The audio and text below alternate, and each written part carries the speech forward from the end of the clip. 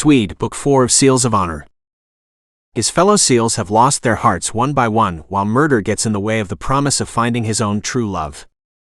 Swede is on the lookout for his perfect mate, but if it'll happen is secondary to when, considering that he's deep in the wilds of Mexico, hunting a rebel training camp. When a group of civilians wanders into the middle of his operation, Swede is stunned to learn a woman he long ago decided was completely wrong for him is in the very place his team is setting up an extremely dangerous mission. Eva loves animals, especially those in need. When a friend requests her help transferring a herd of horses from Mexico to new homes, she jumps at the opportunity and lands herself in trouble. Swede is an old frenemy, and he's determined to extricate her to safety before the rebels show up. Even as he works to shelter her, she struggles to protect her heart from him a second time. The rebels have plans of their own, one that isn't likely to involve a happily ever after in Swede and Eva's futures. Chapter 1. Swede hunkered down behind the massive tree. Who knew they grew to this size in Mexico? In this rebel-infested part of the woods, he and his team were after a new breed of terrorists. One that was possibly linked to the Middle East. Like hell, anyone needed that. It was a good thing Mexico was cooperating with the US on this one. Joint efforts were always more effective. No one wanted to see terrorist training camps set up on this continent. Better to destroy them while still young and unorganized. Voices off to the left had him sliding deeper into the brush. Footsteps approaching, followed by raucous laughter and snarky comments about several women in the compound. Swede frowned. He hated to think of any woman forced to be in there with these assholes. Still, the team needed to make sure they captured the top man alive. He had valuable information. The two rebel soldiers walked closer, their conversation easy to hear. Horse rescue. What bullshit. Hey, they can come rescue us. We could use the distraction. Don't let the commander hear you. We're supposed to be in hard training. I know. We have 30 men training here. We could use a few more women. Who's going to miss a couple of do-gooders, like the women at the hacienda? A new voice joined them. Harder. Colder. Angry. Not happening. No one is to know we are here. Kidnapping a couple of women when you already have several available is not in the cards. Sorry, Sarge, we were just joking, the one man said in low tones. And for that ill-placed humor you will report to the commander this afternoon for special orders, Sarge said, his cold voice turning soft, lethal. Swede winced. Yeah, these first two men were low on the hierarchy and likely knew little, but the other man, now he could be useful. But the one the team really needed was this commander. The voices marched away as the men straightened up and hurried back to the camp. Swede knew they'd been watched for days now. A second infraction, and they'd likely go for a short walk in the woods, and no one would know what happened to them. The Sarge's voice changed as he made a phone call. Swede listened as the Sarge followed the men and made a report. No, sir, they are on their way back. I know the hacienda is out of bounds, but there are a number of horses there, and strangers. He nodded, then added, you can't stop the men from thinking about the women. Silence. Swede looked through the bushes. Right, the soldier said. It would make a good training exercise. With that, he shut off his phone. A single raptor cry sounded overhead. Swede tilted his head to the side and smiled. Hawk was on the move. Swede pulled back and waited for the next signal. When it came, it was not what he expected. The first cry was repeated, followed by two short bursts of the same raptor cry. Frowning at the message, Swede eased back several more yards. They were supposed to be grabbing these assholes, not retreating. Under the cover of heavy growth, he waited until shadows slipped to his side. What's up? Swede asked in a low voice. Hawk has learned something about a group of civilians close by who are trying to round up a small group of horses being shipped today. Civilians? What the hell? Swede closed his eyes. Damn it. They couldn't pull off the op if civilians were in the area. It was bad enough the rebels already knew about the civilians, the women, But he didn't want these people to know about the rebels. Or about his team of SEALs. That was not in the cards. Is the op cancelled? Stalled while we figure out how close the... Just then the sound of running hooves raced toward them. And galloped past at top speed. Swede wanted to cheer the horses on, except the horses were in rough shape. Ribs visible and bony skulls covered by rough hides that looked dull and sickly. Shit. These horses needed the rescue. He couldn't imagine where they were going or who was a part of this, but he hated to see any animal in trouble. Even exhausted and worn out, these animals could cover a lot of ground fast. An odd crooning cry rent the air. More like a cowboy call to the horses. The horses calmed, circling around Swede and Shadow's hiding spot, their panic stilling, their movements slowing. 2 mounted riders came into view, corralling the horses between them and persuading the animals to turn back the way they'd come. One of the riders continued to croon to the horses. Swede and Shadow stood in silence, letting the horses do their thing. They weren't in danger, and both were animal lovers. Hell, Swede was bigger than some of these poor things. He grinned. This was a new one.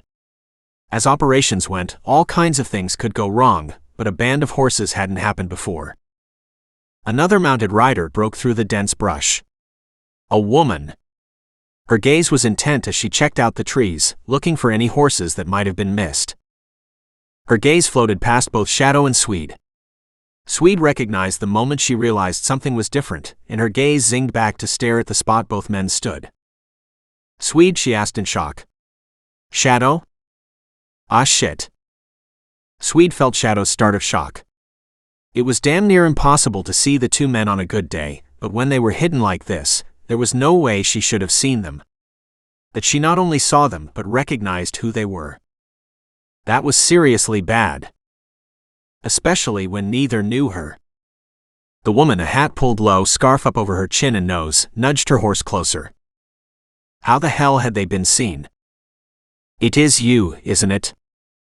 The men melted farther into the shadows. The horse she rode bucked slightly, not happy with the situation. The woman gasped. Oh shit. I'm so sorry. I'll leave now. She spun her horse and urged him away. In seconds, the horse and rider had disappeared into the trees, following the same path as the other horses. Swede turned slowly to look at Shadow. Did you recognize her? With a scarf hat and oversized shirt, hell no. Chapter 2. Eva kept her head down as the branches whipped past, catching at her hair. She'd given the horse its lead, knowing he'd take her back to the ranch. She could only hope the other horses were moving toward the correct destination. They had 3 trailers lined up to haul the animals to special flights that would take them to 2 separate locations in the U.S.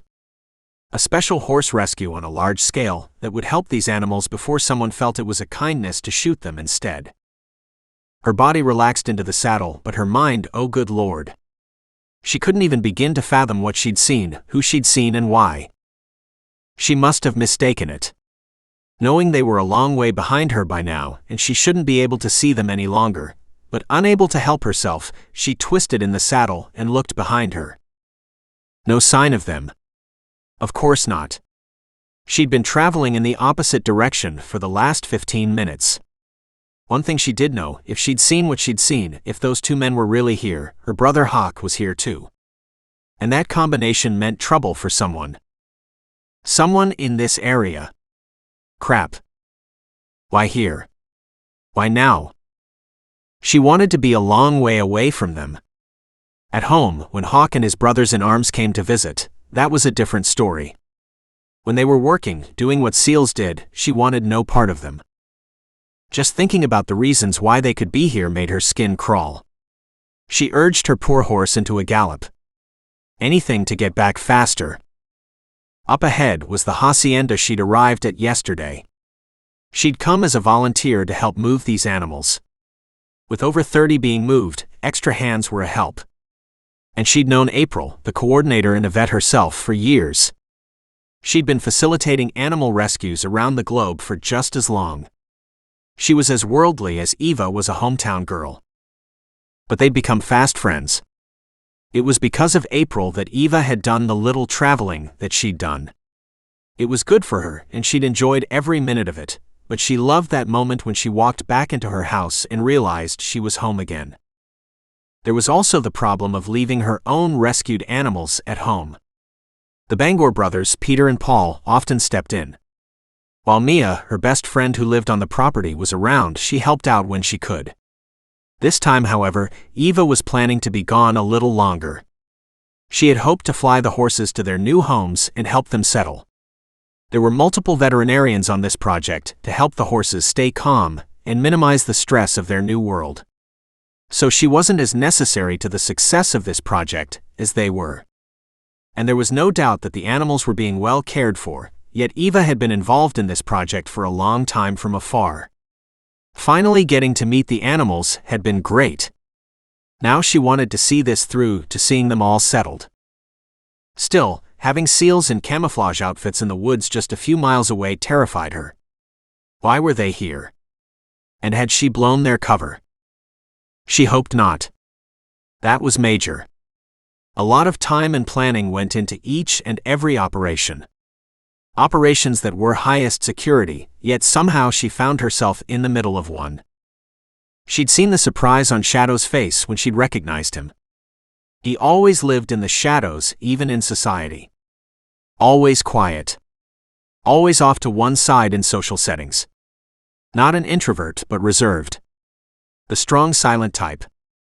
Unlike the mountain, Swede. He always had a girl on his arm except for the time he came to the ranch with two.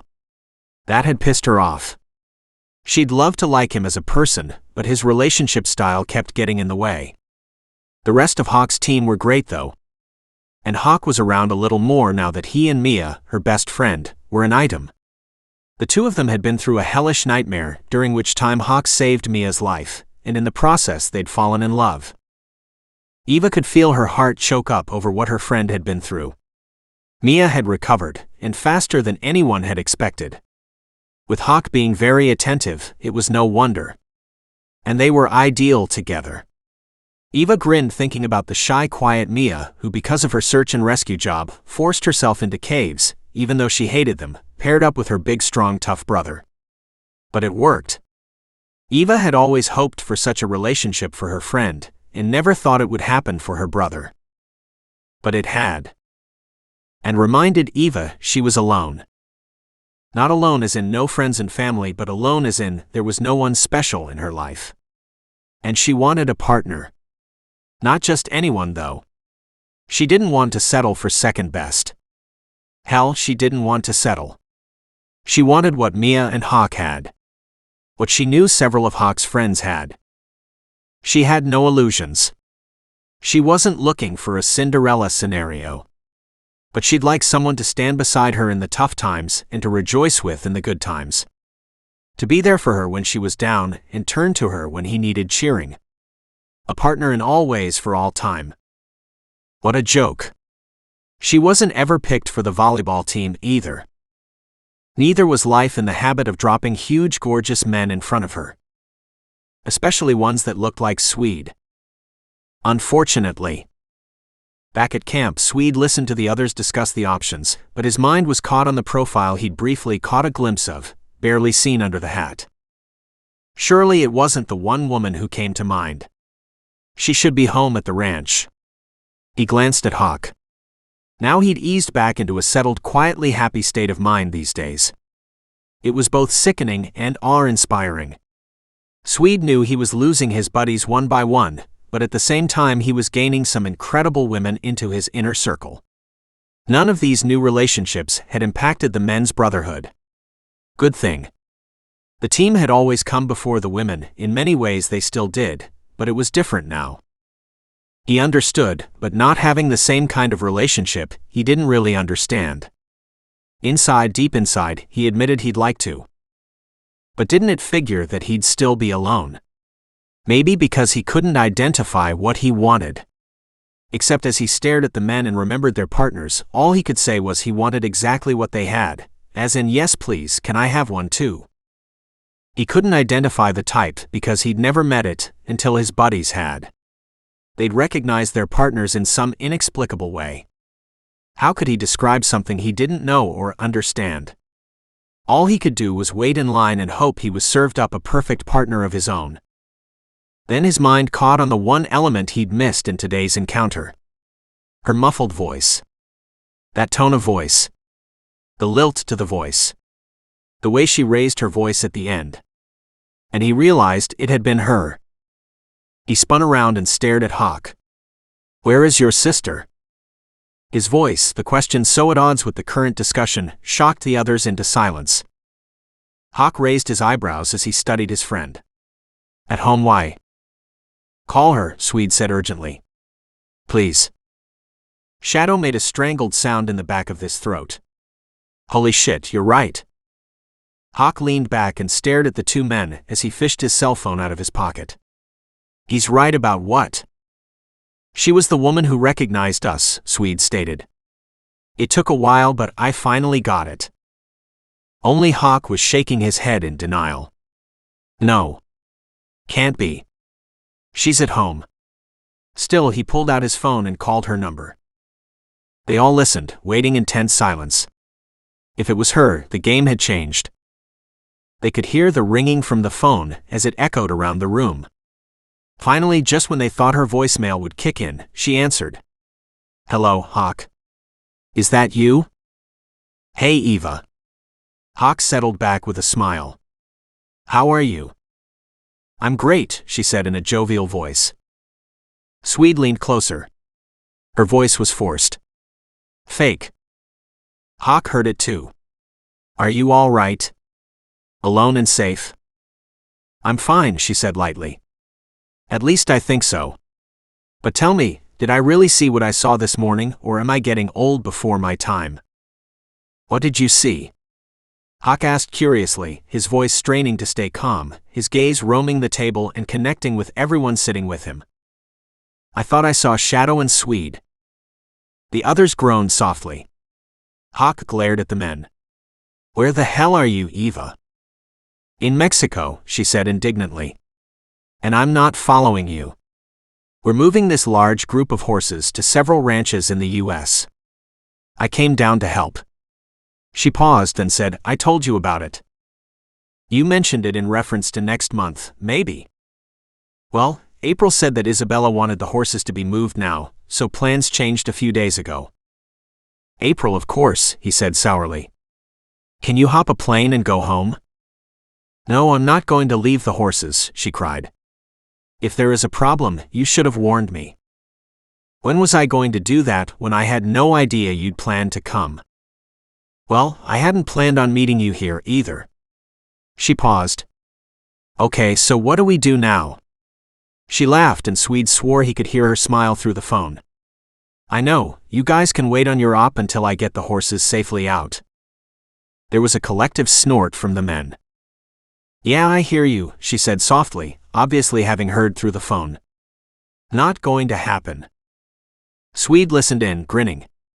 He'd always liked Eva. She had spirit. But she was Hawk's sister, and that was a no-no. Too bad. Then again, she seemed to have something against him. So maybe not. Or he could work to change her mind. "How bad is it?" she asked, her tone low, worried. "Bad." And that was before we heard men talking today about grabbing a couple of women who were looking after the horses as if they wanted something new to ride, Hawk said crudely. Deliberately. Swede figured he was hoping his sister would get the message and run back home. "Of course. They are men after all," she answered coolly. "With any luck, we should be gone by morning. 3 trailers are leaving now. 2 more tomorrow, and I'm in the last one in the morning." "I want you out today," Hawk ordered. "Do you hear me?" "I hear you, but I can't," she snapped, her voice easily reaching through the phone. "I'm here with April. We're leaving with the last trailer in the morning. You need to get the hell out." "I won't leave the others," she cried. "If it's dangerous for one of us, it's dangerous for all of us." "Fine, then all of you get loaded up now and go. It's dangerous and going to go to hell very soon." "Shit." And she hung up. Hawk stared down at his phone in disbelief. "Eva." Eva. No answer. She was gone. So does that mean she's going to leave today? Swede asked. He hoped it did, but doubted it. Knowing her, Hawk snarled. Not likely. I think she's gone to assess the situation there and see if she can move the schedule forward. Shadow spoke from behind the table. He stared out across the land. Always on watch. Never sleeping. Always living in the shadows. She's not foolish. Swede was the same as Shadow except for one big difference: he came into the sunlight to play, a lot. It was what kept him sane. Let him keep doing what he was doing. He loved his job. The people he worked with. But it wore one down over time. By walking in the sunlight as much as he could, he knew he could do more, work longer. That brought his mind back to the men with the new loves in their lives. Loves unlike any relationships they'd had in all the years they'd known each other. Was that akin to living in the sunlight and visiting the shadows, the opposite of what he and Shadow and Cooper were living? Cooper was still on limited duty from an injury, but he was involved just enough to have watched the men partner up. Something none of them could have predicted or understood, but something they all wanted for themselves. Now that they knew, it was an option. What do you want to do? Shadow asked Hawk. I want to kidnap her and put her on the next plane home where she'll be safe, Hawk said in exasperation. But as that isn't going to work, we'll have to keep her protected and safe until she pulls out. We don't have a man to spare, Mason said quietly. Otherwise we could assign one to watch from that location. Swede stared at him. It's not a bad idea. We could set up a secondary base. Whoever runs the ranch might have some idea of what's going on with the training camp. Or they might be involved, and that's going to not only blow our cover, but get one of us killed. Shadow added, especially considering the latter part of the telephone conversation we heard regarding the hacienda and training exercise. Swede nodded. And it's likely to get Eva killed if she mentions this to anyone right now. Silence. Hawk bolted to his feet. I have to keep her safe. You can't go, Mason said. Anyone can research you and find out who you are. But I'm her brother. Right. Better for a lover to go. At least that's a plausible reason. No more plausible than a brother stopping by to help out. No reason for you to either. However, Shadow here has the magical touch with animals. He could go. Or Swede, Shadow said quietly. He's also magical with horses. That's because he's as big as a horse and they consider him family. That brought a round of laughter lightening the air. Swede studied Shadow's face. He could have gone easily. But he seemed to want Swede to go. Why? Swede. Hawk asked. You up for it? Swede nodded. Sure. You might want to warn your sister I'm coming. Hawk narrowed his gaze, then grinned. That's a great cover. You two had a spat last time you saw each other, didn't you? Swede shrugged but slouched back. They'd had an argument, but he couldn't remember what it was. He knew he hadn't been able to stop bugging her until she'd finally snapped at him. Even now he questioned his behavior, and the only logical reason that had come to mind was that she'd ignored him the whole time he was there. Which was stupid as he'd been there with two female friends. He'd not shown his best colors, but there was something about her that had gotten to him. In a big way. Every damn time he saw her. He owed her an apology. So maybe this was a good way to do it. He stood up. I'm going now. Call her and warn her. She needs to talk to no one, including April. Too late, Shadow said. She's likely already spoken to her. Chapter 3. There were a half-dozen people in the barns when Eva joined April. She tried to get her friend's attention, but there appeared to be a horse down. Two of the vets were in discussion over the mare's condition. Eva worried they'd put her down instead of trying to help her. The poor thing appeared anemic and unable to stand. Catching April's eye, Eva motioned to her in the outside corral. April nodded and walked out into the sunshine. Giving the mare one last look, Eva followed her friend out. April was standing on the far side, her arms crossed and leaning on the fence rail. "What's wrong with the mare?" "Mark is looking her over now," April said sadly. "I can't help but feel I should have gotten here a month ago." Eva winced. How many times had she said the same damn thing with one animal or another? It was too often. Let's hope they can help her. That doesn't mean she'll be strong enough to make the trip, and if she can't travel now. Right. It's not like they could just arrange all this for one horse next week. They could, but it took money. A lot of money. Funding rescues was a constant battle. Some months were better than others. Some projects easier to raise money for. People loved helping horses, but that didn't make it easy to raise this kind of money a second time, so they had to do the most they could with the money available. Still, that wasn't why she'd brought April out here. Eva glanced around behind her, uncertain how much she should say. "I guess there's no way we can all leave convoy style today. It would be good to have everyone out at once." "I wish we could." April looked around nervously. "I'm not normally given to nerves, but I've had a feeling that we're being watched all day." "Yeah, me too," Eva said in a low voice. "That's partly why the suggestion." "Do you think we could?" "Given the one mare, I don't see how. If she's on her feet, we could travel with her. They won't take her on the plane if she's not walking, and won't be allowed into the US if she's not ambulatory. I have no idea on this one. We'll have to make a call soon." Eva didn't want to leave the mare. But a dead or dying mare while in transit would be a nightmare. There was a deep rustling in the trees beside them. Both women started. Eva grabbed her friend's arm. "Let's go back.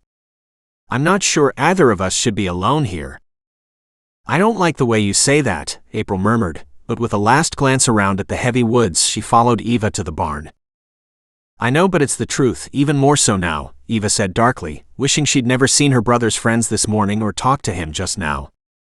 It was a beautiful day in Mexico, only now there was a dark edge to it. And that she didn't like. How much danger were they in? Back inside the barn, she was relieved to see the mare on her feet and being walked around in a circle. "Will she be able to travel?" she asked Tom, the vet standing closest to her. He nodded. "Yes, she will." Eva grinned. "That's great. I'd feel terrible leaving her behind. She looks like she needs to get out of here the most."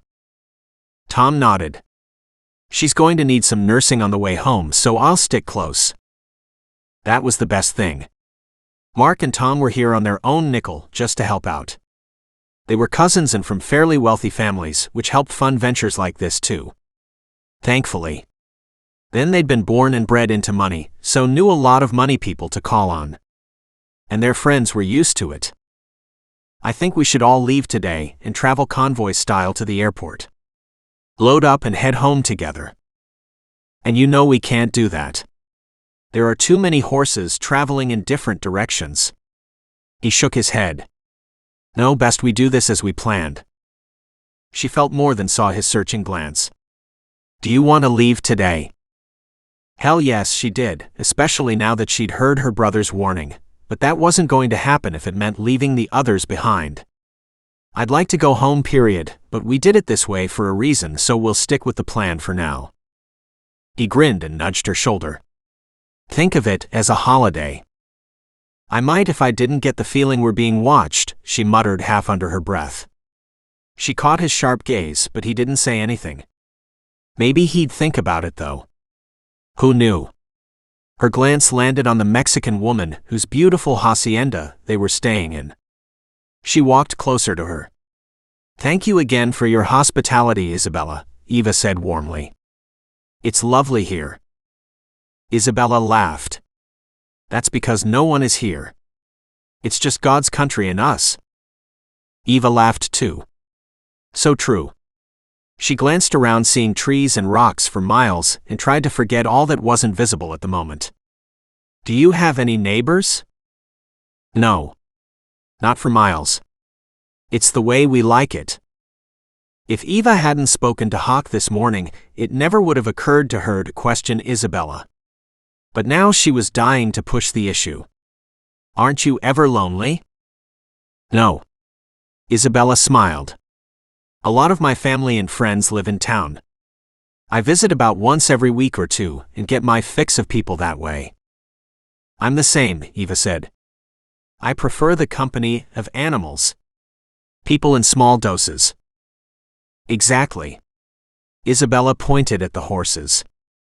These horses have been running wild for a long time, but they weren't born to it. As people couldn't care for their pets, they drove them out here and released them. All fine in theory, but there isn't much for them to eat. They didn't know how to fight for their survival. They have suffered. Well, their suffering will stop now. In truth, many of the horses Isabella had been caring for came from other places as well. She'd been rescuing horses out of the goodness of her heart, but the struggle to find homes for larger animals was never ending. The cost became too much and the available space too little. Over half of the horses they were taking back were ones she'd been caring for because others couldn't. This project would give the horses a better life and ease Isabella's burden too. And if it wasn't for who she'd seen in the bushes and her brother's phone call, Eva would be enjoying herself immensely. Now she wanted to go home fast. But she wasn't about to desert anyone. Swede went over the approach in his mind several times. And realized with a shock he was nervous. He of the 100 women, okay, so that was an exaggeration, was nervous about meeting Eva again. Hawk was supposed to prep Eva for the upcoming scenario, but Shadow, a thread of humor in his voice, had suggested that if Swede went in without giving Eva any preparation, then she'd have a more honest reaction. Hawk had agreed, damn it. How was Swede supposed to use the cover of being an all-important ex without her blowing it and blowing him off? Right. He had to really mean it. Grumble. He didn't play games. Then he was Seal and there was nothing he couldn't do. Yeah, right. When it came to computers, he could make them sing. When it came to terrorists, he could make them scream. When it came to women, well, he was no slouch there, he could make them scream with pleasure too, but he didn't play games well. The ranch appeared deserted when he arrived. From the looks of the typical Mexican hacienda, the owners weren't poor. It was large and of course white and sprawling. There were several stories on the one side, and appeared to go forever on the other side. He parked and walked through the gate, and thought he heard noises down the long walkway to the back of the property. Coming around the corner, he saw several barns and corrals. And a group of people working on loading up several horses. He paused and studied the horses. Skinny and bruised but still gallant, they walked where they were led. Not defiant but not beaten. Nice for those on the other end of the rope. Swede had been on that other end of the rope with a different story many times. Then these horses likely didn't have much fight left in them. They'd been beaten and abused. Although some looked like they'd just been let go. It happened. Still, he didn't want to startle the animals and cause the nice orderly system to turn to chaos.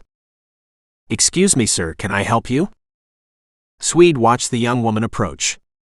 Maybe early 20s, Mexican, long hair and a thick braid down her back. Hired help from her clothes and mannerisms. Yes, I'm here to see Eva Loring. He gave her a winning smile. She's my fiancée. And has no idea I'm here. So it's a surprise. The young woman's face lit up. She's in the back with the horses. She turned around and called behind her, "Come with me and I'll take you to her." He'd hit the right note. Of course, the thought of romance often won a young female heart over. Good thing in this instance.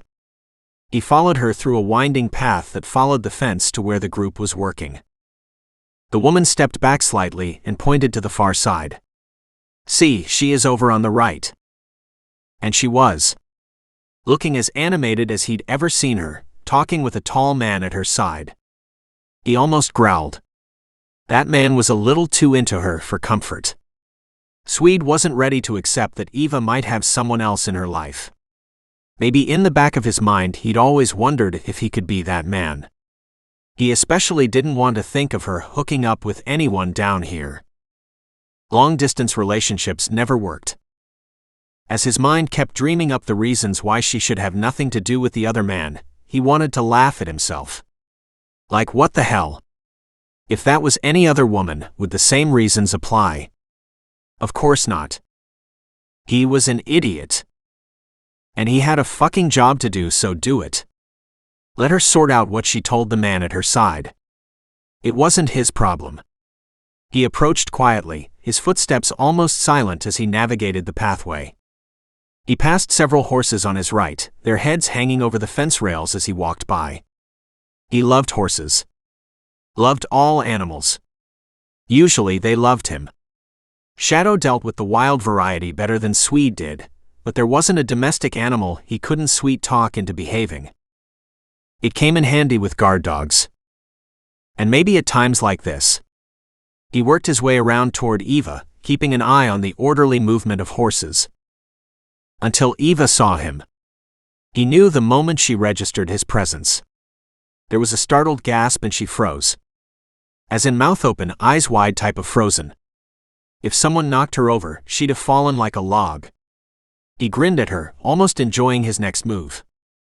As if she saw something in his gaze, she took a step back and then another one, her gaze widening to impossible orbs, and she started to shake her head, her hands up to ward him off, like that would work.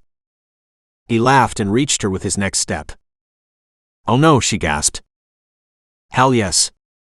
And he reached out and snagged her up into his arms and twirled her around in a big joyous arc, and when he placed her back onto the ground, he lowered his head and planted a hard possessive kiss on her mouth that said, "She's mine," to anyone watching. And for that moment, he meant it. He had no idea where that possessive streak came from, but it was there. And he couldn't stop the waves of longing that coursed through him. And then there was the response. Shock, disbelief, curiosity, he liked that one, and maybe passion, but it was hard to tell. He'd have to try this again at another time, when they were alone. The thing was, she wasn't exactly responding like he was a returning lost lover, and he needed her to. So he cranked up the heat. By the time he lifted his head, she was a liquid puddle of female in his arms. Now that was the right response. He grinned. Lowering his head, he whispered, "You need to pretend I'm your long-lost fiancé who couldn't be apart from you and flew down to join you. We had a recent spat, but I'm here to make up." He watched the concept and suggestion fire through her mind, catch, get discarded before forcing herself to take another look and reconsider. She was smart. Damn smart. Always been at the top of the class, but did she get it? He hoped so. She sagged against his chest and he cuddled her close. "Are you okay?" he murmured. She nodded and straightened. "I'm fine," she said brusquely and shoved against his chest. To no avail. He didn't release her from his embrace. He studied her carefully, then said, "I'll let you step back if you keep up the act." "And if I don't," she whispered in a spirited voice, but she kept it low, private. "Then I'll throw you over my shoulder and drag you the hell away from here, regardless of your feelings in the matter." "But that's kidnapping." "Like I care." He stared at her calmly, coolly, but giving her no way to misunderstand. He'd do what he needed to do, and she could holler all she wanted, but she was not going to change his mind or stop him from doing what he felt was the right thing. And finally she got the message. She slowly nodded. "Fine. But remember, you came to apologize, to make up for being such an asshole to me," she snapped. "And I'm not convinced. So you'd better make it good." She spun and flounced out of the way, leaving him staring flummoxed behind her. Somehow she'd turned the tables on him, and instead of making him mad, he was fascinated. Chapter 4. She didn't know how to feel. There was so much heat coursing through her veins, it was amazing she'd been able to speak at all. Hopefully she hadn't given her reaction away. She groaned at that. He couldn't have missed her response to his kiss. Holy shit. Was he for real? What had she missed out on all her life? She'd had relationships, lovers. Almost made it to the altar right out of high school, but looking back she realized that almost was a good thing now. She wasn't the same person she'd been back then. A lot of time and experience had passed. She wanted different things now. Different people. And damn, apparently, she wanted different kisses. She'd always had a different view of Swede. She'd put her attraction to him down to the fact that he reminded her of her brother. Big, capable, determined. Like her brother. So she'd done her best to ignore him. Or jab at him to hide her anger at his life choices. Because she couldn't be a part of that. Unfortunately, Hawk had noticed and had commented a time or two. She'd brushed him off, saying Swede irritated the hell out of her, but he was Hawk's friend, so as long as he behaved around her, then he was welcome. She was an idiot. It was only now that she'd been kissed by him, a fake kiss at that, she realized the women had been right to hang on his arm. She'd do the same in different circumstances. But she didn't have different circumstances. She was here and now, and his suggestion was ludicrous. But her twist on it worked. She grinned. The onus was on him to make things right. Which gave her a chance to appear more natural. She damn near failed drama class in school because she couldn't pretend. She was all about reality. And often reality was a bitch. Hey Eva, who is that guy? I didn't know you were in a relationship. April looked behind Eva at Swede, her attention caught, her eyes assessing. Eva studied her friend and realized that for the intensity of her gaze and the interest therein, it wasn't personal interest. More as in, she was concerned for Eva. I didn't say anything, Eva muttered, as we got engaged then had a fight. She glanced behind her at Swede. Now he wants to make up. April nodded slowly. In a low voice she said, he looks like he gets what he wants. To a certain extent, Eva said. But I'm a little different than his stream of ex-girlfriends. She directed her glare at Swede, who gave her a hot melting look that damn near made her stutter. He quickly approached. When he turned on the heat, the man was lethal. And she'd better watch out that she didn't fall under his spell. She couldn't afford to believe the fantasy was real. I wouldn't have you any other way, Swede said easily, placing an arm around her shoulders and tugging her up close, his words letting her know he'd overheard her comment. He reached out his right hand to April and said, "Nice to meet you. I'm Swede." April shook his hand, her own disappearing into the big mitt. "Nice to meet you." She slid a sideways look at Eva. "I can't believe you didn't mention him."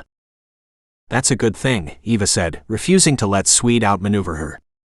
"As the things I'd have said recently wouldn't have been very nice." Swede's hand on her shoulder gripped her gently. "And that's why I'm here. Misunderstandings require some reassessment. However, I know what's important." He beamed at her, a devilish twinkle in his eyes. "And you're it." She wanted to roll her eyes at him because she knew better, but damn if the weak female in her didn't want to believe. In a low voice she said, "I bet you say that to all the women." "Only you, honey, only you." His voice was so serious, so caring, so real, she was shaken. She didn't dare look at him. She wanted to see the sincerity for her in his eyes, and not for this ludicrous scenario they'd fallen into. That he could make her want him so fast, to yearn for something other than what she thought she wanted, said a lot for her confused state of mind. This had to change. He was here for a reason. To that end, she smiled at April. "I'm going to show him around the place, we'll be back in a few moments." April nodded, the tilt of her lips saying so much more than her words. "Have fun." This time Eva did roll her eyes. Swede gently tugged her toward the horses milling at the other side of the pasture. They should be able to talk there. And make it look like a lover's conversation without too much effort. He hoped. Depended if she was planning on cooperating. It looked more like was she planning on making him pay for melting her bones. If that was the case, that was fine with him. He'd had little choice but could understand her position. And honestly, he was damn glad he'd kissed her. Who knew Eva was the hottest thing around? Ever. Even now he couldn't get the feel of her lips out of his mind. The taste of her. The feel of her slight frame tucked up against his chest. She'd felt right. And that was bad news. Because right with her meant not right without her. And he wasn't ready for that. Not with her. No matter what his mind had been wondering earlier, it wasn't possible. She was Hawk's sister and out of bounds. He slid a sideways glance her way and frowned. She also wasn't his usual type. Black hair with creamy white alabaster skin was all good, slim and light was also good. Yet she was shyer, quieter than he was used to. He played with party girls who knew the score. Eva was anything but. And yet she had something he couldn't quite let go of, including packing a punch in that kiss. He'd gone for gold deliberately, and what he'd found blew him away. And kept him wanting more. Why so quiet? She asked suddenly. Are we in danger? You could be. He wrapped an arm around her, intent on getting her farther away from the others, but she pulled back and turned to confront him. What the hell is going on? He motioned to the others and said in a low voice, I'll tell you, but I want you to come with me quietly. I'm not going anywhere with you, she snapped. Not until you tell me what the hell is wrong. I can't tell you much. He narrowed his gaze and wondered what he could say that would gain her cooperation without telling her too much. The truth, Swede, she said in an ominous voice. Now. He glared at her, then turned around studying those around them. Maybe they were alone enough. He shrugged. You saw us this morning, so you know we're in for a reason. And that reason is very dangerously close to this ranch. He lowered his voice even more. And the hacienda, horses mentioned as a possible terrorist training exercise. What? She stared at him, her eyes huge, endless orbs of horror. We have to do something. Exactly, he said, motioning to the ranch and her presence here. I'm trying to. Not just for me. What about the others? There are several good people here who volunteered their time to help these animals. And April is here. We know. We're monitoring the situation and we'll do our best to keep it under control, but you need to know how bad this is. And we need to know if anyone from the ranch is involved. Never. Chapter 5. She couldn't keep the shock and indignation from her voice. Isabella couldn't be involved in this. She's helping the horses the same as she's probably helped hundreds of others over the years. Which makes a perfect front for the rest. What's the rest? You're not saying anything, you're just implying. And none of it makes sense. We have to consider all options, and with this ranch here as it is, she must know about a rebel training camp only a few minutes away. She stared at him wordless. Then shook her head. Not possible. Eva, are you okay? Isabella asked from behind her. I don't know this man. Her voice was harsh, cold, and Eva understood. She was a guest in Isabella's house, and her fiancé had arrived without warning, and was now walking the place as if he had the right. And of course he didn't. Apologetically, Eva turned to Isabella. I'm so sorry. I should have come to you right away. And damn Swede and her brother for not giving her some warning to set something plausible up to explain Swede's presence. Before I came down, Swede and I had a terrible fight, she said. He came to make up. Eva quickly made the introductions. Isabella shook Swede's hand, but her gaze didn't release him. It was as if she was trying to see into the very soul inside. Then she smiled. I'm glad he has romance of the heart. It is always better to not stay angry at each other. Better for you to stay together and eventually get married. Thanks for letting me on your place. It's pretty spectacular, Swede said easily, his smile very much in evidence. Eva envied him. He seemed to believe everyone loved him, and of course they did. Maybe they did because he believed it. She'd heard that logic a time or two. Not sure she believed it yet, though. And she never felt the same easy camaraderie on first meeting someone. She always held back, waited to see who was who before jumping in. She was cautious. Her brother would say overly cautious. You are welcome. If you are here to help save the horses, then you are doubly welcome. We need more people to care. I do love horses. If I can be of assistance, then point the way. Swede's voice was so smooth and friendly, so damn natural Eva could only stare at him in envy. Is that okay with you, Eva? Eva turned, startled to hear Isabella's apologetic voice, and realized they were both waiting for her to respond. Like she had a choice. She slipped her arm through Swede's and smiled at Isabella.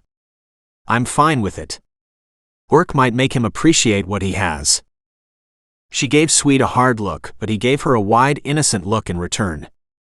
Isabella laughed. Now that sounds like an idea. If he's in the doghouse, then this is a good way for him to get back into your graces. Swede wrapped an arm around Eva and smiled at Isabella. Lead the way.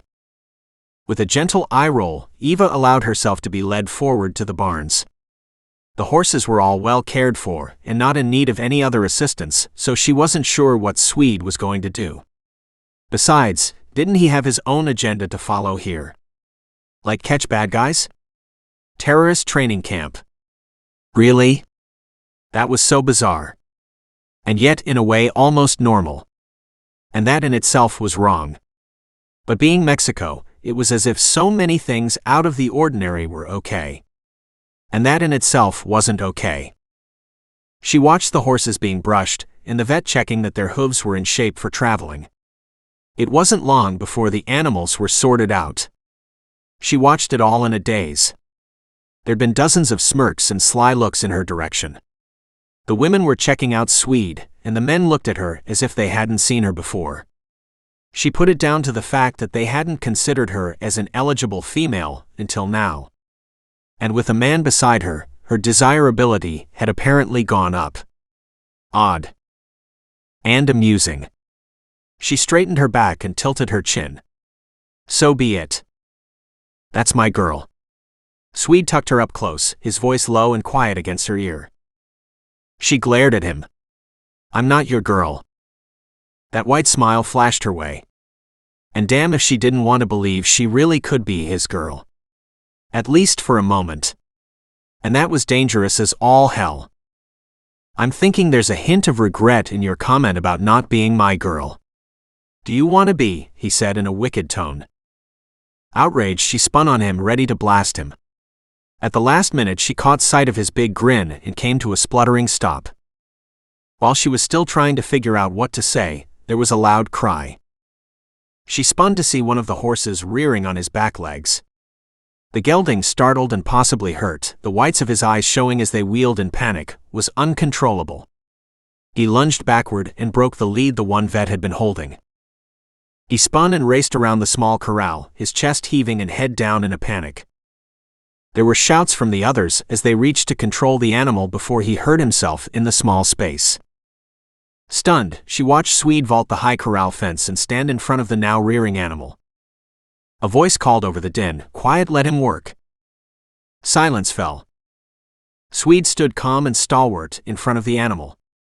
If he was speaking, it wasn't loud enough for anyone else to hear, but waves of compassion and gentleness rolled off his shoulders. And the huge animal knew it. He finally stood, trembling and blowing hard in front of Swede. Swede never moved. Finally, the animal walked forward and gently butted him in the chest. Swede stroked the animal, then turned and asked, "Do you have a towel I can rub him down with?" Immediately, one of several was tossed over the top rail toward him. He walked along the side of the horse and wiped it down. This time his voice, gentle and calm, could be heard in the silence. "Easy, boy. It's all good. No one here is going to hurt you." The horse kept nudging him, looking for more attention, which he gave. By the time the horse had been thoroughly wiped down, he'd also been well loved by Swede, the big man seemingly unfazed by the scrutiny he was getting from his audience. Eva didn't know what to say. Or think. He'd soothed that animal so easily and confidently that he'd instantly become an asset to the group. Talk about finding acceptance without trying. She'd have a hard time getting him to leave now. The others were going to urge her to keep him here, even if only until they got the animals on the road. And maybe for the horse's sake she could. But it would only be for their sake, right? Shivers ran over her at the memory of his sure strong strokes soothing and calming the terrified horse. The animal had responded to that confidence and sure touch. Hell, so had the people watching him. Damn him. Swede didn't know if he'd helped or hurt his cover here, but the animal had been in need, and he'd never been able to walk away from one of those. Even people. From the corner of his eye, he could see Eva standing and watching. Animals responded to him easily. He'd volunteered at the local animal shelter as a youth, helping the animals through the traumatic changes in their lives. They were innocent victims. He could see why Eva took in the animals that she did, but it was financially draining. Thankfully, her land was paid for, but animals this size had to cost a lot in just maintenance. Then there were the vet bills. But she was adamant about taking in as many as she could, and helping those she couldn't as much as possible. He admired that, but wished she were anywhere but here. With a quick glance at his watch, he realized time was wasting. He led the big, raw-boned animal over to the others. "He should be good now," he said. "Thank you. You know your way around horses," April said. "Glad to have the help." And here I was hoping to spirit Eva away," he said with a warm, loving gaze in Eva's direction. He grinned as hot color washed over her neck and cheeks, and her glare, well, he'd be paying for this charade for a long time if she had her way. Too bad. It didn't even feel like he was faking it. "Besides," Isabella said, "we could use your magic touch until we get the animals loaded and on their way. Surely you can put off the intimate reunion until later tomorrow. The horses will be on the road by then." The low, amused tone of her voice was picked up by the others, and with much grinning and sideways looks at the pair, Swede conceded, "I'm trying to get back on her good side. If this will do it, then I'm all for it. We can leave later tomorrow if that's the best option." Inside he was thinking like hell. He'd spirit her out of here in a few hours if he could. Hawk was going to have a shit fit if he didn't. "So Eva, does that work for you? May I stay and help out, then take you away so I can convince you to give me another chance?" Chapter 6. Somehow Swede managed to get everyone alongside in 5 minutes flat. Not only did they like him, they respected his ability with horses, and now they were rooting for him to not only stay and help them in their efforts, but in her giving him a second chance. Damn, he was good. "Certainly your help will be welcome here," she said in a smooth, no-nonsense tone of voice. "After all, we need all the help we can get until the animals are on the road." She deliberately stopped there. "And the rest?" Isabella asked, laughing. "Does he get a second chance?" The others laughed, but April stared at her, eyebrows raised, her gaze confused. But then April knew nothing of Swede's presence in Eva's life, and had to be wondering where he'd sprung from and why. "I guess we'll have to wait and see tomorrow," she said in a saccharine sweet tone. "Oh, she's going to keep you on your toes," Isabella said. "I'd be very good over the next 24 hours if I were you." "I will be." Swede grinned. "Besides, I do some of my best work at night." The others guffawed. Eva shot him a fulminating look. "Right. Now, but there won't be any opportunity for you to prove that, as you'll be sleeping on the hammock outside." She turned on her heels and walked inside, still fuming at the ease he managed to have everyone eating out of his hand.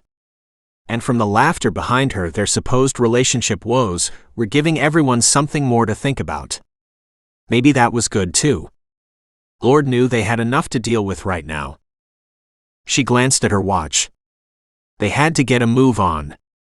The trailers should be gone in less than 2 hours. Any later, and it would push the transport logistics from difficult into stupid. The flights weren't bad, but the vets would have to keep an eye on how the horses reacted. Some horses took to planes no problems, others, well, she hoped no one would find out. Just as she reached the kitchen, she heard April calling, "Eva, wait." Shit. Now she was going to have to come up with some kind of explanation. Too bad she didn't have one. She couldn't tell her the truth, and neither could she make up lies she'd have to remember later on. Better to stay with a variation of the truth.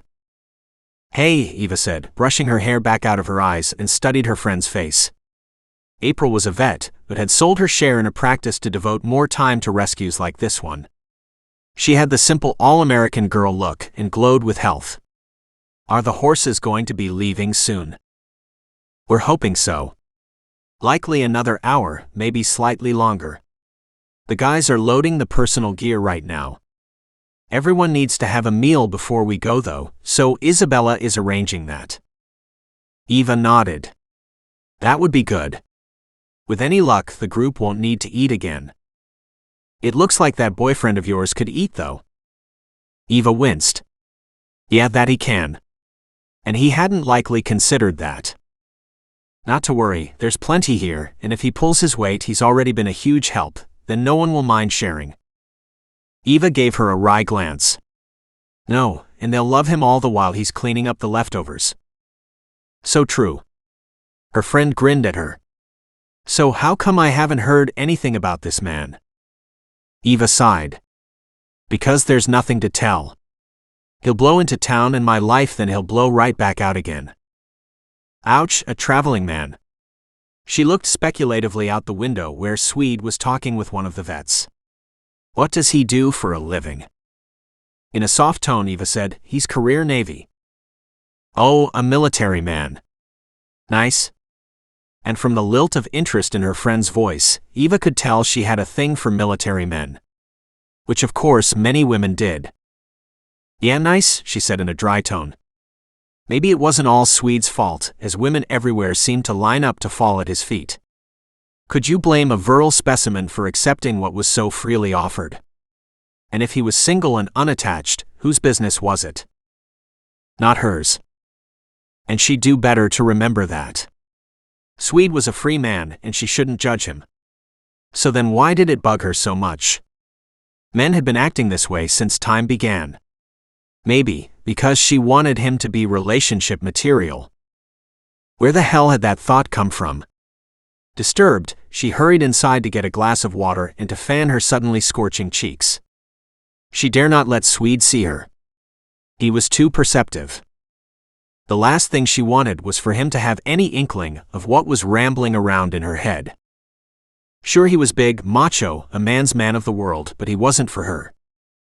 But he could be, her heart whispered. He really could be. Shit. Shit. Shit.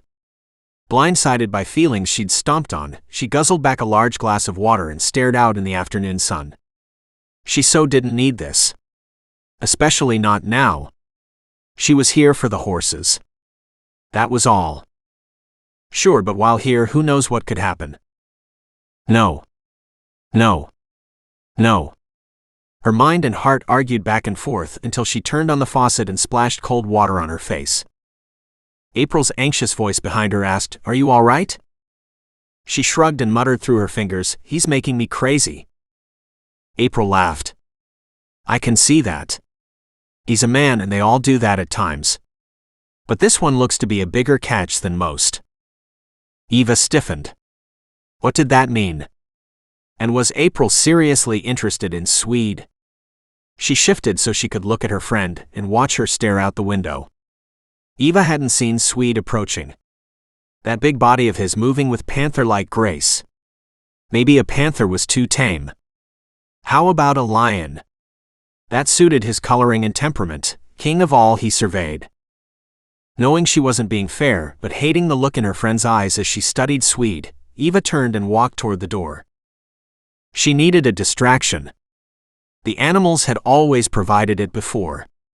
Maybe she'd be lucky, and they would again. God knew something needed to stop her from throwing herself at her brother's friend and making a fool of herself. Please. Please. Swede walked into the kitchen. He'd seen Eva head there earlier, and from her mad dash he'd been afraid she was upset. She wasn't delicate, and had always appeared to be more even-tempered than many women he knew, but had a tendency to be acerbic around him. He'd asked Hawk about it, but his buddy had just shrugged and said she didn't like playboys. At the time he'd laughed, then wondered if that was a serious issue. He didn't consider himself a playboy. He enjoyed what life had to offer, but he didn't go looking and never aspired to the lifestyle. He really liked Eva, but they'd hit it off wrong and had stayed that way ever since. In truth, it was because he liked her as well as he did that he'd been playing the suave playboy. She was the sister of one of his best friends. In the military, that wasn't a good idea. As a SEAL, his team were brothers. They were that close. And going after one of the family was not cool. If he were serious, then maybe, but still, he'd never forgotten her. The shy innocence. The natural beauty. Her soft touch and caring heart that was too big to be believed. She'd taken anything broken or hurt, and she did her best to heal them. The last thing he wanted was for her to see him as needing her help. How humiliating would that be?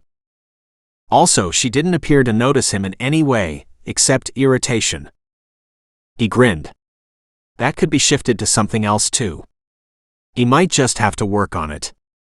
Then again, she was Hawk's sister. That meant she understood the danger and lifestyle they were in, and she knew about the traveling and uncertainty. And the women. He frowned. Maybe she'd seen too much of Hawk's wild lifestyle and judged them all the same. Still, whether she did or not didn't change the fact that she was Hawk's sister. Only his mind whispered through his psyche, unless you're serious. But was he? No. At least not yet. He gazed at her out of the corner of his eye, and sure enough, she was glaring at him. Her temper sparked the devil within. Without giving himself a chance to second-guess his actions, he strode to where she stood at the hallway, reached down and snatched her up into his arms and kissed her, hard. Then lowered her and stepped back, checked out the bemused look on her face and nodded. Just in case you were wondering, I missed you. And he walked through to the main part of the house, leaving her spitting in his wake. Chapter 7. Eva's mouth worked but no words came out. The door slammed behind Swede. Nice exit for him. April's shriek of laughter didn't help. She glared at her friend, wishing she wasn't loving this moment quite so much. Or that there wasn't as much admiration and feminine interest in her gaze as she watched Swede walk down the long veranda. Damn that man. Was she really so easily rattled that all he had to do was kiss her stupid? April spun back to face Eva, her grin widening. That's when Eva realized she held her fingers to her own lips as if to preserve his kiss. Oh my God, he's so into you, April said in a high swooning voice. Right. So into me. That's why he left.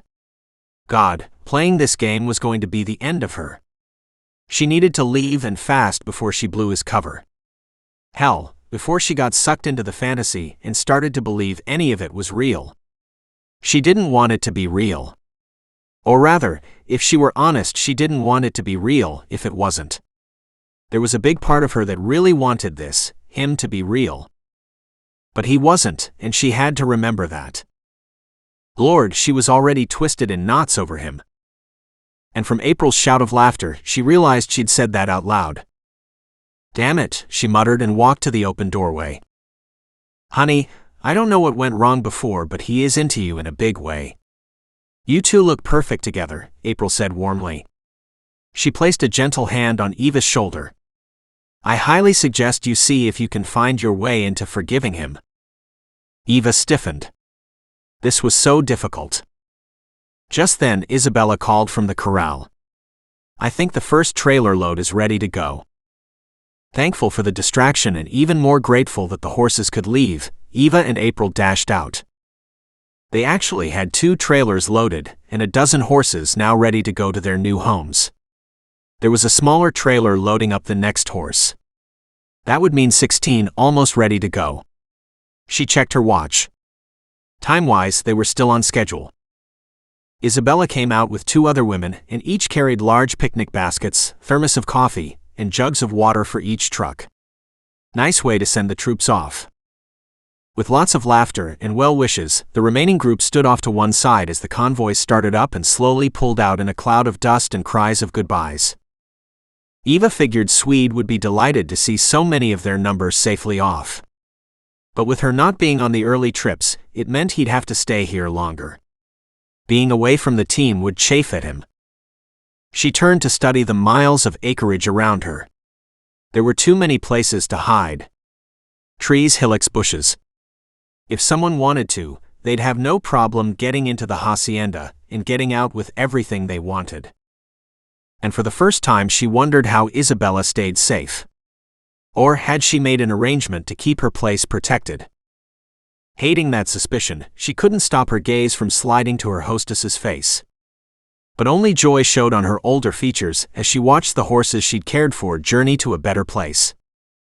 With low water levels in the area, the more the better, and as soon as possible. This area was parched. Eva stayed quiet. She wanted the rest of the horses safely gone now too. Swede had infected her with his words and warnings. As the trailers disappeared from sight, she realized most of the men had gone in that trip, leaving mostly women behind. If Swede's concerns were correct, they'd just made things a lot easier for the rebels to do what they wanted. Shit. She might just need Swede after all. Wouldn't he love that? Shit. He hadn't realized how the balance of the sexes were changing here and now. 6 men left with the 3 horse trailers. That left 2 men, both older, and the rest were women. Unless Isabella had staff he had yet to see.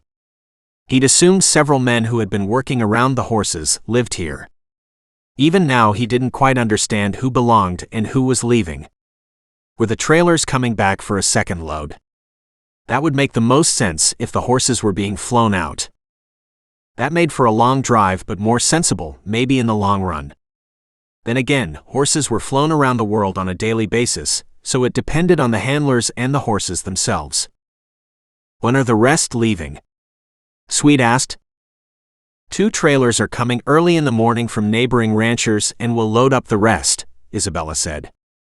These trailers came from Mexico City. One of the locals is doing a trip today and tomorrow to help out. We're dependent on everyone's goodwill to make this happen. He understood that. It was great everyone was pitching together to save these animals. From what he'd seen, they were in need of it. Eva was studying the one mare that had trouble earlier. The mare was back on her feet and appeared to be eating well. He wouldn't doubt that Eva was planning on taking a couple home to her place. The words were on the tip of his tongue to ask when he caught sight of something wrong out the corner of his eye. Gaze narrowed, he searched the corner of the barn where he was sure he'd seen a head pop around to take a look then disappear again. Suspicion aroused, he sauntered over in a casual gait, as if uncaring what direction he traveled. When we see him. She glanced behind her as if to make sure they were alone and added, you should tell Shadow to move from the horse training center over here to look. Swede stilled then walked on casually. You saw him? Of course, at first just a man, but I quickly recognized it as him, she said in exasperation. Just because you're all seals doesn't mean you're the only ones aware. Apparently not. Still, he wasn't sure he wanted her with him while he checked out the back of the barn. You need to go back with the others, he said quietly. I'll check this out. And stay together. Nothing is easier than picking you off one by one. He disengaged her grasp on his arm and said, now. With a fulminating look in his direction, she turned and hurried back to the others. Good, maybe now she'd finally realize he'd been serious. This wasn't the time or place to argue. Not when there were rebels possibly looking to add to their stable of women. Chapter 8. She couldn't stop watching as Swede wandered close to the barn. It had been a subtle movement, but she'd caught sight of Shadow as he drifted around the other side of the same barn. Good. Then chances were the man wouldn't escape, and she could rest a little easier. Hopefully. He's fine. Probably just exploring, April said beside her. She turned to look up at her friend. Sorry? You can't take your eyes off him, April said, nodding toward the barn where Swede was no longer visible. That's a good sign. Eva couldn't help but laugh. If her friend only knew. He's a good man, she admitted. There, see. You're almost ready to forgive him now. Ladies, shall we go in? The preparations for our dinner are underway. Isabella smiled at the two of them. Then we'll need to do a final check on the remaining horses so everyone can leave as planned in the morning. And thank you so much for your hospitality in making this happen, Eva said warmly. You've been most generous. They are my babies. I'm both sorry and sad to see them go, but it's good for them. Isabella laughed and motioned inside. Come, the sun is much too hot to be out here now. Laughing and talking amongst themselves, the remaining group moved into the cool hacienda. Tall drinks were passed around as they all settled into comfortable seats in the main part of the house. Eva's quick glance surveyed her fellow volunteers. Now that your fiancé is here, Isabella's eyebrows rose up, and has a truck, will you be traveling with him? Maybe. Eva nodded, but she had no idea. I'm not sure what the plan is yet. I would if I had a chance, said Mary, Janice's daughter, the second vet that would be traveling with the horses tomorrow. That comment brought a twitter of laughter from the rest of the women. April added, he is a male in his prime. The other women grinned and nodded. Eva just slunk down in her chair, uncomfortable with the conversation and hoping it switched out before she had to make up more lies. Lies she'd actually like to turn into reality, not fantasy. And that wasn't going to happen. Where is the man of the hour? Janice asked. I thought he was with you. He's gone to take a look at the remaining horses. He's got quite a way with them, Janice admitted. Mary laughed. That's because he's half animal. And he's taken, her mother warned. Eva wasn't sure Mary even heard the admonishment. Still, Mary's reaction to Swede was understandable.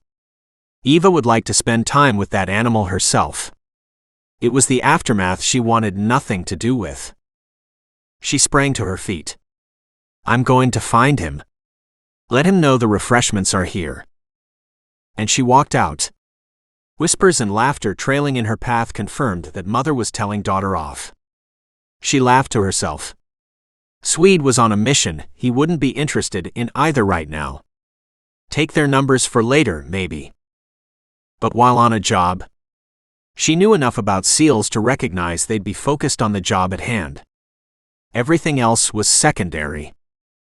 She wandered down the covered walkway along the outside of the main part of the house, feeling the heat after being inside the coolness. Holding a hand to her eyes, she shielded the reflection of the sun. There was no sign of Swede. Damn the man. Surely he hadn't run into trouble, had he? She stopped and listened, but outside of the occasional swish from one of the horses standing and snoozing in the sun, there was no movement from anywhere. She knew something hadn't gone as planned. Instinct had her picking up her feet and racing to where she'd last seen him standing. And barreled around the corner of the barn, only to come to a shuddering stop as she hit a wall. Oh, slow down. Swede picked Eva up and twirled her around to reduce the force of her impact. Then he stood her back on her feet. And grinned. She looked flustered. And worried. His grin fell away, and he gave her a little shake. What's wrong? You. She glared at him. I didn't know where you'd gone to. All the women are inside having drinks. He relaxed. Good. I was afraid something had happened. No. Everything is fine. But she didn't look fine. What's bothering you? You. I wouldn't be so worried, but it occurred to me that we're a little short on males here now. 6 left with the horse trailers. I think Isabella has 2 older ranch hands that live and work here, but if someone wanted to attack, well, there are 4 women without counting Isabella and her staff.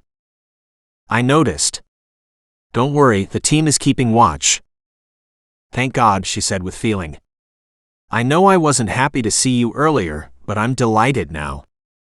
It feels empty with the other people gone. And it's also too damn convenient. Who arranged for the people to come and leave in this pattern? I don't think it was a pattern, but if it was arranged, then it was Isabella. Swede kept silent. He'd do a little digging into Isabella's background. He hated to be suspicious of everyone, but after his years in the military and seeing what people did to each other, and often for little or no monetary gain, he knew better than to ignore something that was seriously obvious to him.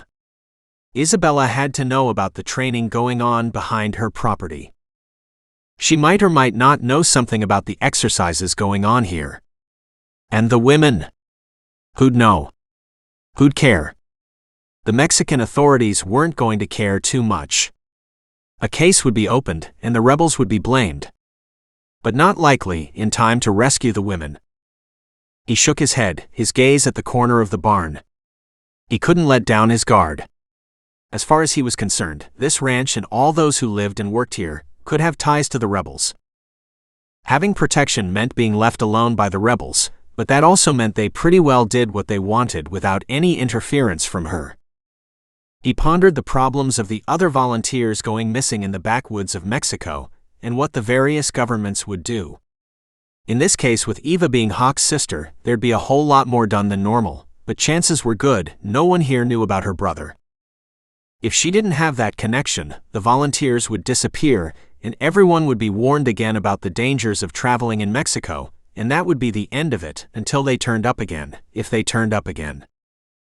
Alive or dead. A large bird flew overhead. Looked like a buzzard from the neck size and wingspan. Not good. It was as if they knew there'd be bloodshed on the hacienda soon enough. A long low bird call had Eva gasping and spinning around in his arms. "That's my brother," she whispered, a huge smile on her face. "Wow, am I glad to hear that call. I told you they were all here." "I know, but now I don't have to listen to your reassurances, I know it inside." She beamed.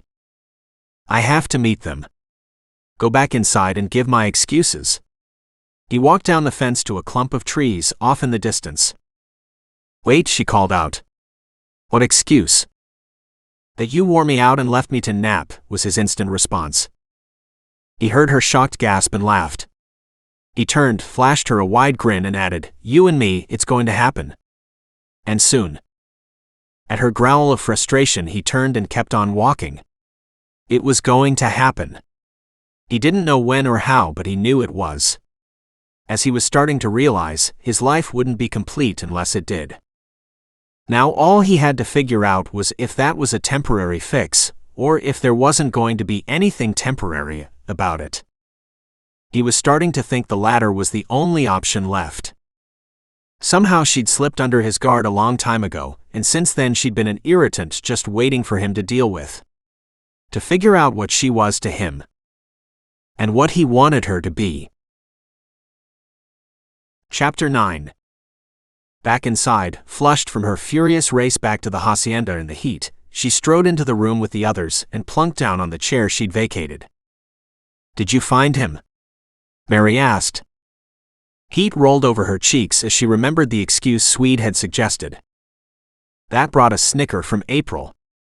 Apparently she did, if her high color is anything to go by.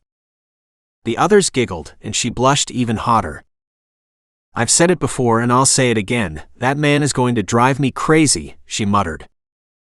In a good way, apparently. April reached over and patted her hand. "Glad to see you've taken him back. He adores you. We can all see that."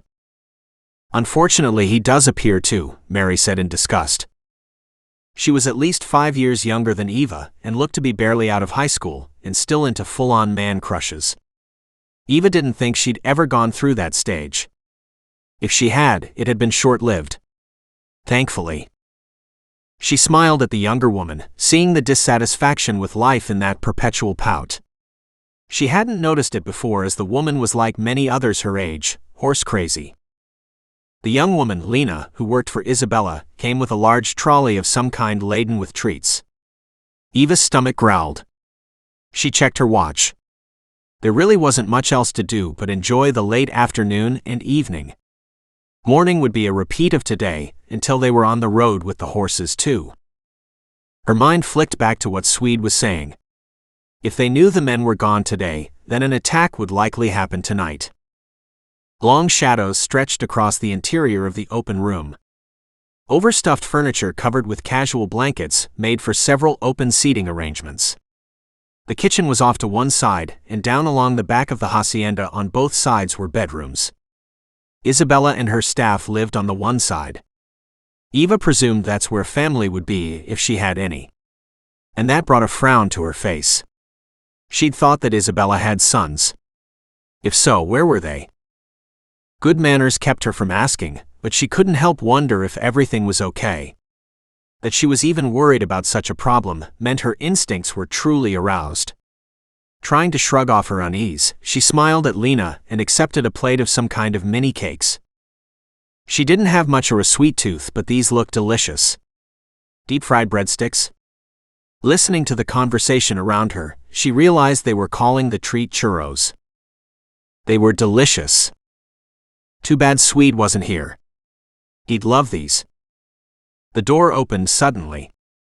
If she hadn't been already looking in the right direction, she'd not have seen the flash of fear that crossed Isabella's face at the interruption. But the mask quickly smoothed over her face again. Interesting. Swede stopped just inside the entrance, his hard gaze sweeping the room until it landed on Eva. She could feel the force of that gaze searching, willing her to be there, and the relief when he found her. She smiled at him. "Hey, decided you'd had enough of that heat, did you?" she teased him gently. The air shifted with his arrival. Feminine energy flared into light, and instead of the calm, passive relaxation of a few moments ago, there was now an atmosphere of sexual flirtation as Janice and her daughter instinctively primped. She looked over at April, who thankfully was just smiling up at Swede as a normal male. Swede strode toward Eva and took the seat beside her. It was too small for him, but he wasn't going to move elsewhere apparently, as he pressed close to her. She opened her mouth to say something but slowly closed it, feeling tension vibrating through his huge body. She couldn't believe how much larger he was than her now that he was sitting beside her. But given the muscle twitch flickering steadily in his jaw, something was up, and she'd be very grateful for his size soon enough. For the first time she wondered at the sense of staying here. Maybe they should leave for the rest of the day and night. It was a long drive to the next major town, but they could come back in the morning.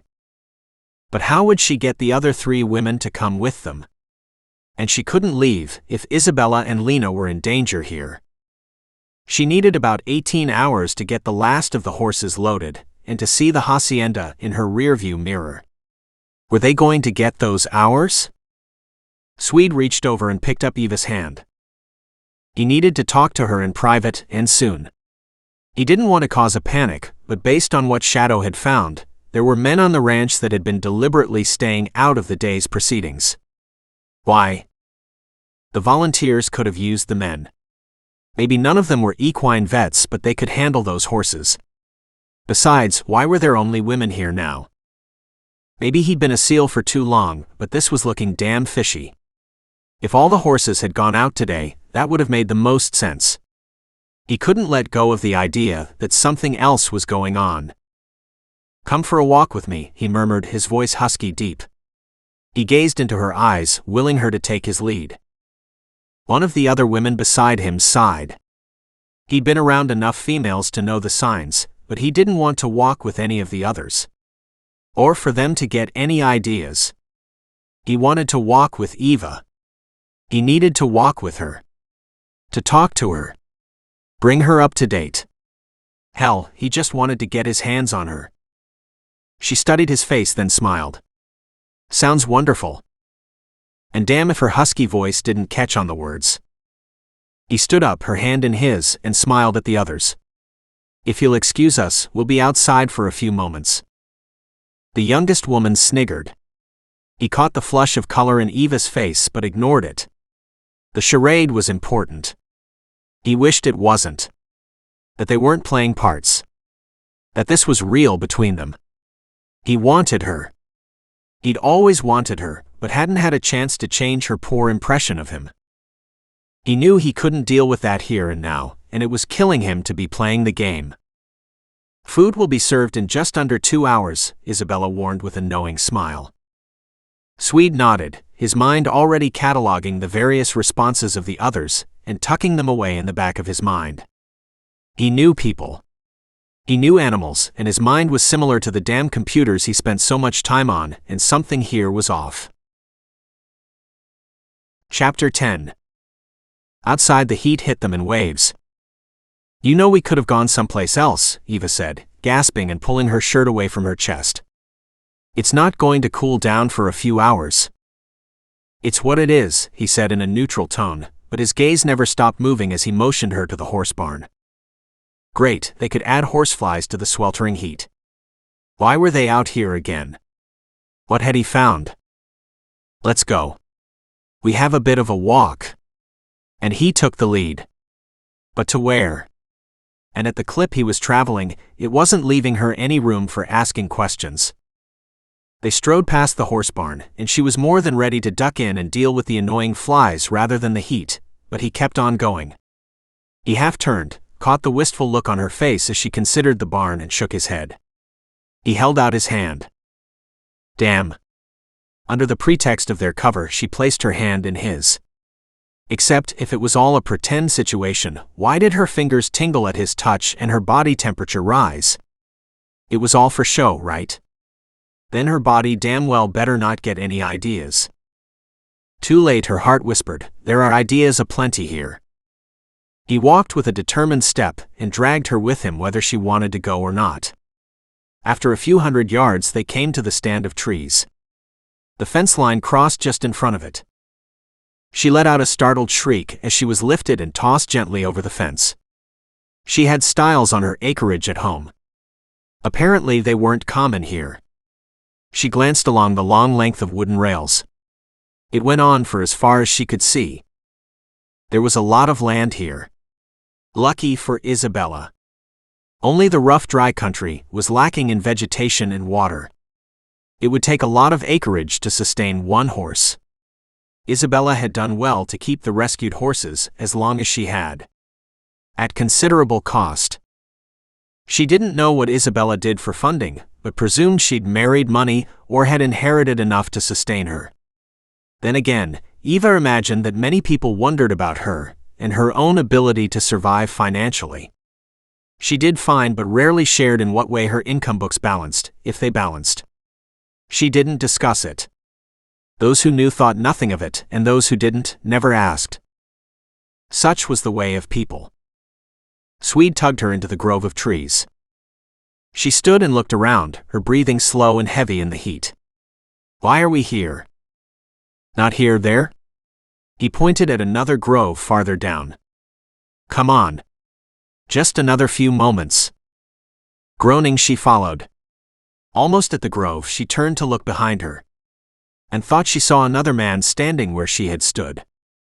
Creeped out, she stayed close to Swede but couldn't stop herself from glancing behind her.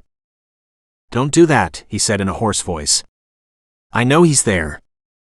Shit. He pivoted her into his arms, his mouth coming down on hers.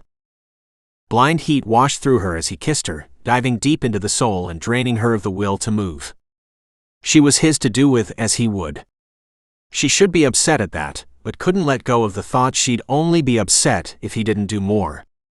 If he didn't show her all there was to see. Suddenly she was free. She gasped, her lungs filling with life-giving oxygen even as her mind filled with grief for her loss. She was turned and spun around until she found herself tucked up against a tree where she was hidden. The branches hid her face as she registered his harsh order, "Stay here." She couldn't have moved if she'd tried. Her head lolled to the side as she watched him disappear from her sight. What the hell had he done to her? It was wrong of him to take such male satisfaction in the foggy gaze and parted lips, the little whimper she made as he withdrew. He hadn't wanted to. Hell, he'd have thrown her to the ground and been inside her in a Philadelphia moment, if they'd been anywhere but out in the deserted Mexican rangeland. He adjusted his pants absent-mindedly, his focus on the man skulking through the trees as if trying to reach where Eva was hidden. Like hell that was going to happen. The asshole was so intent on figuring out his pathway to Eva, he hadn't realized he'd been tracked himself. Shadow was on his ass. There. Shadow took him out in a heartbeat. He's really good, isn't he? Eva said in a small voice. He looked down at her in surprise. She'd come up beside him and had watched the whole thing play out. He hadn't even noticed. Shit. Shadow is deadly, Swede admitted. He's a pro in so many areas it's scary. More dangerous than you? She asked, studying his face intently.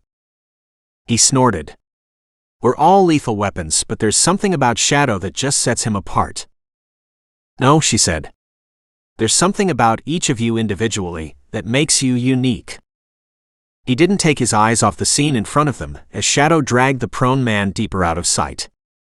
Do you know everyone that well? Everyone? No, there are 40 of you at base at any given time. That's a lot of men. However, I have met at least a dozen of you over the last many years. And this team Hawk works with now is particularly easy to see and understand. You're all protectors.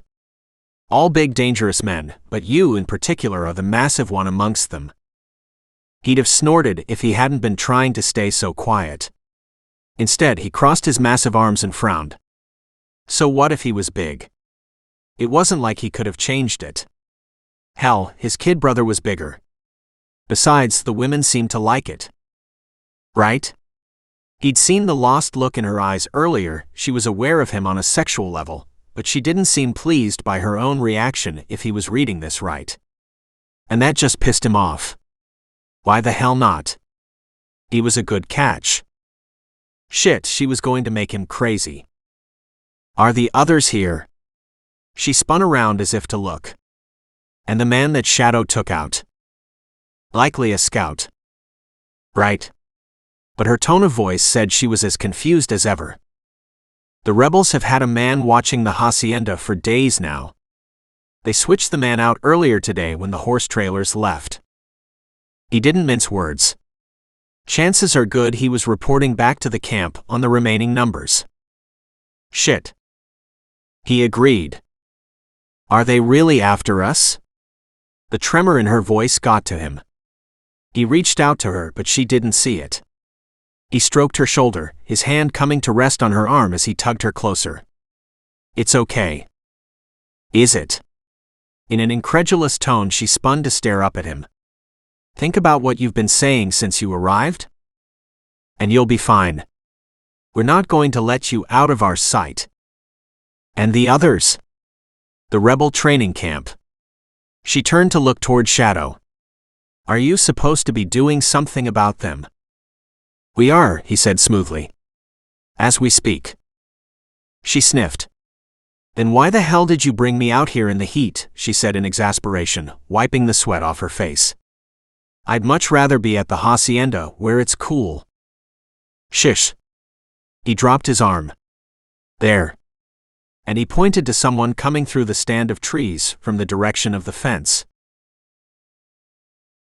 Chapter 11. She couldn't believe that Lena, the servant girl who had just handed them refreshments, was racing toward the stand of trees where Shadow waited, the man he'd taken down probably somewhere close by. Why would the woman be meeting a rebel?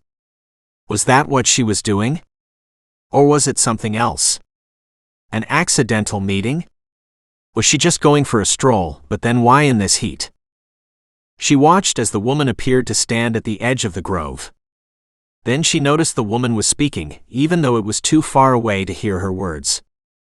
Eva frowned. Is Shadow pretending to be the rebel? Not sure.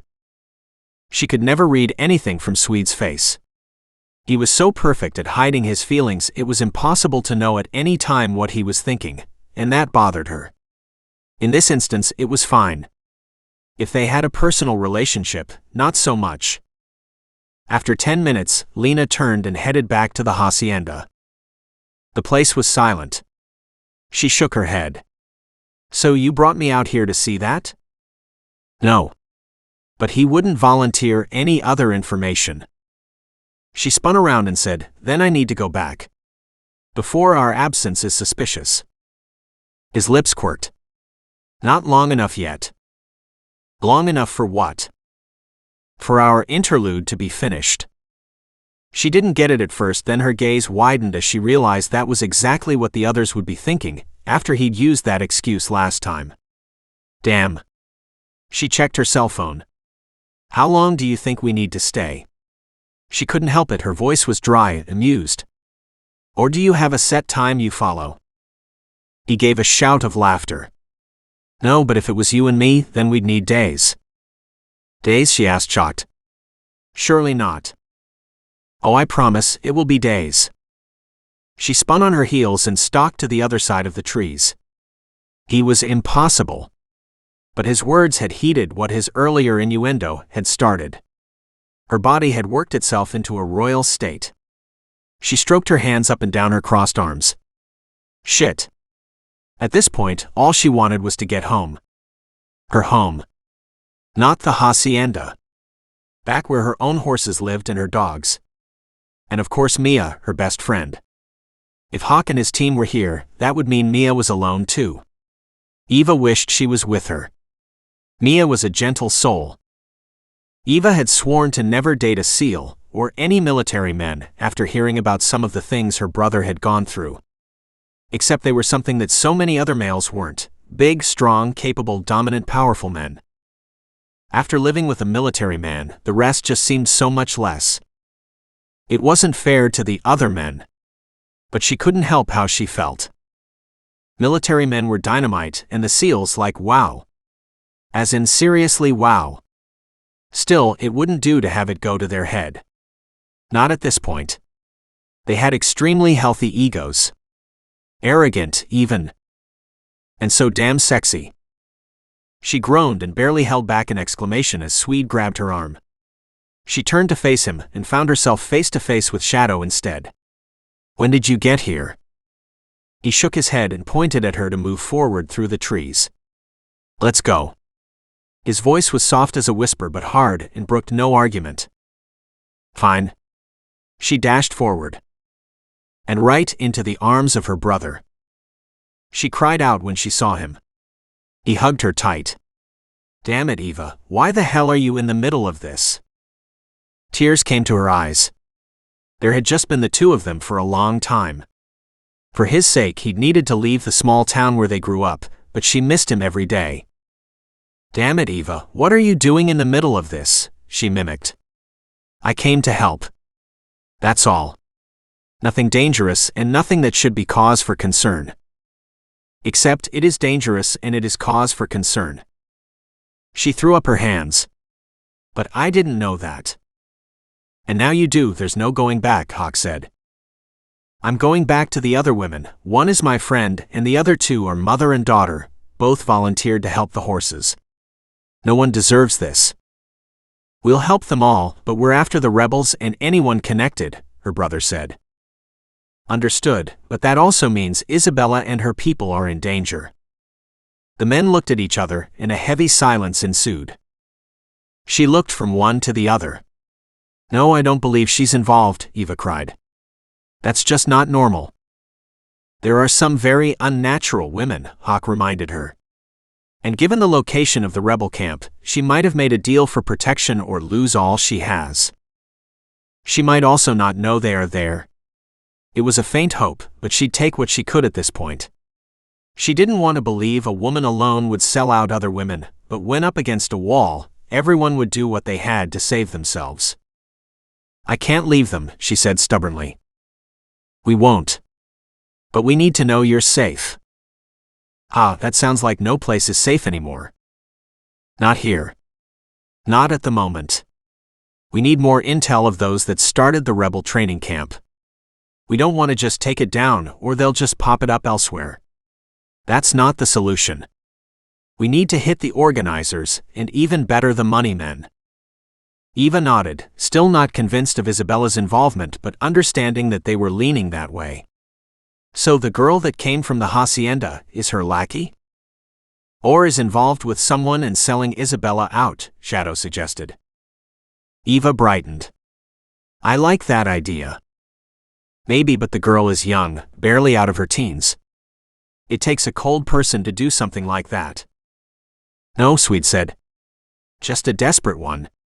She could be protecting a younger brother or already been abused by the camp, and they are going to take her back if she doesn't find a replacement. You have a horrible mindset, you know that? Swede shrugged. We've seen too much to overlook human motivations. Whatever it is for whoever is involved, believe me, it matters to them. From the intel we've received, this is a trial run, Hawk said. And if it goes well, it will be expanded to cover more military-style training. I'm sure Isabella doesn't want that, Eva said. That's not her. Maybe, but what if her brother is leading the rebel group? Or one of the men shanghaied into the camp is a son? Eva winced. Not so nice. Her cell phone beeped. She pulled it out and looked at the incoming text.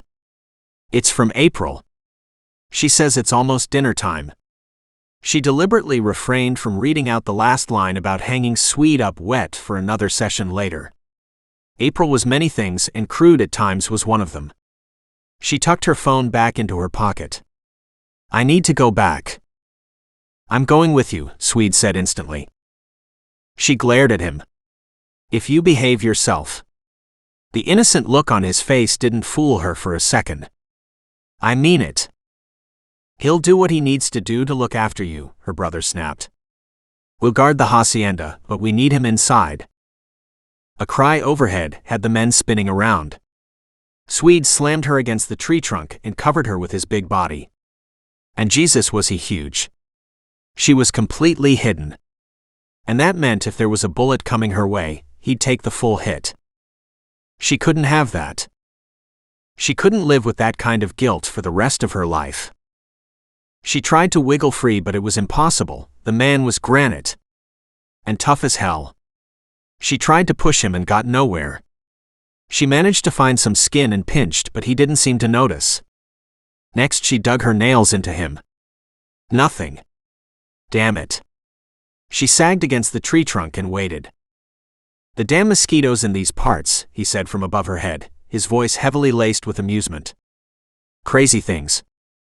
That's when she realized he was talking about her. She opened her mouth and bit him. Only to realize she'd bitten into his chest and damn close to the nipple. He picked her up and said in a low voice the others couldn't hear if they were still around, If you want to play, I'm all for it. But we'll need to find a better location, sweetheart. And he put her down beside him and started to run, dragging her along behind him. Startled, it took a moment to find her footing, and when she did, finally she was hard-pressed to keep up. The man's legs were twice as long as hers, and the bunched-up muscles as he ran said his power was way more than he was expending. They passed one grove of trees and slowed slightly as they came to the other. She studied the trees, expecting him to stash her in the middle of them again, only he tugged her hand and pulled her along faster. They bypassed the grove and carried on toward the hacienda. The evening temperatures had cooled somewhat, but not enough for a run. She was determined to keep up though, and be damned if she'd complain. He had a bad enough impression of her, as it was. And she of him, although he'd done nothing but behave himself with the other women since he'd been here. Then again, he was on a mission. That should mean abstinence, right? The fence line appeared almost in front of her.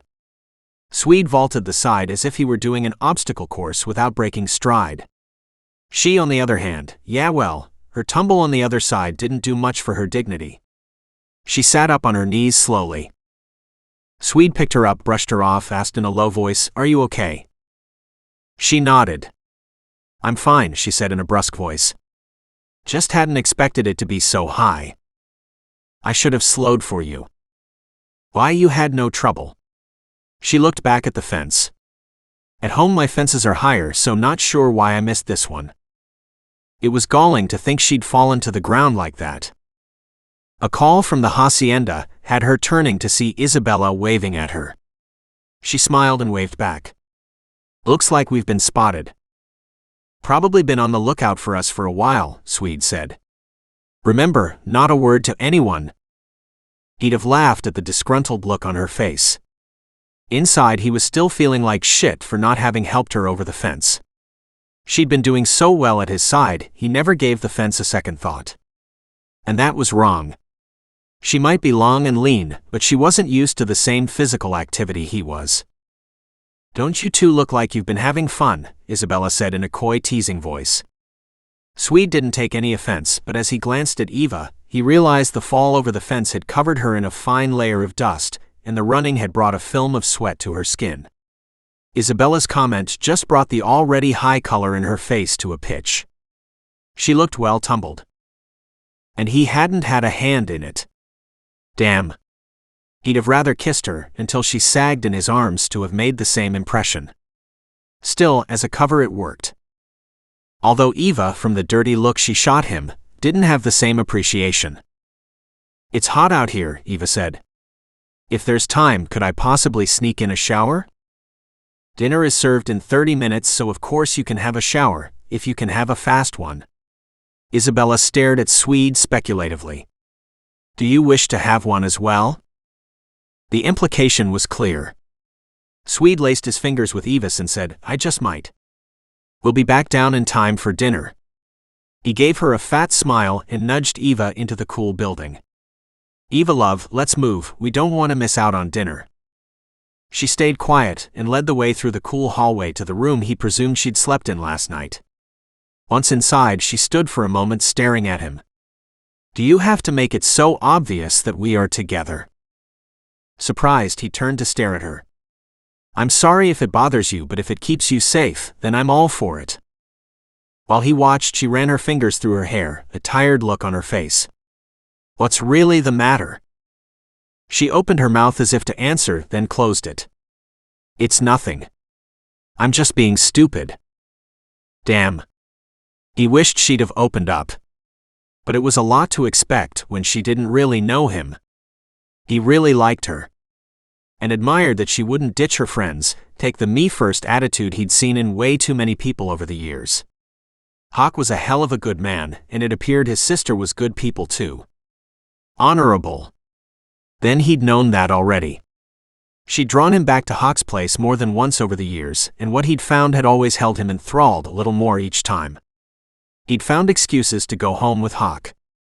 Asking a few times more than he should about Eva. It was hard to acknowledge an interest where there shouldn't be one. But what if the relationship could be something like Hawk had found for himself? Swede had watched that explode from nothing into something so perfect that the rest of the men had been left breathless with a want of their own. Now half his main team were hooked up with women Swede admired. And that was saying something. There were women everywhere. But not always ones he wanted to be with. He'd been in a bar one night where a group of women played a hand of poker, winner getting to take him home. Hawk had told him about it. Swede had gotten up and left. Like hell, he was a prize for the winning hand. In fact, it wasn't long after he'd taken a close look at his life and had made a 180-degree turn. That's not how someone treated another person. If Swede ever screwed up in the relationship with Eva, yeah, things could get seriously ugly. But what if he found that same unique special person that Mason, Hawk, and now Dane had found for themselves? It sucked to go to the same old bar with the guys and realize half your group had someone to go home to. The other guys had noticed too. Poor Cooper, he was still not on active duty, and that had chafed him. He figured that's how the men had found their women. And he was mostly right. Hell, Swede wished it were that easy. Go on a mission and return with a wife. But it wasn't, or he'd have had one by now. And he wanted what his buddies had. Hell, he'd wanted the same for himself a long time ago, but had turned his back on the possibility knowing how that would go down with Hawk. He'd buried his feelings in a long line of beauties. That had caused him trouble too. Eva had seen his single life. And she'd not been impressed. He winced. If he'd seen her running through the long list of comparable men, he'd have been pissed. So much for that whole "what's good for the goose is good for the gander" thing. He was an idiot. Still, he'd been alone for a long time now, and celibacy sucked. Only Swede didn't plan to stop until he found what he wanted. "Hey you." With a head shake, he realized Eva stood in front of him, wrapped only in a towel. Jesus. Talk about reality lining up with his thoughts perfectly. He swallowed. "What?" "I asked if you wanted a quick shower." "With you?" He wanted to ask but managed to keep the thought in his head. "We don't have time. I'll have one later." She nodded and walked to the bed. "If you won't leave the room, do you want to go out on the deck or something?" Startled, he looked at her and realized she wanted to be alone so she could get dressed. He grinned. "No, I'm good right here."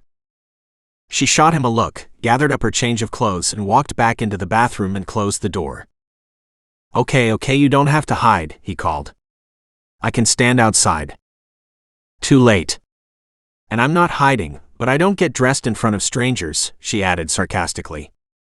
No matter how honorable they are supposed to be. At the honorable comment, feeling like a shit, he sighed. You're right, I should have walked out on the deck or at least turned my back. The door opened, she came out fully dressed and grinned. Yeah, you should have, but you didn't, so a chance to be honorable has passed you by again. Again, what do you mean again? He said in outrage. Chapter 12. Eva laughed at the disgruntled look on his face. Well, you did let me fall over the fence. His face fell. And she realized she'd hit a sore spot there. Hey, I'm kidding. I was fine. It was my fault. You might have been fine, but I should have picked you up and carried you over it with me. The thought boggled her mind. Really? He could do that. What would it feel like to be carried around like a fair damsel in the arms of her knight? She'd never know. Then again, several hundred years ago, where the fair damsel stuff came from, Swede would be considered a rake. Of course, reformed rakes were the best of all. At the dresser, she grabbed up her hairbrush and started trying to untangle the unruly mess. After a few seconds of ruthless tugging, the hairbrush was grabbed out of her hand. In a dark voice, Swede said, "Let me do that. Even inexperienced, I'll do less damage than you are doing. And why are you acting this way?" Acting what way? As if you're pissed off at the world, he said. He gently separated her long hair into locks and ran the hairbrush through them, easily sorting the tangles out. I'm not pissed off. But she was, and it was a little unnerving to know that he knew. It was also a little unnerving to be so pissed at him. He'd done nothing. It's nothing. The problem is me. When a woman says that, it's usually a man she is mad at. He continued to stroke her hair in long, strong strokes that tugged at her heart. It felt so good. She'd been alone a long time, and to be pampered like this, well, it was too addicting. So tell me, why are you upset? You know I wouldn't deliberately hurt you, right? She shrugged. You have a lot more experience with women than I do with men. And that upsets you. This isn't about experience, is it? He frowned at her in the mirror. Besides, I haven't had a lot of experience in relationships. Ha, you have women falling all over you. She glared back at him. Just look at the ones downstairs. They melt when you walk into the room. And lo and behold, hot color rose up on his neck. She narrowed her gaze at him. You don't like that, do you? He shook his head but continued to brush her hair in silence. She continued to watch him and wondered if she hadn't done him a disservice all these years. In fact, that bothers you, she said in surprise. Sometimes. If I want to find a woman, then I go to a bar, and it's a hookup where we both understand I won't be there the next day. But downstairs has more of a meat market feel to it. They don't want a one-night stand. They want weeks and years. And you don't? She asked curiously, seeing a side to him she hadn't expected or thought to see. I would like to. But I don't want it to be sexual only. Wow. She didn't know what to say. If those were men down there, how would you feel? He asked her. She scrunched up her face. Would hate it. If it was admiration but not thick or overdone, then it's kind of nice. Everyone likes to be appreciated, but if they were avaricious in their looks, then I wouldn't like it either. Good. Then we're in agreement. Downstairs is not for either of us. She wasn't sure what just happened, but there was a sense of finality to something. As if they'd reached an agreement, only she'd missed the fine print as to what the agreement was. Feeling settled, and yet she felt stupid for not understanding how or why. She took the hairbrush from him, and after gathering up her hair, she put it into a simple twist, and clipped the mass with a large butterfly clip. It felt strangely intimate with him standing there and watching. When done, she stood up and turned to face him. His gaze stayed locked on her face. Do I look all right? She asked, frowning. What was in that gaze of his? She could feel her temperature rising inside, and now flustered, she motioned to the door. "Shall we?" He nodded silently. She gave him an awkward look, then brushed past him. At the bottom of the stairs, she was surprised to see the two men she'd seen working with the horses, standing as if waiting for food themselves. Then why would she be surprised? They needed to eat as well. They'd worked hard today. She smiled at them. Only their gazes were a little too warm for her comfort. Likely, only because of Swede's comment. She hurried past them when her arm was caught and tugged backward. She spun and found herself in Swede's arms. His head lowered and he whispered, "Earlier you asked if you looked all right. Their looks should be telling you the answer, but just in case you have any doubts, and just in case they are getting any ideas." He kissed her. There were kisses, then there was this searing heat that burned her to her soul. When he finally lifted his head, she realized there was only one way to describe his actions. He'd branded her as his. As she tried to collect her very scattered wits, she heard the titters coming from the room, and realized Swede had timed his actions carefully. They were standing in front of the large open room where she'd left the ladies sitting earlier, and the men, collected at the doors to the outside deck, could see her as well. She shot Swede a veiled look. "Are you always so calculating in your actions?" she murmured as they walked inside. "Only when it comes to keeping you safe," he admitted. "That was a little possessive of me, but I wanted them all to know they will have to go through me to get to you. Only it would set the other women up as easier fish to catch. And she couldn't live with that either. Damn. Besides, if we were alone and not having to play this role, I could be me," he said, his voice still soft low. His smile was still intimate as it shone down on her. And how different would that be? She doubted there'd be any damn difference. That man wanted the world to know she was his right now, regardless of the truth. "Then I would have made you mine for real," he said, and with a hand in the small of her back he nudged her forward. "And you wouldn't have any doubts that I was yours by the time the morning sun rose again." She quivered. Damn him. He turned her bones to jelly by his words alone.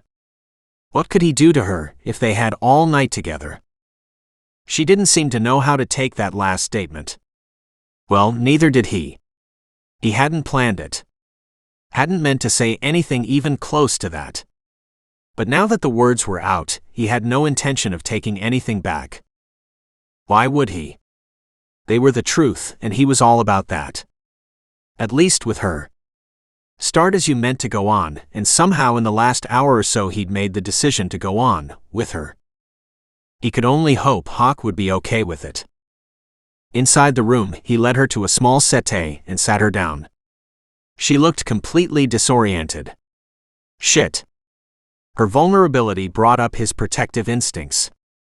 That it was due to his words brought up his caveman response. He wanted to drag her a long way from this place of guns and betrayal, and show her what a relationship could really be. She might have had other relationships, but she didn't know her own power. He wanted to show her that. Hell, he wanted to know her that way himself. They could have an incredible future ahead, and having seen a tiny glimpse of it right now, he couldn't imagine wanting anything else. "Sir, would you care for a drink?" Lena stood in front of him, a large tray holding flutes of golden liquid. He studied the young girl, then shook his head. "No thanks, we're not drinkers." He squeezed Eva's hand in warning. Knocking everyone out in this room all at once would make the rebels' job even easier. He intended to have his full wits about him if and when they attacked. Hawk and Mason were back at the rebel camp on the assumption that if an attack was going to happen, then tonight would provide the best window of opportunity. Besides, the commander was coming in tonight. With any luck, they could grab him and the rebels and save the women at the same time. A little over the top in terms of goals. But over the top was what he and his team did. They were SEALs. Nothing too big or too hard for them. They might die trying to make it happen, but at least they'd have done what they could, and not given up in the process. SEALs didn't have a reverse gear. Now that there was a chance of having Eva in his future, he wasn't going to accept any other outcome than the best one. As long as he could get Eva to cooperate, then it would be all good. Somehow he didn't think that was going to be quite so easy. Chapter 13. Dinner was finished, and everyone sat down on the sprawling deck, in various pieces of furniture. Eva walked over to the large single chair that was left only to have Swede snag it first. She glared at him, but he gave her a smug smile and held out his arms. Damn, like she needed more heat. But like a moth to a flame, she couldn't resist and sank onto his lap. It was all a lie and likely a dangerous one at that, but there was one thing she couldn't ignore. It was perfect. She leaned back against his broad chest and let the sounds of the calm evening wash over her. Isabella was preparing coffee for everyone, and that would round out the perfect meal. Eva didn't know how Isabella lived so well, but she hadn't stinted on the meal. The traditional enchiladas matched to a spicy chicken dish, and rice had been elegantly prepared and full of flavor. Delicious. And her stomach was seriously happy right now. "Are you going to fall asleep on me?" Swede murmured into her ear, his warm breath drifting just inside to tingle and tantalize. "Maybe. It's beautiful outside. Cool and refreshing, yet at the same time warm enough to not need a sweater for the chill." Darkness had fallen, giving a peaceful appearance to the surroundings. She chuckled. "You don't sound like you're in any shape to get up and run a marathon either." His laughter rumbled out of his chest like a volcano, rumbling up warning signs. No marathons. At least not at the moment." "Good. I'm not going anywhere either." And she closed her eyes, letting her breath ease back and the tension in her shoulders lessen. "See," she whispered. "It's all good." He reached up and stroked her back, his big hand running down her spine and back up the sides, gently massaging the ridge of muscles on either side of her spine. His voice low and in warning, he said, "No, it's not. Remember that." She stiffened. He dug his fingers in deeper as a warning. She relaxed slightly against him, but she was no longer sleepy and happy. Neither was he. She could sense the readiness in his muscles. The way they bunched up with each slight movement, as if anxious to get into full movement. Then he was a warrior. He was born ready. And how lucky was she that he was here ready to protect her. He'd be a force to get through, and he'd consistently put himself in the way to keep her safe.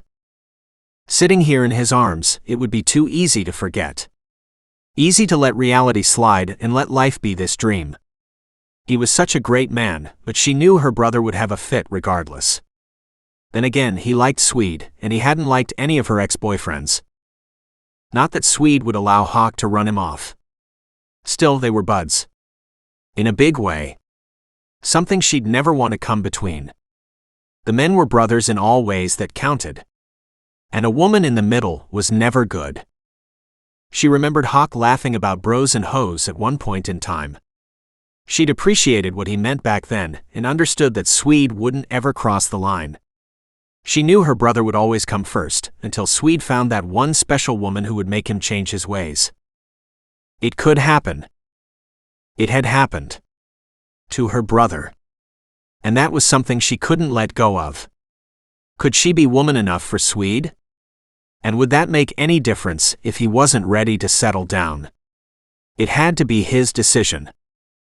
"Don't you two look comfy?" Mary said in a mocking voice. "So cute." Swede shifted slightly under her, but she kept her eyes closed and just ignored the bitchiness. "Be nice," April said. "It's wonderful to see two people so in love like they are." Eva stiffened at the in love comment, but Swede's huge hands gently rubbed her back up and down in a long, soothing stroke, probably adding to the lovebird look. "If they are so in love, why did they break up?" Mary asked in a resentful tone. Eva wondered what her problem was. She opened her eyes and studied the young woman. She had a petulant look that showed her dissatisfaction in life. Still, she was young. "Have you ever been in love, Mary?" Eva asked, hoping to take the attention off of her and Swede. Their time tonight was special. Sitting like this was more public display of affection than she was comfortable with, but she was enjoying it too much to change.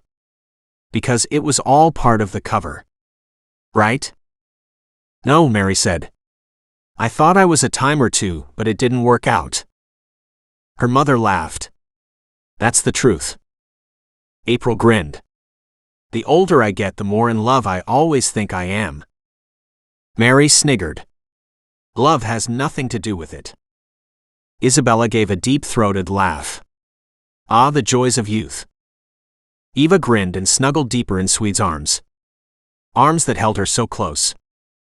Just as she figured she could snooze, the horses erupted into a cacophony of shrill neighs and trumpets followed by wild running hoofs. The group bolted to their feet. Fire! Isabella shrieked, and chaos ensued. Eva tried to run toward the horses, but Swede pulled her back out of the way and held her close. Wait, he said. Holding her hand in his, he walked to the pasture on the left. The others ran past in cries of horror. Eva tried to tug him forward, but he wouldn't be budged. She turned to glare at him. What's wrong with you? He pulled her close, leaning down to whisper, This is likely a diversion. Do not leave my side. She stilled. Such a tactic hadn't crossed her mind, yet it made sense. And in the chaos, if someone went missing, then who'd know? And who'd find the missing person? She could see from where she stood that the horses were racing the perimeter of the pasture in a panic. They weren't hurt from what she could see, and although there was smoke, she couldn't see a blaze. Help, the fire is over here, yelled a farmhand. She wanted to run closer. Only she couldn't hear any crackle. The other 3 women were already racing in that direction. Overhead, she could hear sounds of a hawk calling. Was that her brother? Had he started a fire? If so, why? Surely he wouldn't do that. It was dangerous in this dry, rough grass, almost impossible to stop. It could rip through this hacienda until there was nothing left. Except the hacienda was made out of adobe that was so common to these parts. Trying to calm down, she waited for Swede to tell her what to do next. Eva. April called to her. Come give me a hand, please. Shit. With an apologetic look at Swede's hard face, she slipped her hand free and ran to April's side. What's the matter? I don't know for sure. April dropped to her feet. And that's when Eva realized Lena was lying on the ground. Oh, she cried out softly as she dropped to April's side. Is she alive? Yes, but it looks like she has a head wound. Her breathing is steady, but she's unconscious. April looked around, but the others were carrying water buckets to put out a small brush fire that had already been contained. Ask Swede to carry her inside, please. Sure. Eva bolted to her feet, looking for him, only he wasn't immediately visible. Where was he? He'd just been at her side. I can't see him. Well, it's not like he could have gone far, April said in exasperation. Go find him. With a last look at April and her patient, Eva spun around trying to determine what direction Swede would have gone. Had she seen him after hearing the bird cry or April's call? No, she'd dropped his hand and come running. But he had been right behind her, hadn't he? 2 men milled around the smoke-filled area. She headed in that direction. And quickly realized Swede was nowhere to be found. Good Lord, he could move fast. Still, they needed to get the young girl inside. She found the strongest of the men and motioned for him to come and help.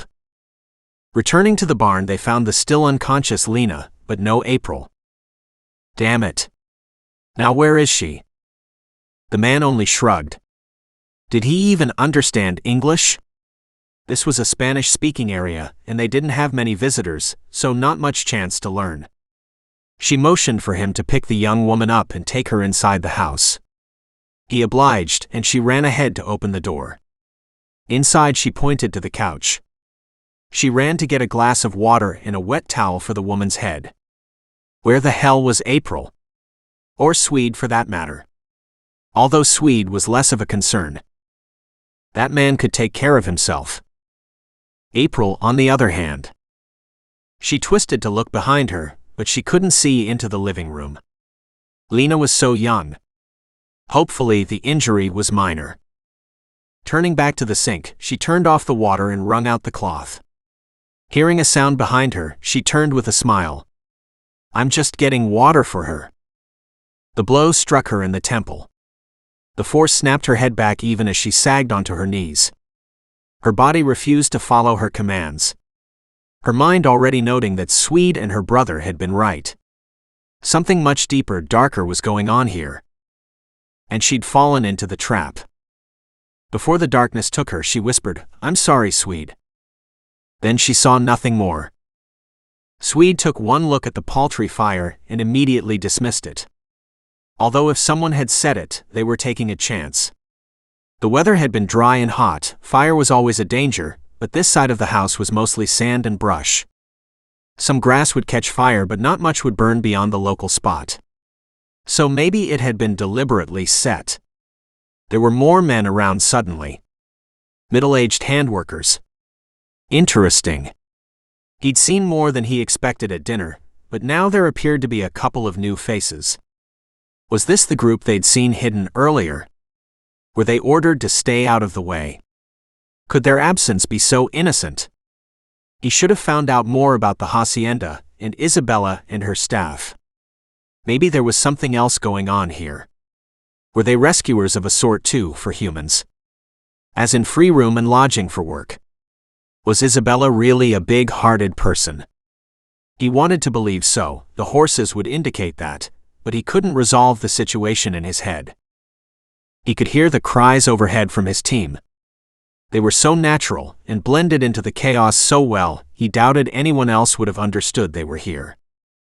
Still, with the pandemonium, both human and horses, it was hard to sort out the people coming and going. He spun around looking for Eva. She'd gone to April's side.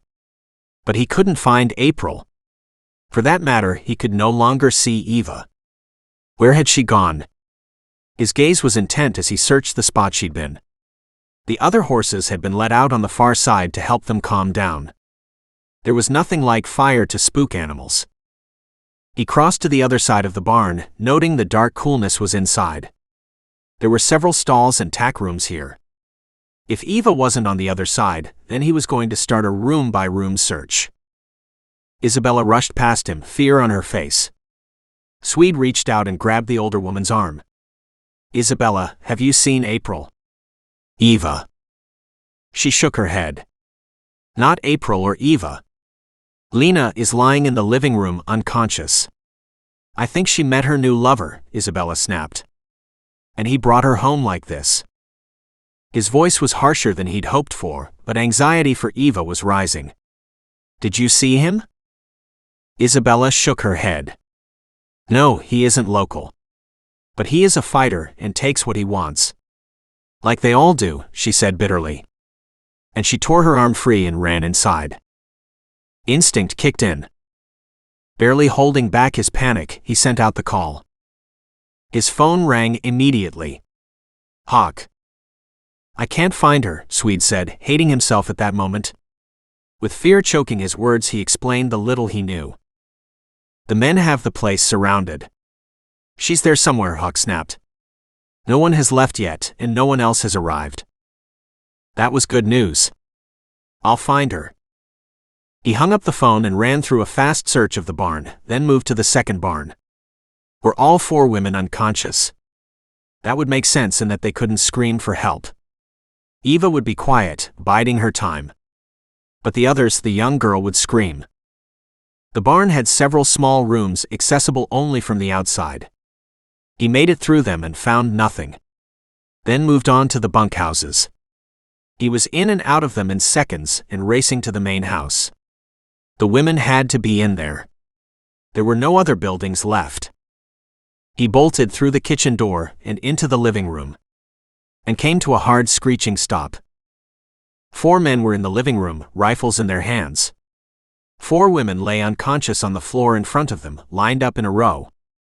And the young Mexican. She lay on the couch, still out cold. 2 more men moved into position behind him. Swede crossed his arms and studied the men in front. 2 were from the rebel camp. 2 looked to be drifters, but the looks on their faces as they stared down at the women made his insides cringe. A quick glance at Eva landed on the trickle of blood sliding down her cheek. Hawk had better get here soon. or there wasn't going to be enough of the rebels left for him to tear apart. Chapter 14. Damn it. Why her head? She hated head injuries. How the hell had she gotten into this stupid scenario? She wanted to roll over and throw up, but since Swede had arrived, and boy was she glad to see him, she'd been too frozen to move. Now she needed to be ready to move, and fast. Only she was afraid that if she lunged upright, her head injury would knock her back down. The rebels talked over her. And the women. We can't leave them behind, besides we could use them. Eva's stomach nodded. So Swede had been right. Of course he had been.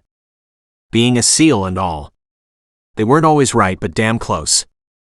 She opened her eyes a slit, willing Swede to look down at her. Willing him to see she was alive and ready to follow through on whatever plan he had hatched. Please let him have a plan. Please. He stood, his arms crossed across his massive chest, and studied the men with an almost sleepy gaze. She wasn't fooled. He was pissed. What do you want with the women? He asked in a cold voice. The men are complaining that the nights are too cold, and they are alone. The rebels smiled. Happy rebels are happy fighters. Happy fighters fight harder. Kill better. Rebels. Fighters? Swede shook his head as if not understanding. You have a group of fighters here. Why? There is no problem here. No uprising. No war. Nothing. There is war everywhere, and we need our men to be trained. I'm not telling you what or who for. We will take the prisoners to the camp. The commander will decide their fate. They can't be left behind alive. This is just the start. The men did good tonight. First real training exercise. Maybe the women will be their reward. I'd hardly call this well done. Amateur night maybe. Eva shuddered at the slightly mocking tone in Swede's voice. These men had no idea what they were facing. Swede was not going to let her be captured. Too bad your commander isn't here. Doubt he'd be so happy. We're out of time here. One of the other men snorted as he shifted his feet. He'll be happy with us tonight. Eva kept an eye on Swede, waiting for the sign that would tell her to move. He wouldn't let these assholes take her. And her brother was close by. She swallowed hard and tried to see the other women beside her. What condition were they in? Her hand rested on April's hand. She dug a fingernail in, hoping for a reaction. Nothing. Damn, that meant the other two were likely in the same condition. Sounds of a truck engine in the distance filled her veins with ice. Shit. The rebels had transport coming to carry the women out. And Isabella? Swede asked. She's not here, so I presume you only want the strangers. The first man laughed. No, we take all women, but Isabella makes deals to save her skin. But is not succeeding, I gather, Swede added in a droll tone, but she wasn't fooled. He was searching for a way out of this mess. For all of them. The two men who had been standing on the side of the room by her head lifted their guns. He's too much trouble. We should get rid of him right now. No, take him out back to where we're going to bury him. Look at his size. He's huge. We'll never manage to move his dead body. Eva couldn't breathe. Dear God. How had they come to this? She bunched her muscles, waiting for an opportunity to create a distraction. One that wouldn't put a bullet in Swede or her.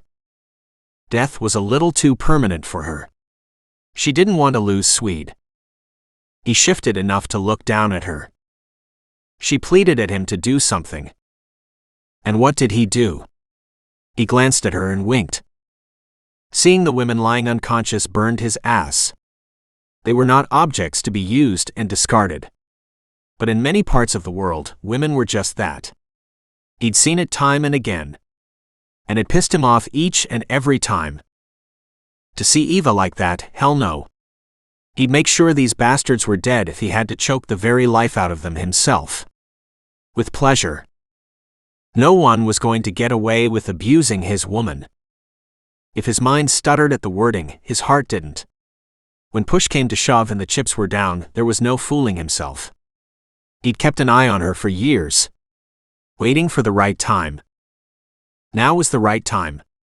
He'd be damned to hell before he lost out on the one thing he only now realized was what he was waiting for all these years. She'd been taboo until Hawk himself had shifted his stance after finding his own perfect partner. Now Swede could claim his. He just had to get rid of these assholes first. With the goal in sight and without warning, he crouched, kicked out a leg, spun and grabbed the 2 guns held by the 2 men standing behind him. They went down in a heap. Swede was already on the move. Bullets spat in his direction, one hitting one of the men he'd knocked over. Swede was already behind the wall, their 2 guns as his trophies. Swede shot the second man, who was trying to regain his footing. He started firing as he dashed into the room and took out first the gunman on the left, then turned his rifle on the lone man still standing. Standing behind but holding his gun on Eva. The only one of the women who appeared awake enough to stand under her own power. Swede took a deep controlling breath, his mind already cataloging the options. "Stop right there or I kill her," snarled the rebel. "She's going to get the first bullet." Swede snorted. "I guess you can't count. 4 of your men are already dead or dying." He waved his second gun at the man flat on the ground, his hands over his head. "And this guy is hoping you will think he's dead. Nice rebels you're trying to train here. First-class men." The leader glared at the man on the floor. And then did something Swede wasn't expecting. He shifted to stand a little to the left of Eva, and with only changing the angle of the gun barrel, he shot the rebel cowering on the floor. Swede swore. That wasn't good. That meant everyone was expendable. Eva would be next. He glanced over at her. She was trying to say something to him, but he couldn't decipher what. "So what's it to be, big man?" The rebel jeered. "Feel like trying your chances against my gun?" He laughed. "You might not go down with 1 shot, but I can get off a half-dozen shots before you reach me, and you know you're not going to survive all of those." Shit. He didn't trust this guy at all. The minute he put his gun down, he was a dead man. He knew it. But his options were limited. "Don't you dare, Swede," Eva snapped. "Just shoot the bastard." He stared at her. He could. It was an option. But he'd have to shoot through her. Had she considered that? He doubted it. Then she nodded. "Just do it." Damn it. Hawk would kill him if he did. Then again, if Eva died. She shifted her legs, widening her stance as if getting ready to run. She pointed her finger to the right. Was she telling him to shoot on the right, or was she going to try to bolt to the right? Where the hell was the rest of the fucking team? He didn't want to do this. The gunman smiled. "How about I take out one of the bargaining chips?" In the next split second that he tilted the gun toward the other 3 unconscious women. Eva leaned to the right. Swede fired to the left. Chapter 15. Eva felt the tug on her skin. But her ears were still ringing from the earlier gunshot, and her gaze, hot on Swede's regretful face, said something bad had happened. And the asshole who was planning on killing April. The gunman groaned, his gun still in his hand, but his weight was now leaning on her. She pivoted out of the way and grabbed her side. The gunman fell to his knees. Then all the way to the floor. Swede rushed over and kicked the gun away from the gunman before he spun her around so he could see her wound. He lifted her shirt. She slapped at his hands. "Leave me alone." "I'm fine," she said. "I'm not hurt." "Ah, you are more than fine, and it's way too late to leave you alone." "What?" She stared at his face, wondering at the caring look in his eyes. For her. Really? No.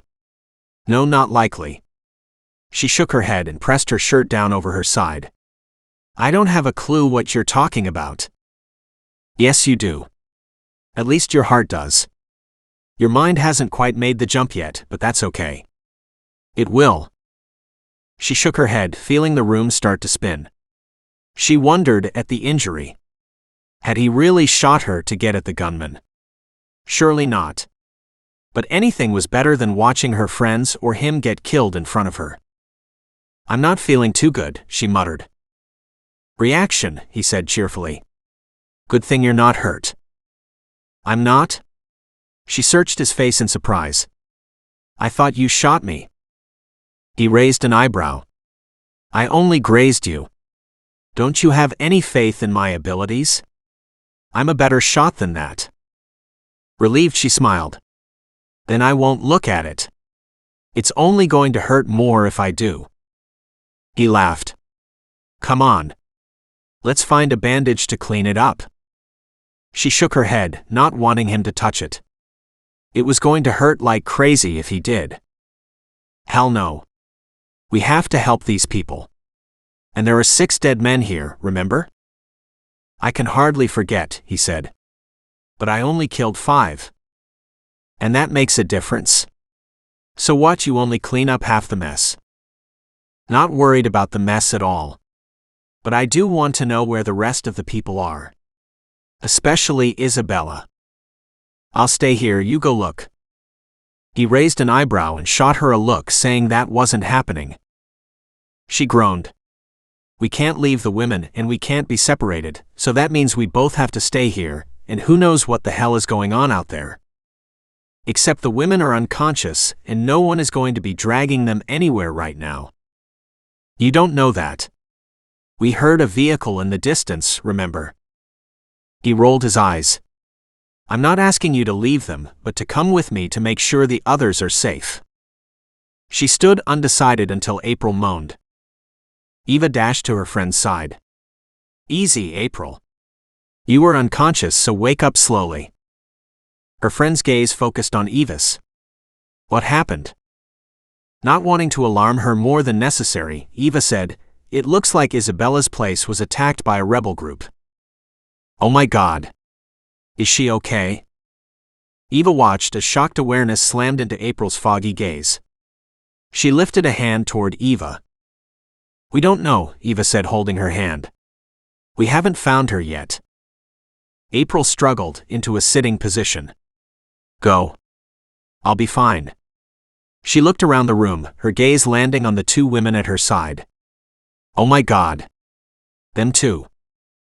"Yeah, that's why we're a little worried about the others," Eva admitted. "Go." April waved them off as she crawled over to Mary, her hand immediately checking for a pulse. Swede tugged Eva back. "April, stay here with the women, we'll be back as soon as we can." Dazed April looked around, saw the men collapse where they'd dropped. "Yes. You need to make sure this is over. Oh, I can't believe this is happening." When Eva stood uncertainly looking at her friend's face, trying to make sure it was safe to leave her, April pointed to the door. "Go. Always have to make sure it's safe for the rescuers before the victims can be taken care of." And on that truth, Eva turned and headed for the front door, calling back, "Okay, we'll be back as soon as we can. Just make sure you catch the assholes. Or kill them. I sure don't want to see any alive." Swede tugged Eva down the hallway toward the back room.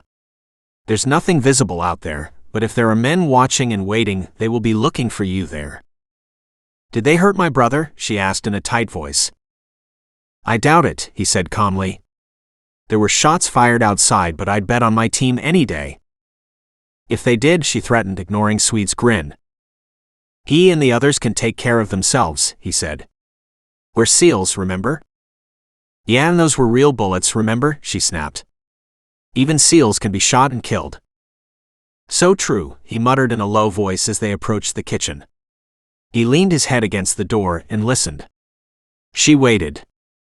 She was so damn grateful she wasn't alone. She'd already have been carted off to the camp these men were using.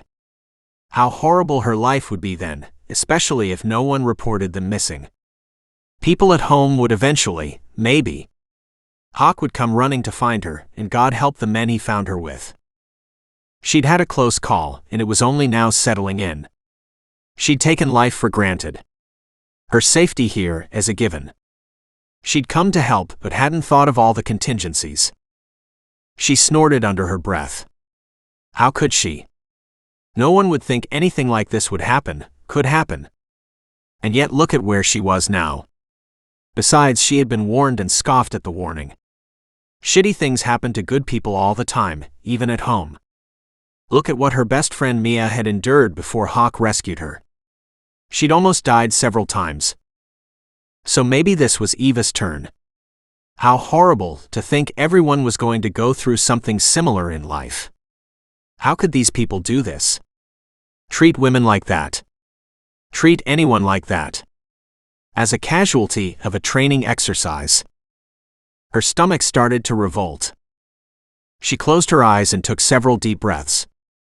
Her arm was grabbed and given a handshake. None of that. We need to hold it together. With a hard swallow, she nodded. I'm fine. No, you're not, but you will get through this. Bolstered, she straightened and motioned to the kitchen. Well? He nodded and pushed the door open. She waited a long second for his okay, then walked in behind him. The large room was empty. She walked about the gleaming kitchen counters to the back door and stopped. The bile slid up her throat. Oh no, she cried out in a soft, pained voice. The cook who'd worked hard to prepare the food she'd eaten since she'd arrived was pinned to the wall, one of his own chef knives through his throat. Swede tugged her past the dead man, his body hiding the horrific sight. What do these people want? Anything and everything I'd say, he said in a hard voice. This could be any number of things, regardless of what the rebels were saying, including a deal gone wrong. He slipped outside to hide beside the huge set of shelving that stood on the porch. It was from days long gone for men to store their dishes or boots or some damn thing. It was odd, but seemed to fit the rest of the old veranda. She forced herself to turn and look around. Focusing on the shelving allowed her to get past the sight in the kitchen. Where do you think the others are? She whispered. From their vantage point, she watched the horses graze in the far pasture. An innocent sight. Surreal when side by side to what was behind her. I guess that means the fire is out. The fire was only a distraction, he muttered. She watched him as he surveyed the corrals. It was dark and calm and almost empty. Are they gone then? Maybe, but if so, they will be back. A bird cry sounded overhead. Swede grinned. He stepped forward, cupped his hands around his mouth and sent out a similar call. With a happy sigh, Eva listened to the calls being exchanged. She recognized Hawk's voice. They'd both practiced bird calls growing up. That he was okay had to mean the other men were either long gone or weren't going anywhere ever again. She hoped it was the latter. She'd never have considered herself bloodthirsty, but considering what these men had done, well, she'd have nightmares for months. If she knew for a fact they were all dead, it would be easier. And home was the only place she wanted to be. Right. Now. As they stood in the cool darkness listening to the night, she wished she could see someone, anyone. But the darkness was so black. It is really dark out. It's late, the moon is up behind those trees, and it looks to be a waning moon, so it's only a sliver. Perfect for an ambush. The casual way he said that made her blood chill. This was what he did, but it was not what she did. Unable to help herself, she reached out and slid her hand into his much bigger one. She felt his gaze but deliberately didn't look at him. He squeezed her hand and tugged her close to stand in front of him. There he wrapped her up into his arms and held her against his chest. It's going to be okay, he said, his voice low, deep. She nodded but didn't trust her voice. She was fine. The men inside weren't. And she had no idea the injuries the other women had sustained. How was any of that okay? Given that uncertainty, she leaned back and soaked up his comfort. We need to find Isabella. A muscle in his jaw twitched, but he nodded. Let's check the barns. Holding onto her hand, he led the way to the first horse barn. Under the cover of the night, they managed to get from one end to the other, without seeing anyone. Now the other one, he said, his voice close to her head. This one might have some unpleasant surprises. I know, she whispered. He led the way as they crossed the corral to the entrance to the tack room. There were no lights on anywhere. Still, the room appeared to be empty. She watched as he gave it a cursory glance, then led the way to the many horse stalls. All the horses had been moved out, but they had doors letting them back in. A few stood head down as if sleeping. That should mean all was well. Then again, it could also mean they'd adjusted to whatever they'd seen and experienced. She was happy for them. The adjustment wouldn't be so easy for her. Tugged along at Swede's side, she came to an abrupt stop as his arm shot out, stopping her from taking another step. On the ground, a bullet through her head, was Isabella. Now that he hadn't expected. Swede had been damn sure Isabella had been part of this nightmare. "Isabella," Eva cried and rushed to the dead woman's side. Swede watched as Eva reached out to check for a pulse. A common reaction, even though she had to know Isabella was dead. Eva looked up at him, big fat tears rolling down her cheeks. Why her? He couldn't say. He stood up and tugged Eva into his arms, holding her close. Damn it. Eva shouldn't be here. They should have removed the women hours ago. This had gone from bad to worse in a heartbeat. And what had happened to the vehicle they'd heard earlier? The road ended at the hacienda. Was it bringing the commander the others had spoken about earlier? That it hadn't arrived, he presumed the team had taken care of it. Or maybe the commander had parked down the road and came in on foot cross-country. Then, finding all not to his liking, had cleaned up? Made sure no one was left who could identify him? That would explain Isabella. Then what about the rest of the men here? Swede. Shadow called from the far end. With Eva close to his side, Swede walked down to the end. What did you find? More destruction. He reached Shadow and tucked Eva behind him. This wasn't just a kidnapping. The two men stared at each other. Gang style? Two sets of rebels? Maybe. The rebel camp? Anything happen there? Shadow shook his head. Mason and Dane are there. So far they haven't had any movement in this direction. Maybe the women were going to be taken to them anyway. By a supplier? Shadow nodded slowly. That's possible. But this, he motioned at the carnage around them. This is something else again. Maybe they thought Isabella had somehow sold them out. All the traffic here yesterday. The horses. Shadow looked out to where the remaining horses grazed. Not that the horses are much to look at. No, but they just need long-term care, Eva said quietly. They aren't sick as much as worn out and run down from lack of food and care. Shadow frowned and nodded. Then why take out Isabella? For someone to take over. Eva took a deep breath. It's not a castle, but it's a really nice place. Could be, Shadow said noncommittally. He wasn't so sure. But then people had killed for a lot less. Depends on who owns it now. There are laws that have to be taken into consideration. It's not our problem, Swede said. The authorities need to be called, and we need to get the hell out of here. And the horses? Eva asked. We need to get them out of here. They have new homes to go to. A new start. They need that. She glared at the silent man at her side. We don't know what the new owners will do to them. And they aren't their property. All the paperwork has been taken care of already. They need to go. Swede looked down at his watch. It's already past 2 a.m. Meaning? Eva asked. Meaning it's almost morning. He smiled at her. Aren't the first trailers supposed to be here at 6? Chapter 16. Eva didn't want to leave now that the worst was over. The authorities were on their way and would need to speak with her. Swede was here, as were the rest of the SEALs. She had no idea what to do next, so with a nod to the men deep in conversation, she said, I'm going back to the women. Wait, I'll take you, Hawk said. She rolled her eyes at her brother's protectiveness. I'll be fine.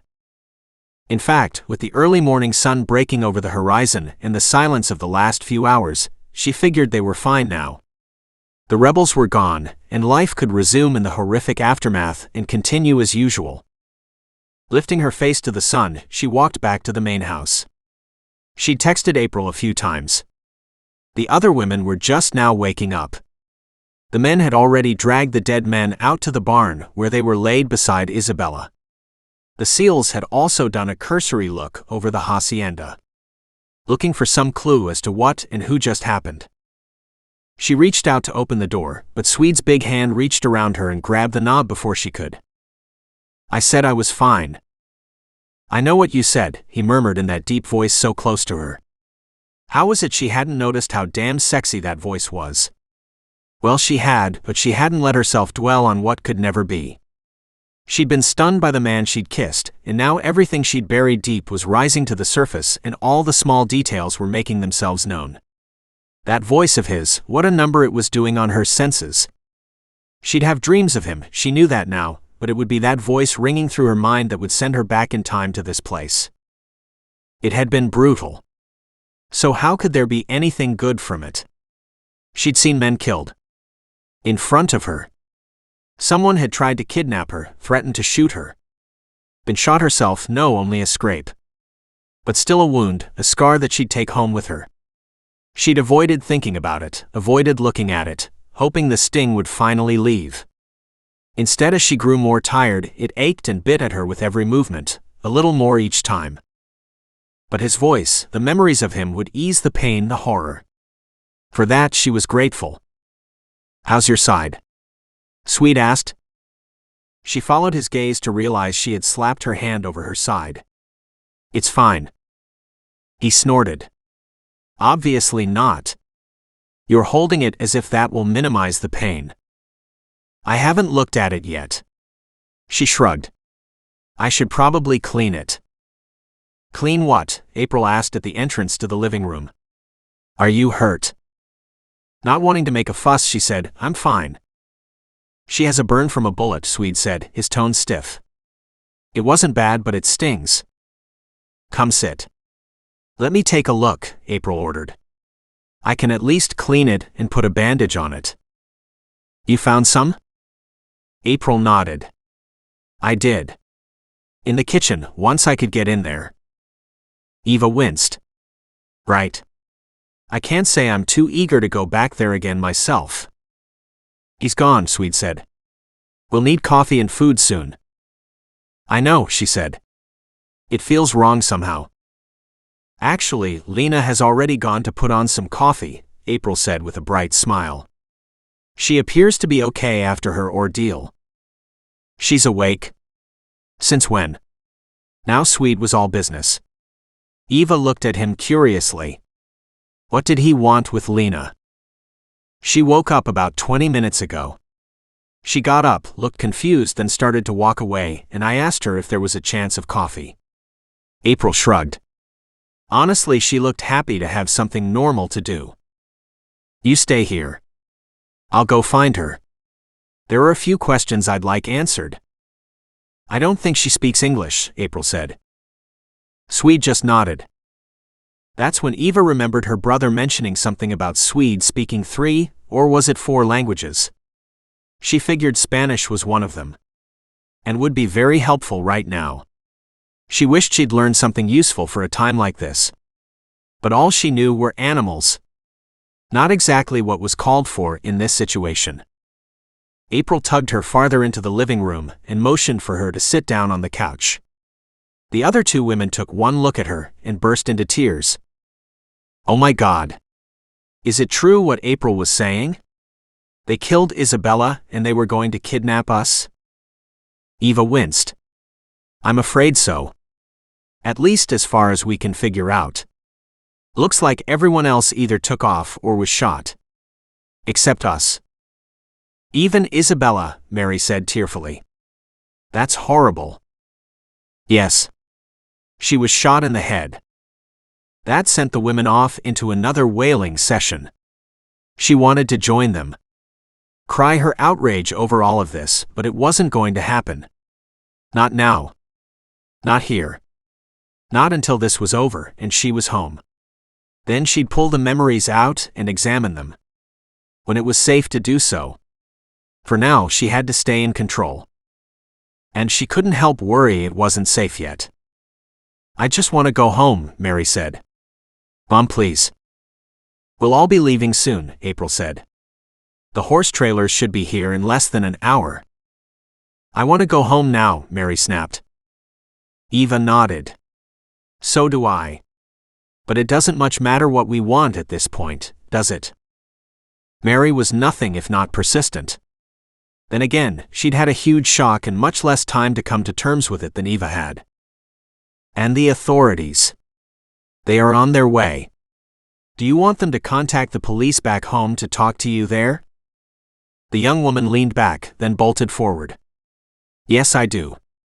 It's better than being here right now. Besides, then we're in our own country. What if we're arrested by the Mexican authorities?" At that, her mother gave a small gasp and reached out to grab her daughter's hand.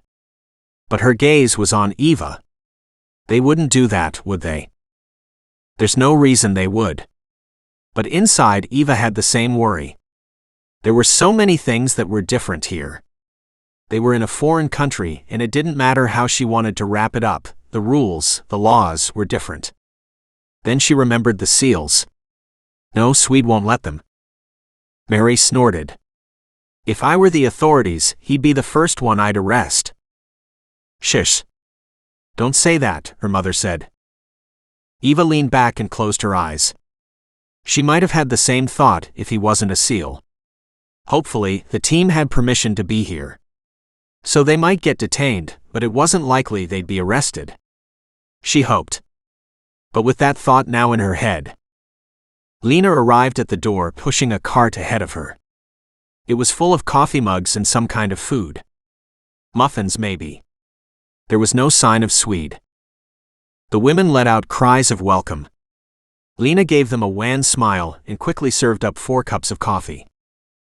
Eva thanked her and put it off to one side to cool.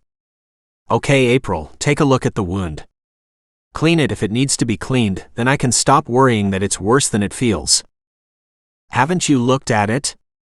April motioned for her to lie down. "I figured Swede would have at least. He tried, but I wouldn't let him." The blood had dried on the material of her shirt, making it tug on her skin as it was pulled away. She cried out softly. "Sorry," April said. She poked then prodded. "It's not bad. But it's got to sting terribly." She stood up and walked to the table by the door. From Eva's position, she could see it held a few items. April returned with a bottle of peroxide and a bandage to wipe up the liquid. "This is old school and will bite, but it will clean it out nicely." And sting it did. Eva bit her lip to stop herself from crying out. The other 2 women did enough gasping and moaning on her behalf. By the time April was done, Eva was done too. She was desperate to have some food and coffee, then she wanted to close her eyes and will this day to be over. Unfortunately, it had just started. Swede chafed at the bit. Inaction drove him crazy. Lena had been of no help. He'd sensed fear and hadn't wanted to push her. But he wasn't leaving Eva alone. That meant he was on watch here. They needed to know what was happening with the rebel camp, so Hawk was on his way to meet Mason and get an update. Shadow had backtracked the attackers and ascertained that all had come from the rebel camp, and none would be returning. But it was the vehicle that had come for the pickup that he was currently hunting. Who had arrived? And had the same people left again? Or taken anyone new away? Swede knew Shadow loved the hunt. Dane was on watch outside the hacienda. Hopefully while he was out there he'd find out something. No one had managed to find much, and that alone was eating at him. He spun and paced the long living room yet again. He was out of sight of the windows, and yet could see all 5 women drinking coffee. Eva had insisted that Lena stay and have the simple meal with them. She'd been grateful. Swede figured she didn't want to be alone after what had happened. Eva was likely in the same position. And she was a smart cookie. After he'd taken up a position away from the window, she'd studied him as if wondering at his choice. He'd watched her facial expression change as she worked her way through it. Then the color on her face paled, and she got up and moved to a chair deeper in the house. He'd caught her eye and nodded in approval. She'd been relieved and he'd been intrigued.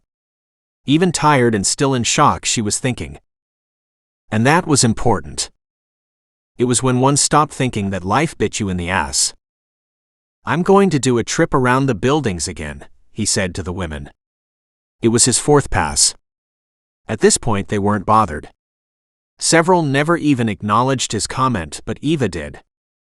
"Be careful."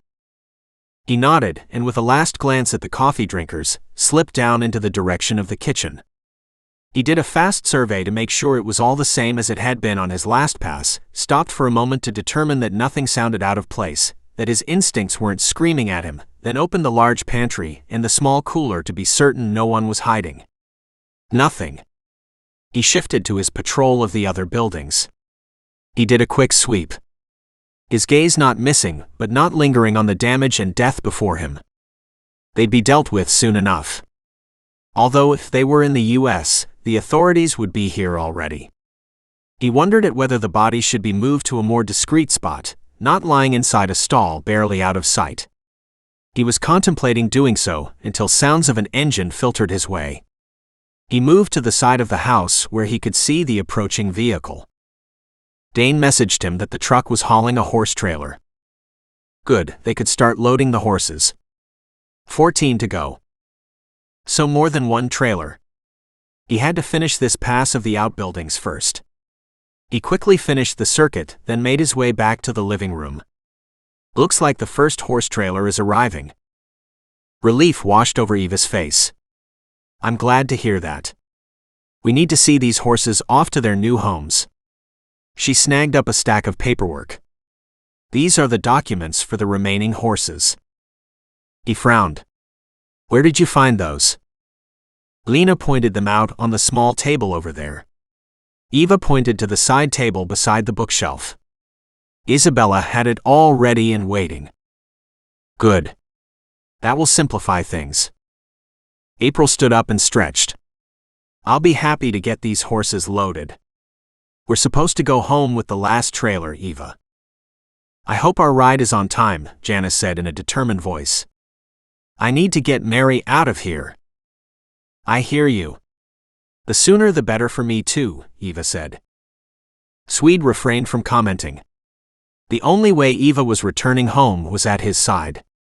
Regardless of what she wanted. Chapter 17. Eva walked out to meet the truck as it pulled into the yard. "Remember, say nothing," Swede said at her side. "What's to say?" "I couldn't begin to explain this nightmare," she muttered. "But somehow we have to get the horses loaded and gone without arousing their suspicions." "You let me handle that." Swede walked toward the truck. "You get the paperwork ready and the horses sorted. We can have this one in and out in an hour with any luck." And somehow, with Swede there keeping everything on track and speaking Spanish like he was born to it, 6 horses were loaded, paperwork handed over, and the truck gone before anyone knew about Isabella. Afterwards, with the others standing in the dust, April said, "So where was Swede when we needed him yesterday?" Eva snorted. "I know. Did you see how those horses did his bidding without a problem? He's magic." April shook her head, then paused. Her arm shot out, pointing down the road. "And we have more company." "Hopefully it's our ride," Mary said. "Are we allowed to leave if the authorities haven't made it here yet?" Swede nodded. "Given the circumstances, they will need to contact you at home if they have any questions. Otherwise, we'll handle it." Relief washed over both Janice and Mary's faces. "Great. Let's get this second load up and done."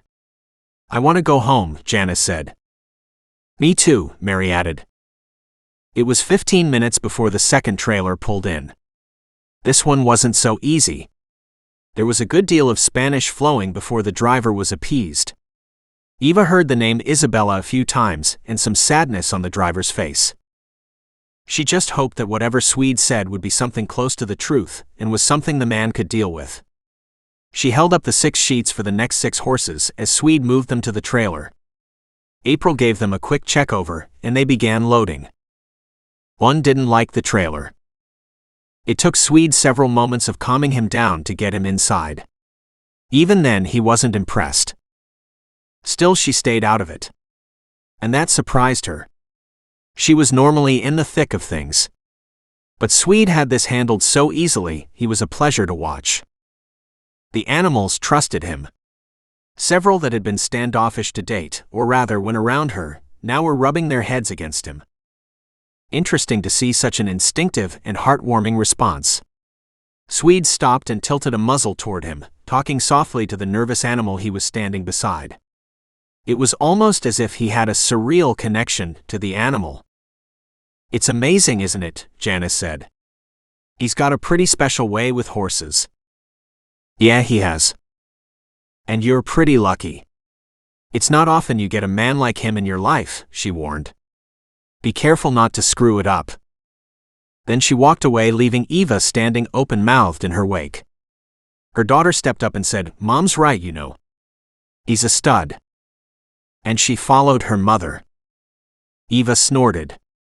Swede stepped out of the trailer at that point, the last of the horses for that load safely in and approved. "What did they say to you to put that look on your face?" he asked, a frown creasing his forehead. "Oh, nothing. Just you're such a stud, I shouldn't screw up and lose you. Guys like you aren't common apparently." She glared at him, hating the wicked grin that lit up his face. "And they are right. We are unique." He leaned forward. "So you better kiss me so they know you're not going to mess this up." She almost growled in frustration. He laughed and scooped her up into his arms, then as he slowly lowered her to her feet again, he took her mouth in a possessive kiss that branded her as his whether she wanted it to or not. Oh, what the hell! Doing what she'd been dying to do anyway, she threw her arms around his neck and kissed him back. His start of surprise was music to her. Good. Let him be off balance for a change. Lord knew he'd thrown her off balance for a long time. Damn him. She poured out the years of wishing he'd been someone else. Wishing she'd been someone else. The right one for him. The man he was intended to be for her. Not her brother's buddy, not a seal. But her lover. Her love. Her one and only. And in the face of her passion, he responded. His hand slid down her back to her hips where he pulled her tight against him. Hip to hip, pelvis to pelvis, his response was unmistakable. He drove to the heart of her, and she could feel the need clawing for release. God, she wanted him. She needed this. Him. Even if only for a short time. She had. "Whoa," he said, pulling back, a flush high on his cheekbones. In a hoarse voice he said urgently, "If you don't want me to take you right here and now in front of an audience, we need to dial this back." She gasped, her body trembling from the shock of his withdrawal and the return to their surroundings. The only good thing was his big body sheltered her from those standing at the front of the truck. Getting words out was beyond her. Forming them in her head didn't work either. What the? When she found her voice again, she opened her mouth and blurted out the wrong thing. What the hell just happened? "I have no idea," he growled. "But we're going to have to address it soon." Mute, she shook her head. She spun on her heels and dashed into the hacienda. The cool air hit her instantly and chilled the ardor still driving her inside. Oh Lord! What had she done? She'd let her inhibitions go. That's what. Talk about shitty timing and shitting decision-making. Whoa. She clapped her hands to her hot cheeks and sank into the nearest chair. She had to get a hold of herself, and now. The others would be leaving soon. She had to say goodbye. It was good they were leaving, but dear God, what was she going to do about Swede? That man was impossible to be around before. How was she going to survive being with him now? And even worse, how was she going to survive being without him? There were few times in his life he'd ever lost control. And never sexually. But to consider that the first time was with Hawk's sister, in a public place, was daunting. He'd been tossed sideways by her response to his bantering. She dragged him into the hidden depths of a place he'd never been, and he'd gone eagerly like a puppy. It drove him crazy that they weren't someplace where he could see this to the end. An end he knew would be something unique. He'd had a taste of her passion now. And he wanted the whole meal. Damn, she'd been hot. He looked down at his big hands, not surprised by the fine tremor that made them shake. Heat pulsed in his veins, and blood still pumped into one very specific region of his body. Unfortunately, he was desperate to calm his body down before the women noticed. Hell, throwing Eva to the floor where she stood was still looking good. God, what the hell was that? And wasn't that the same question she'd just asked? At least she hadn't been able to hide her response to him any more than he had to her. They were in this together. Whatever this was. Hey, Swede. Mary waved at him. He took a deep breath and walked over. They were in the truck, the daughter in the back of the big rig, the whole seat to herself. Take care of her. She's a little confused at the moment. With a nod, he said, not to worry. I will. And April. They've both been through enough. I personally can't wait to get the hell out of here, Mary said. We've got the paperwork. Tell Eva goodbye, but we need to get on the road. And with that, the big rig pulled out 6 horses in the back.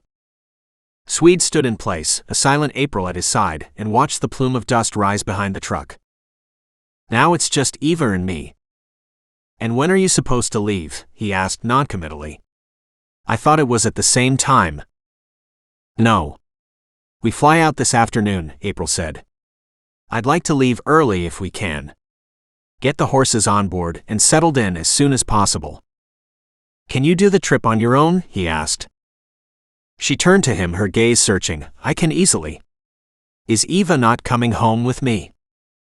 He shrugged, his gaze wandering the area. She should. You both need to go home. And this is the fastest way now. He pointed at the big red truck they'd seen yesterday approach. I presume that's your ride? Yes. The relief in April's voice showed him just how hard this day had been on her. Good. Let's get you and the last of the horses loaded, and I'll go find Eva. Is she okay? Sure. Just tired. He paused and looked over at the remaining 4 horses, including the mare that had been sickly. How did Isabella make money here? She had no horses of her own, I believe. She gave her horses to the 2 men that were doing one of the trips for her. As payment. They weren't being used, and she wanted to make sure all the stock were taken care of, April said in a non-committal voice. They were 2 of the horses that went out yesterday. So we have 4 more to move. Weird. It's almost as if she knew she wouldn't be able to look after them, he said. And her next comment caught him sideways. I think she didn't expect to. I know she saw a doctor many months ago for some condition, but refused treatment. I never brought it up with her again. That would explain it. Then, depending on the condition, the bullet might have been easier on her than a slow, painful death. No death is easy, Swede said. But I'd like to think there is a good death. April smiled up at him. I don't know what went wrong between you and Eva. At first I thought the 2 of you were a complete mismatch, but now I'm not so sure. Knowing some response was called for, he slanted his gaze in her direction. And now what do you think? I think she's intimidated. Afraid to be all she can be. April's tone was distant, as if seeing something he couldn't see. And maybe fail. He rolled her words around in his head. Was she right? I'm a big guy, he finally said, knowing it wasn't what she meant but not wanting to get into it further. He glanced at the living room where Eva had disappeared. In more ways than one, April said on a laugh. He just barely managed to stop himself from adjusting his pants and bringing her attention to something he'd hoped had gone unnoticed.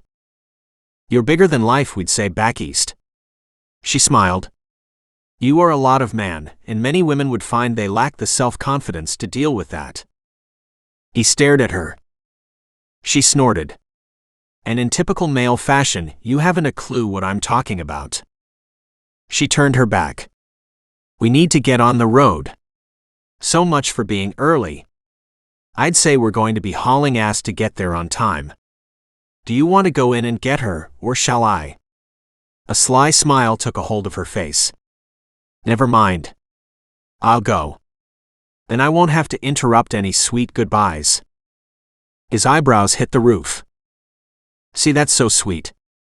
You act like you know nothing of what I'm talking about. She laughed. No worries. I'll go and grab her. Jesus. She walked into the hacienda. Swede looked around the other buildings, knowing Dane would be here. Somewhere. April came to the door a few minutes later, a frantic look on her face. She's not here. Oh my God, where has she gone? Chapter 18. The only thing that was good about being unconscious was the oblivion of what might have happened when you were out cold. Eva had no idea where she was or who had taken her. All she knew was she was lying trussed up like a chicken in the woods somewhere, with a hell of a headache. Not pain, but a weird grogginess and thick head, as if she'd been drugged. Why and how she didn't know. The last thing she remembered was the hottest, most passionate interlude she'd ever had, and with Swede of all people, and damn near in public. Like, what the hell had she done? Besides lost her head. And what had it gotten her?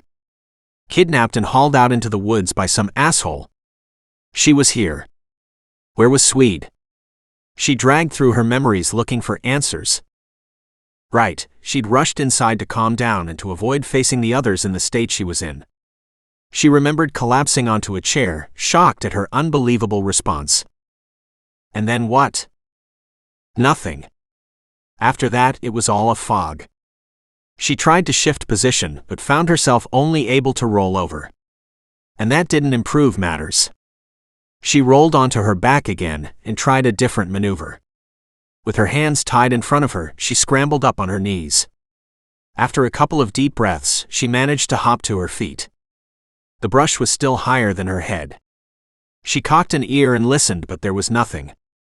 No birds, no animals rustling in the brush. Nothing. Why weren't there voices at least?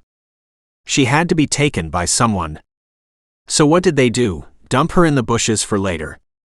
And what if there was no later?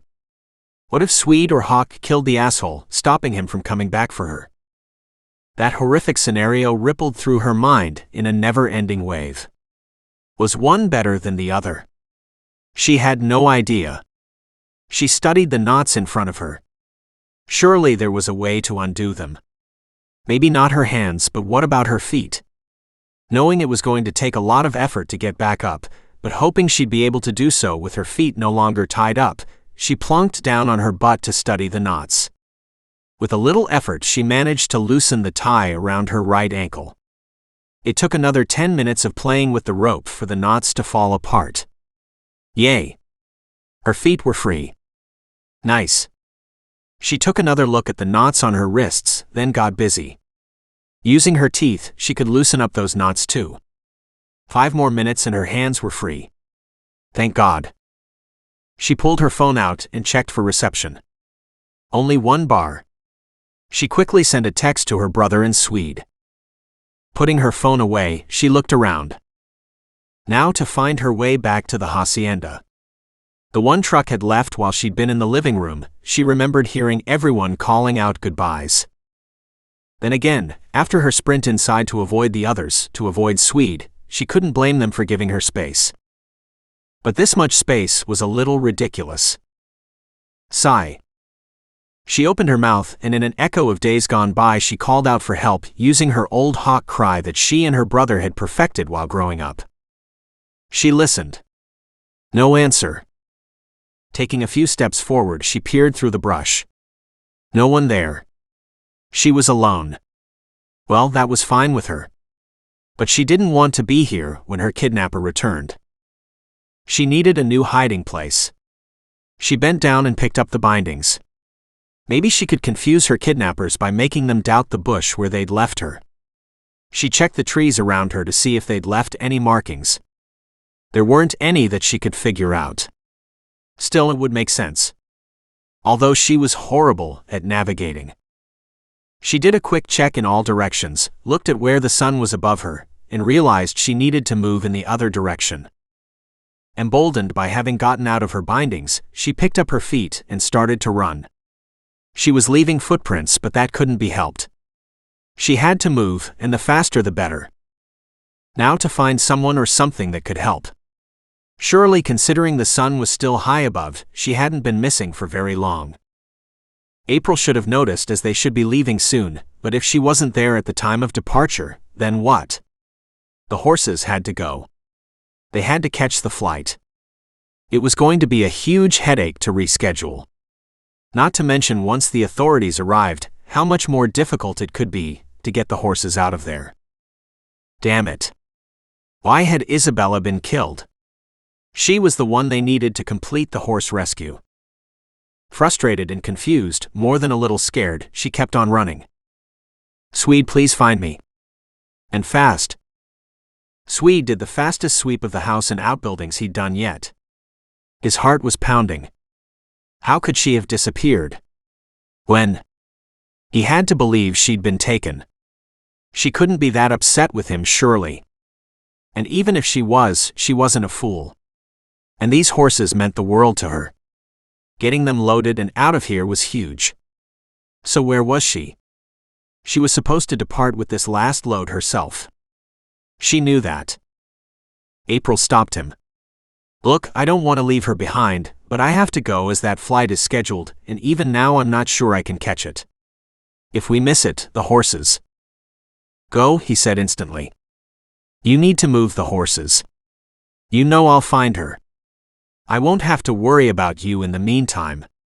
I can't go after her and keep you safe. He watched the indecisions on her face as her gaze went from the horses and trailer and impatient driver, then back to him. I hate to leave her, she cried out softly. I feel like I'm abandoning her. Go, he urged. I'll keep you in the loop. She brought out her cell phone and gave him her number. Call me. And if it's bad news, then there'd be nothing you could do anyway. He watched as she, torn but seeing common sense, walked to the front of the truck.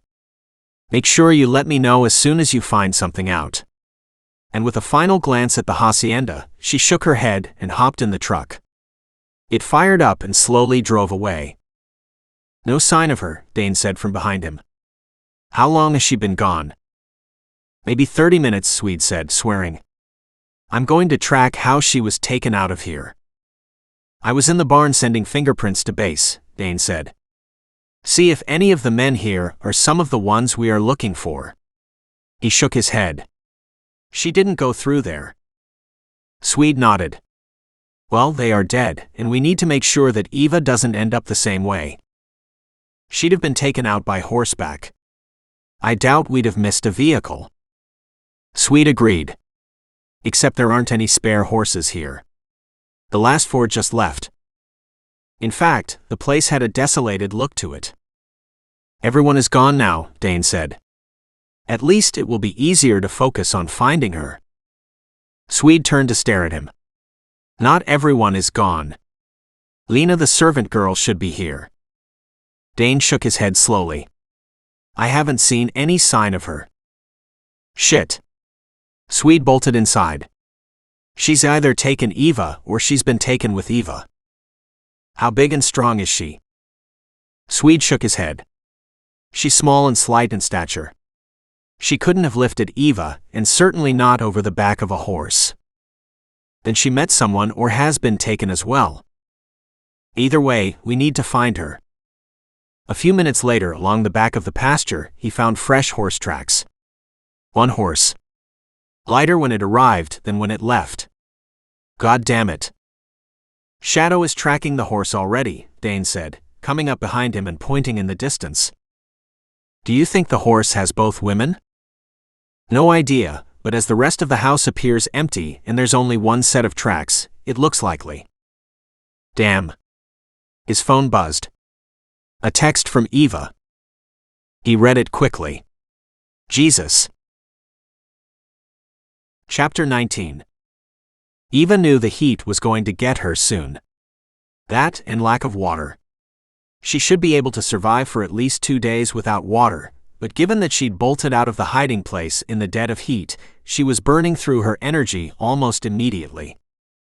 She needed to find shade and stay in one spot. Let the men find her. The right men.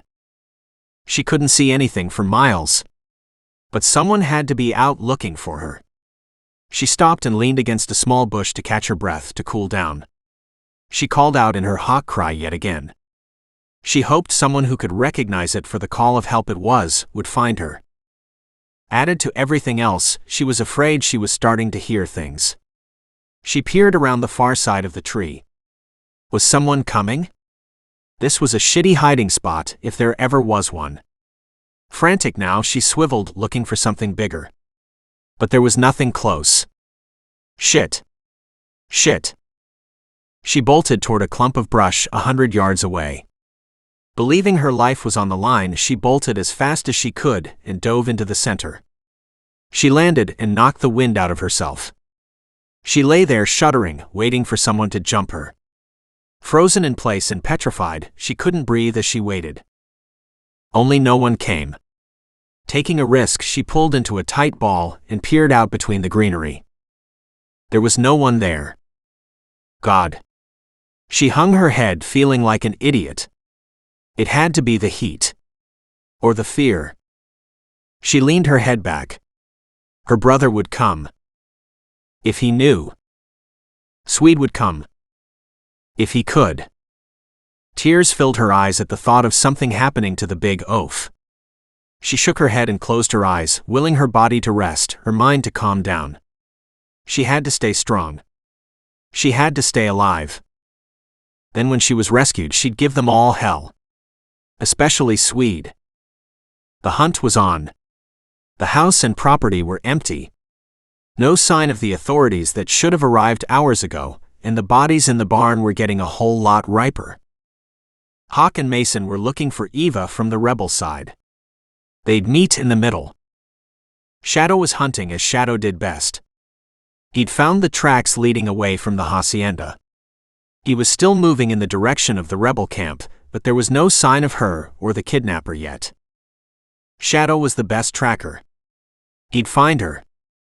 Swede's fist balled up. God damn it. He looked up at Dane. Where the fuck is she? Easy, man.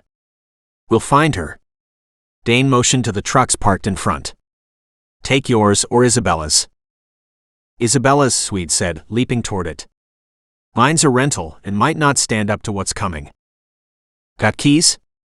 Dane asked, following behind Swede as he dashed to the front of the house. No, and I don't need any.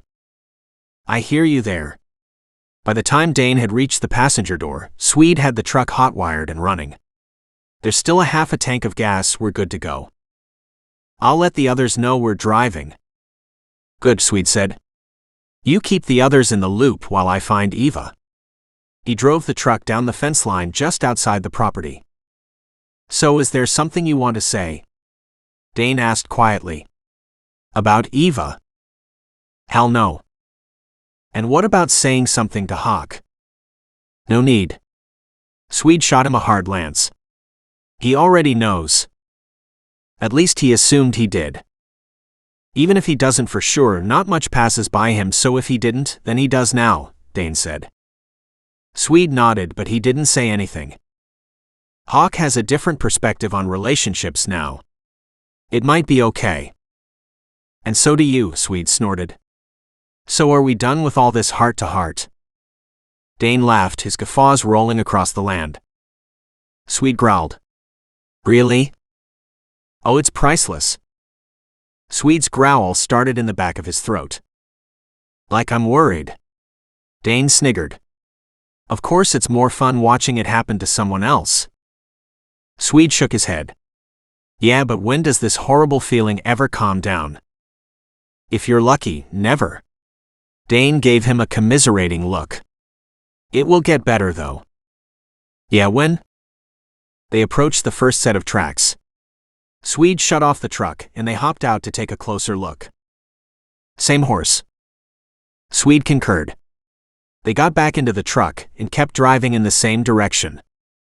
The dry, loose surface made the tracks visible and easy to follow.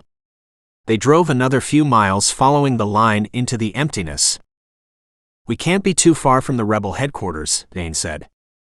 I was just thinking that, Swede agreed and hit the brakes suddenly. What? Swede pointed at tracks that headed toward a clump of stick pines. More brush than trees. The lack of water had stunted their growth, but it was big enough to hide someone and showed signs of mistreatment. Several branches had been snapped, the wild grasses sparse along the dry ground were crushed. He parked and hopped out. They both walked the area, looking to read the story of what had happened. And it wasn't hard to sort out. Dane walked through in the middle of the brush. Rope fibers over here, Dane called out. She's walked out of here then. Swede followed the tracks. She's taken off running from this point. He gazed in the distance, following the tracks. They climbed back into the truck, Swede driving and Dane updating the team. Swede drove along the side of the tracks. She couldn't have gone far. She'll be here. We'll find her. Swede knew they would.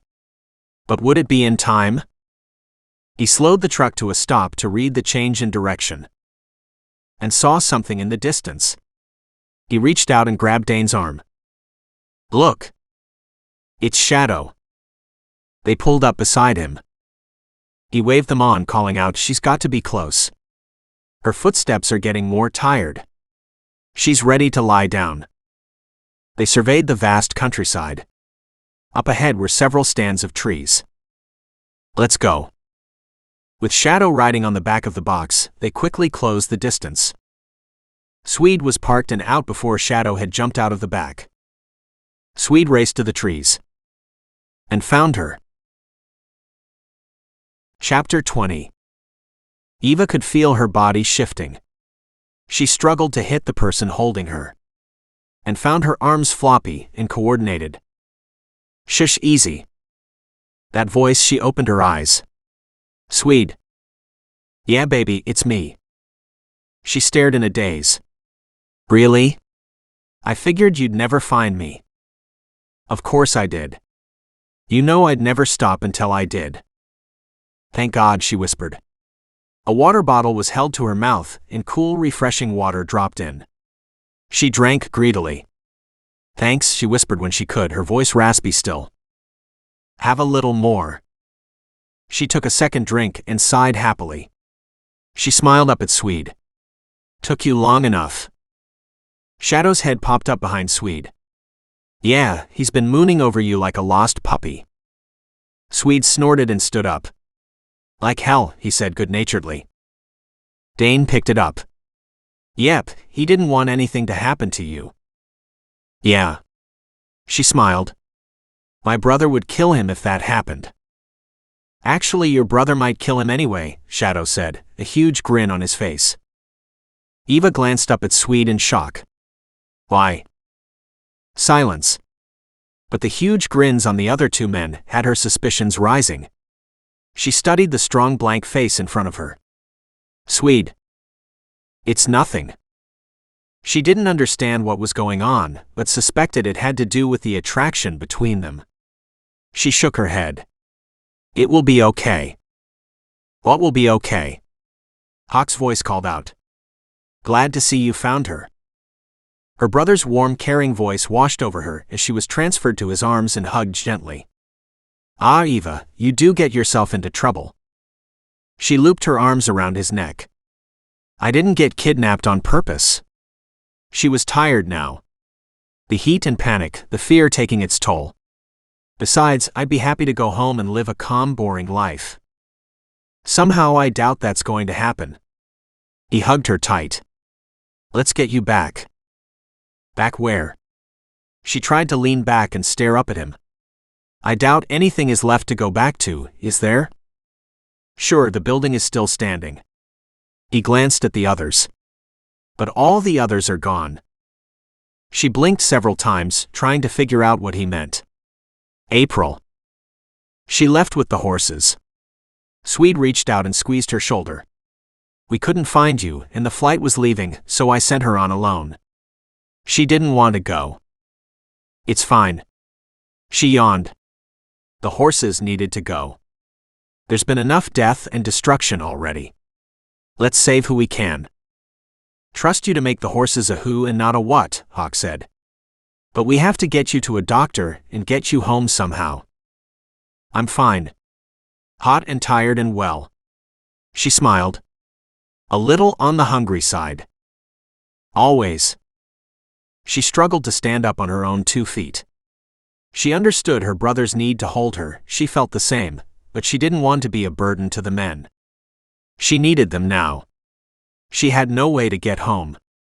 Her flight had left, and she had to make other arrangements. Somehow. And that was shitty, as the flights hadn't been cheap.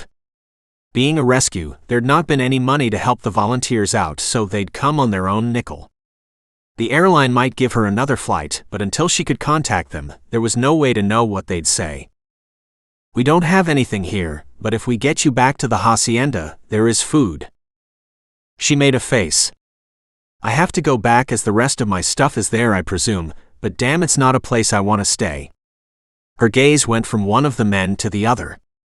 Please tell me that those poor people have been collected and taken to the morgue. The authorities hadn't arrived when we left. I was afraid of that. She winced. You did call them, right? Sure. But it's still hours away, and if they need to pull a team together. Hawk let his voice drift off. Or if the messages or team were intercepted, no one is coming at all. Oh, someone will come, Mason said. We've got our country involved now. The place will likely be crowded with people when we get back. With her brother's assistance, she was helped to the truck. Where did you get this? She asked as she struggled to get up into the cab. Her head spun, and she was forced to grab onto the side. Swede snagged her up and carefully deposited her on the front bench seat. It's Isabella's. Oh, she said in a small voice. So many dead, and for what? I'm not sure we know yet, Hawk said in a hard voice. She looked around, realizing that the other men were gone. Where are they? They're heading back to see if there have been any changes at the rebel camp. Shadow is checking our tracks back to the hacienda to make sure we weren't followed on our way here. I'm sorry to take you away. I'm fine with Swede if you want to go with the others. I'll be sticking around. Hawk jumped into the driver's seat and started up the vehicle. He tapped the gas gauge. Looks like we have enough. If we're going straight back, we do. Swede sat on the passenger's door side, effectively bookending Eva in the middle. A place she was happy to stay. She was sad she was missing out on flying home with the horses, but given where she'd been a few hours ago, she was just happy to be with the men. She closed her eyes and instinctively snuggled closer to Swede, letting her head drop to his shoulder. She closed her eyes. The rough ground they traveled on stopped her from being able to sleep. Yet knowing she was safe was such a relief, she just wanted to savor the feeling. A particularly rough bump had her body lurching forward. Swede instinctively reached out and wrapped his arm round her shoulder, tucking her close. Like he'd done from the start. Thanks, Hawk. Thanks for what? He asked, his voice casual, distracted. Likely from the rough ground. For sending Swede to look after me. Swede stiffened under her head. She could feel the tension vibrating through him. Now if I'd only managed to do that, he snapped. You did several times, she murmured. Just because they got to me eventually, doesn't matter. Besides, you found me. Yeah, big deal, the big man muttered. She opened her eyes to see him staring out the window, a muscle on his jaw rippling in an aggravated motion. Hey, it is to me, so thank you. He slanted that hard gaze her way and snorted. With a very precise, "You're welcome," he returned to glaring out the window. She wasn't sure what was bugging him and turned to look at her brother, catching the amusement on his face. What is so funny? She asked. Nothing. She sighed. Right. Hey, I've been there myself. Glad I'm not anymore. She studied his words and didn't get it. She opened her mouth to ask when Swede gripped her shoulder in warning. Disgruntled, she subsided. Fine, she muttered to him in a low voice. You'll have to explain later. His fingers squeezed, then released. She'd take that as a yes. Swede wasn't sure what to say around Hawk. Somehow the relationship between his sister and him had changed. He didn't know to what, and she didn't appear to understand the problems this was going to create. Hell, it was already creating trouble. Not that he was going to back down. Not until he figured out if this was serious. Eva had always been in the background. Always a nudging reminder that she was waiting for him. "So Swede, ready for days off?" Hawk asked, a thread of humor in his voice. "It won't be for a while, surely. Although that would be nice. Not until we get to the bottom of the rebel camp, no, but it's always nice to look ahead and plan our days, isn't it?" What the hell was he getting at? And why? His sister. Hawk would be spending the days he had free with Mia. No way in hell he wasn't. So how was Swede going to spend it with Eva and have Hawk's blessing? He needed to have a private talk with Hawk. Somehow. But he wasn't looking forward to it. He wasn't even sure what to say. He didn't have answers. There'd been no time. And she'd go home soon. Sure, she wasn't far away, but it was a few hours. Same as Hawk and Mia, although there was talk of Mia moving closer. The thought of Eva a long way away was a punch in his gut. He wasn't going to live that way. Long-distance relationships were hell. Yet he could hardly move her closer. She had land together with her brother. And animals that needed her. She was country. He lived on base. Like so not compatible. He wouldn't leave the seals, but neither could he ask her to leave the animals. They were both important. In Mason and Tesla's case, the government was all over her. She could work wherever she wanted to. So the base was perfect for her and Mason's relationship. Hawk was working on Mia, and it looked like that was going to happen. Mariella, Dane's partner, was already in San Diego, so that was perfect. It was him and Eva that wasn't. Then his head was in the clouds, and he needed to get into the game. Not her. He groaned and leaned his head back. And once again scraped the roof of the cab. He swore under his breath. "Did you hit your head?" she asked sleepily beside him. Again, no worries. "It's normal for him," Hawk said in a teasing tone. "The guy doesn't fit anywhere." So damn true, and never had he felt like he didn't fit the surroundings more than he did right now. And hated it. "He fits everywhere," Eva said stoutly, shifting to a sitting position. "Besides, he's special, we have to make allowances." Hawk gave a shout of laughter. Swede glared at him. And that just sent Hawk off in a series of chuckles. Swede sank as much as he could in the seat and glared out the window. "You should be nice to him, Hawk," Eva scolded. "He's your friend." That just sent Hawk into louder laughter.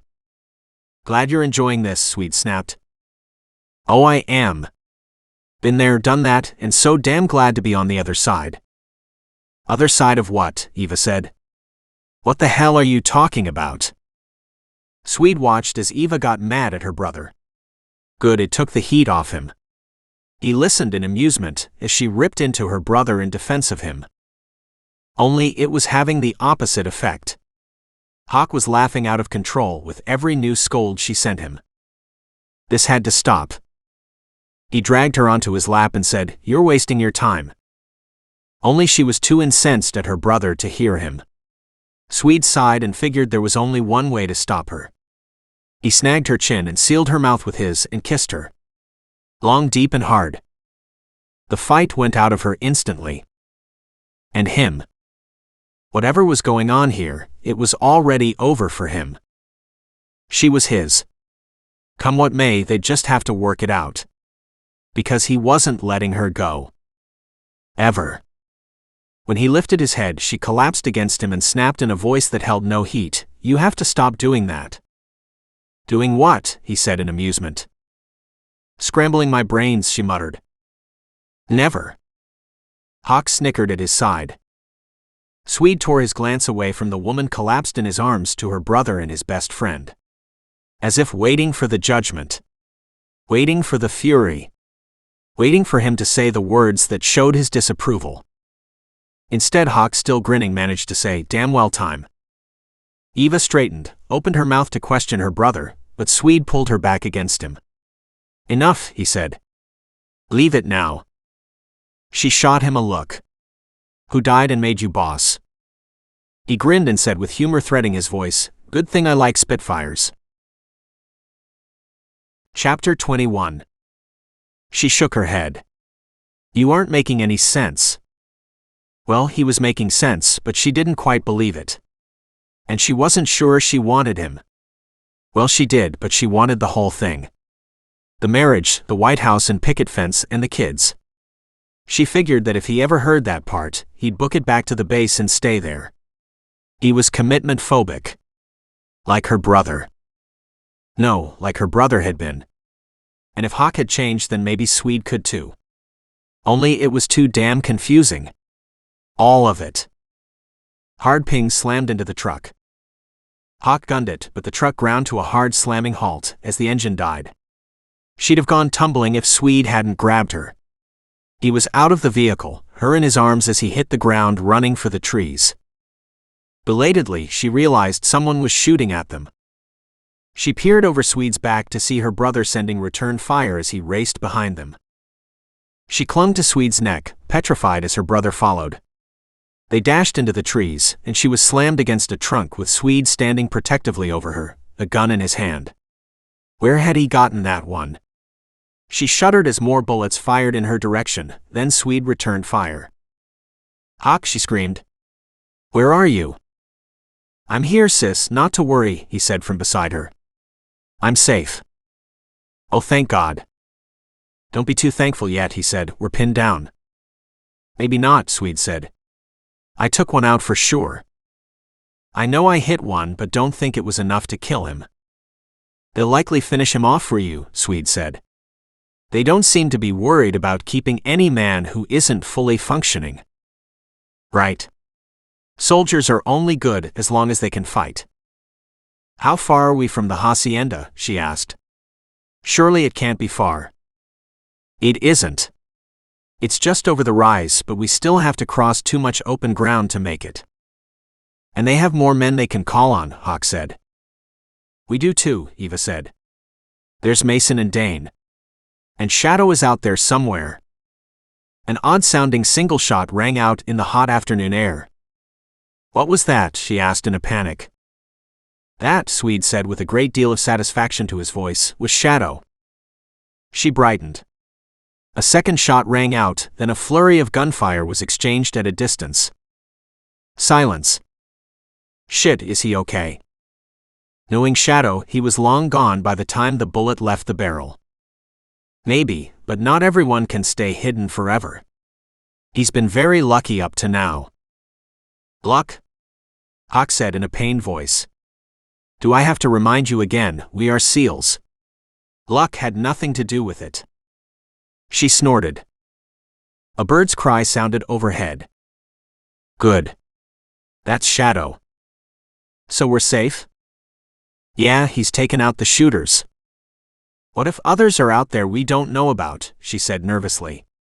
Swede went to step out into the open, but she grabbed his hand and pulled him back. Don't, it's not safe. He patted her hand. If Shadow says it's safe, it's safe. We trust each other. But he might have missed one. Everyone makes mistakes. Both Hawk and Swede looked at her and rolled their eyes. She groaned. Fine, then I'll go first. And before they could stop her, she stepped out into the open. Swede grabbed her and slammed her back into the bushes. Ah, she snapped. I thought it was safe. He glared at her. It is. But like hell you're going out there first. Hawk laughed. Come on, we're going to have to get her away from here. Then we're shutting down the rebel camp. Let's get her to the hacienda and the authorities. Eva had been happy to walk out of cover with the men, and had even taken a few steps in the direction of the hacienda, when she heard his words. She spun on him. What? Hawk winced. Eva, he warned. She shook her head. Oh no you don't. You're not leaving me to clean this shit up. That's not what I meant, he snapped. And you know it. With a glare meant to incinerate him, she said, "So who the hell do you think they are going to look to for answers when you're not there?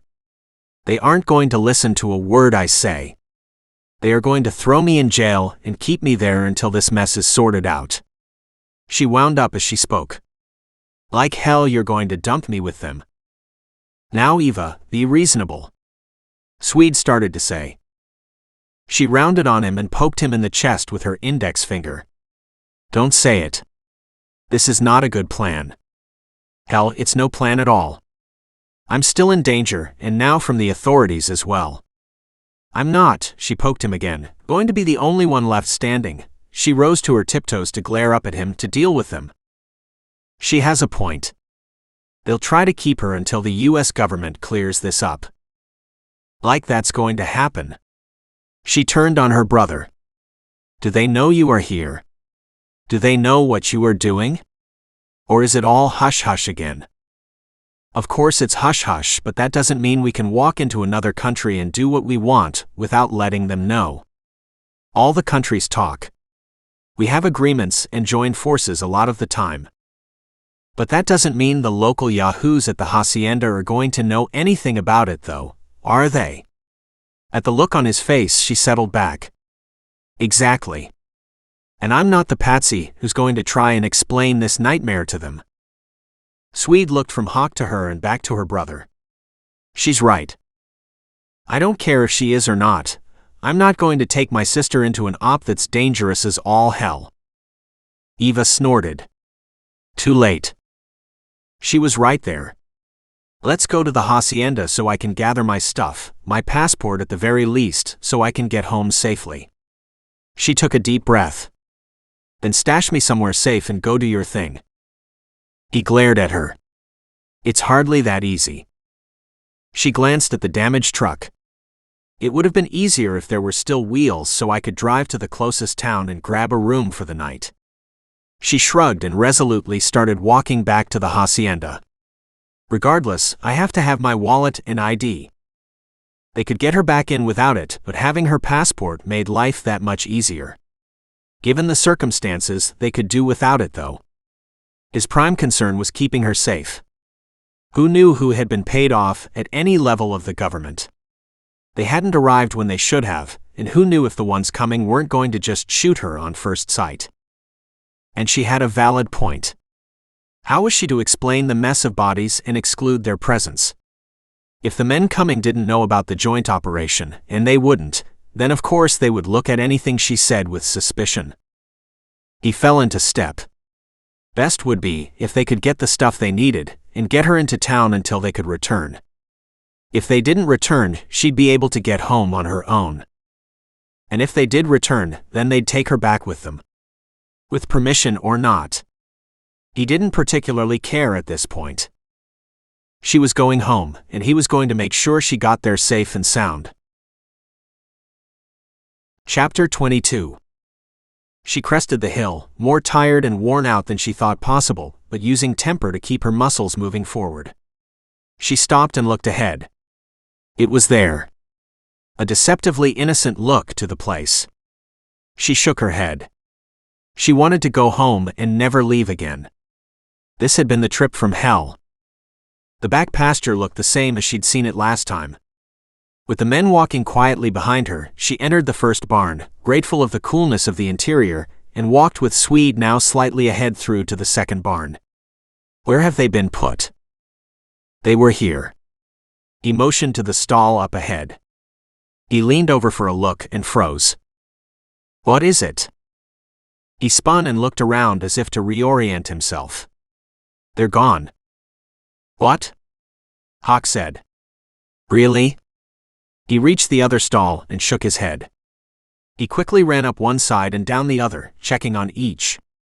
There's no sign of them here. The authorities, Eva said. They must have come and gone. The men looked at her then at each other, before bolting for the main house. She was right behind them. In the kitchen they stopped and listened. Eva chafed at the bit. She wanted to race to her room, grab her stuff and run. As in all the way back home. She was tired, sore and desperately in need of some sleep. And her feet were killing her. She studied the runners never meant for hard walking in the brush. They were pretty much destroyed. And she had blisters on her heels. Still, she was alive and safe. She could live with a few blisters. Where the hell were the bodies? They have to be somewhere, he said. Unless, like Eva said, they've been loaded up and hauled away. I hope so. Hawk led the way through the kitchen into the living room, Swede on his heels. There was no one there. Swede strode to the front door and stared out the window. There are no vehicles here. Not now. Could they have been and gone and done what they needed to do in the time we were gone? Swede looked down at his watch. Not in our country. This place would be cordoned off and we'd have teams of people for something this large. But we're not at home and we don't know that the authorities have even arrived yet, Hawk said, looking around. Where were the victims lying? Swede pointed to the bloodstains on the floor, at least he tried to. It was a wooden floor, and from the looks of it someone had attempted to clean up the blood with some kind of hot steamer. The wood still had a moist look to the finish. Someone is trying to make it look like this never happened. Eva ran forward. How? There were bodies here and here. She pointed out several other locations. But it's all been mopped up. Swede walked back to the kitchen. The blood back here is gone too. They looked at each other in confusion. I have to find my bag, Eva cried suddenly. If they cleaned up, did they remove my belongings? She bolted for the upstairs, the men behind her. Hawk called out. There was no visible blood in the stall either. No, easy enough to throw new straw on top of the old or take the old away with them. Another few weeks of this dust, and it won't be visible anyway. Straw is used specifically for soaking up messes like that to begin with, so chances are good very little if any of the blood made it to the bottom of the stall. Which was dirt floor, not wooden boards. So even less to clean up. Swede stopped at the open doorway, letting Eva race inside. In a low voice he muttered to Hawk, we need to check on the women who went home. Right. Hawk moved off a few steps and made a few calls. Swede turned his attention back to Eva. Is it here? My sweater is not. My passport. She lifted the mattress and checked the underside pocket of the sheet. Is? She pulled out her wallet that had a side pocket big enough to hold her passport. So they missed that, he said in an admiring tone of voice. Nice. But the rest of my clothes and overnight bag are gone, she said, looking around. But you hid your purse. Why? She smiled. Hawk's influence to never be too trusting. With everything crazy going on, I didn't want someone to grab my ID and run off with it. He nodded. Good thing. But you're sure your clothes and bags? They aren't here. She slammed the door shut, then walked back to the closet she'd already checked. She spun around, looked at the single bed, and dropped to the floor. Someone tried to erase the fact that I was ever here. And the fact that anything happened. She rubbed her forehead. What the hell is going on? I don't know. But we will find out. He motioned at her to come out. We'll check the other rooms to make sure you weren't just moved to a different bedroom while Hawk makes his calls. In a systematic way, they searched each of the other bedrooms. They are all empty. Eva turned to look at Swede. Let's check Isabella's room. And Lena's. Surely that will answer some of these questions. With Hawk's agreement, they all headed downstairs. Swede had sent a message to the others letting them know what they'd found. Surely someone had answers. At Isabella's room, they realized there'd be no answers here. It had been stripped clean. Including the bedding. With a horrible thought formulating in the back of his mind, Swede went through the motions of searching the room. But it had been cleaned out. Why? Because they didn't want the men's bodies bringing up questions as to where they came from, he said softly. She shook her head in confusion. He didn't blame her. This was too bizarre. Hawk stepped up into the room.